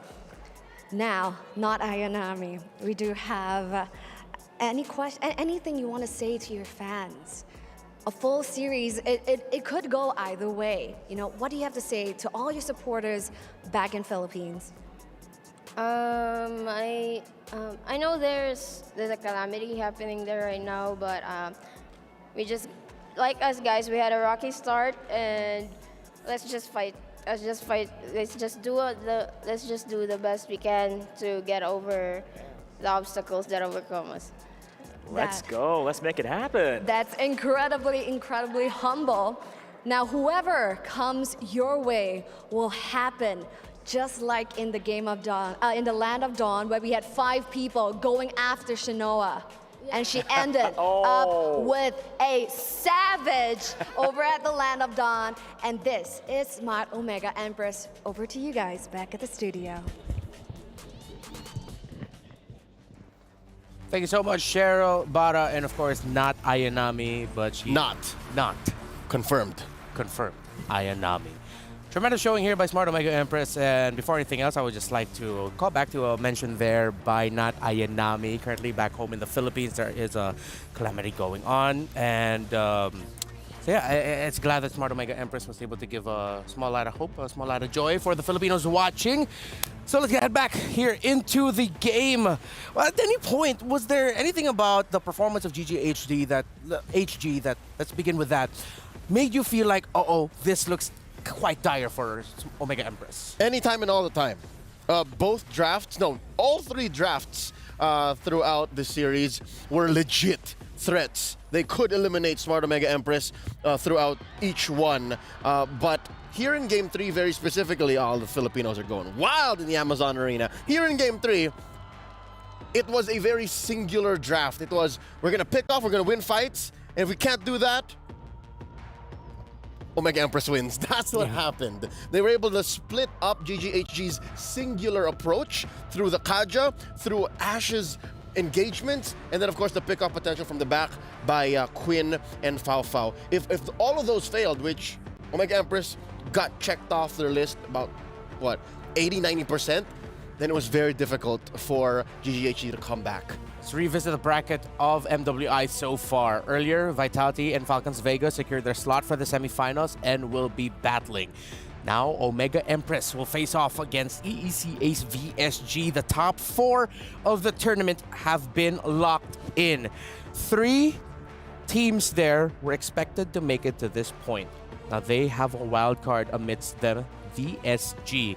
But let's focus now on what we just saw here. Smart OMG getting the W over their opponents GGHG. Lots of G's. Let's welcome our MVP. It's Shinoa, the goal laner of Smart Omega Empress. Shinoa, how are you feeling? Getting a savage here in MWI? I'm feeling great, and actually I was expecting it to do good in Iksha Hero Pick. Okay. Why Iksha specifically? So did you prepare the Iksha for MWI? Have you been spamming her a lot? Oh yeah, there are so many using Harith, and I think it's a counter. So you think that Iksha's the counter to most of the gold laners we have now? How about the Melissa? You've shown the Melissa twice now to great success. 100% win rate now on your Melissa. How did that come about in your training? You prepared for Melissa too. Yeah, I was spamming Melissa and Iksha. Of the 2, I'm sure meron ka pang tinatago. You're keeping more heroes. Are there more? Are there more for top 4 in finals? Yeah, just there are many. Okay. There are many. The secret. Shh, y'all, it's a secret. Okay, I have a question for Sheen. Sheen, during that savage moment, I'm sure it's fresh in your mind. What were you thinking? What was the play? Because there was 3 or 4 members? Almost 5. Literally 5 members of GGHG on you. What was going on in your mind? They're coming at me. They're all coming at me, and I was calling my teammates that hey, come here, I can do this. And actually, I was feeling great. It was savage. Yeah, and who came to your rescue? That was Ayanami. Yeah, it's Ayanami using Edith. Yeah, you tricked Quinn. I saw Quinn sent her the Benedetta attack the other way. Yeah. So Ayanami confused GGHG well enough that you scored the Savage. Do you say thank you to Ayanami after? I say Salamat. salamat. How do you say salamat in Bisaya again? Salamat lang. Salamat, salamat Salamat also. lang din pala eh. Trick Okay. question. It's a little trick question. All right. So we know now you're going to be going up against VSG of EECA. What do you think is the biggest strength of VSG right now and why they made it this far? They're all good in mechanics. My team just said it. And also, their gold and tank are good. Ah, That's why they make it. And also their jungler. And they're junglers. So a lot of them are just really solid individually. So real quick, yes or no, will Omega Empress get the win tomorrow? Of course. All right. That's Genoa, the MVP of our game number 3. And real quickly, do you want to say one last thing for the fans watching at home? Is it okay if it's Tagalog? Yes, even Bisaya if you like. Yeah. Salamat sa nitanaw namo, especially sa akong family and sa mga friends. Thank you so much for supporting us. We will make you proud and we're gonna win this tomorrow. Thank you so much, Genoa. Congratulations to Omega Empress. And now I think would be the perfect time to check out who our MVP is actually for that game number 3, and it is none other than Amore. The Novaria. You mentioned, Leo, in the draft, they needed vision and they got it in spades. It was an all-in vision. The alternative was the Faramis because, again, there was a lot of team fights wherein Smart Omega Empress came this close to death, but apparently they played well enough with space that they didn't need that. What they did was lean hard into vision and the inevitable scaling of Novaria, wherein she got maybe, a couple of from downtown shots. Like, definite three-pointers from Amore. Yeah, there's that one death that you see on Fafao. That was on the hands of that Novaria. That's her. And that's her. And that was a moment where Fafao actually needed to survive because that meant that GGHG could have come back for a fight. But that one stain, that one death, that continued the turnaround for Omega. And in a way, it made the diversion a non-starter. It made going into weird angles almost impossible because, you could check this bush. If no one's there, throw the Astral Echo the other way, and it's almost as good as it goes, right? That's all Novaria. That's all Amore. Are those rocks around Novaria? I've always wondered. Those are galactic meteors. Where? Galactic meteors. The ones like floating around her like a halo. Yeah, she is a cosmic being. So that's true. Yeah, that's part of her. I would say her costume. Yeah, it's not organic. That's not her body. Yeah, I get you.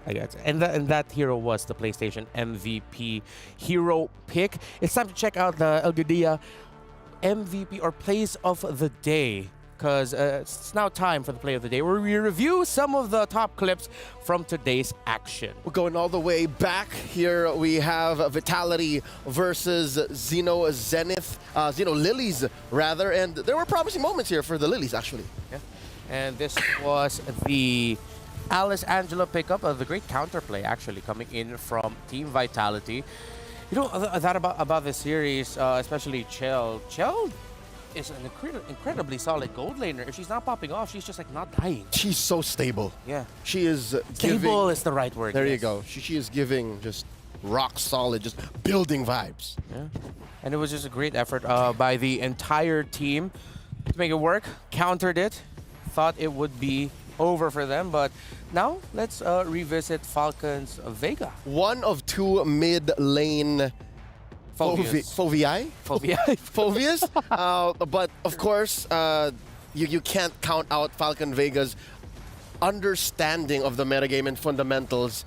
So despite all that, here we go. If I'm not mistaken, you say Chinchaw. Damn you, Chinchaw. Like, this was a good fight for Net Angels, but look at the base. The split push there coming in from upper left corner. Chincha. There it is. Go.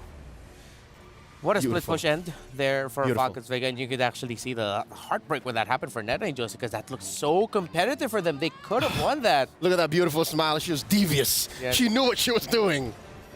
The energy I got was, oh my god, I can't believe that actually happened. Or all according to plan. You'll never know. We'll have to ask Chincha.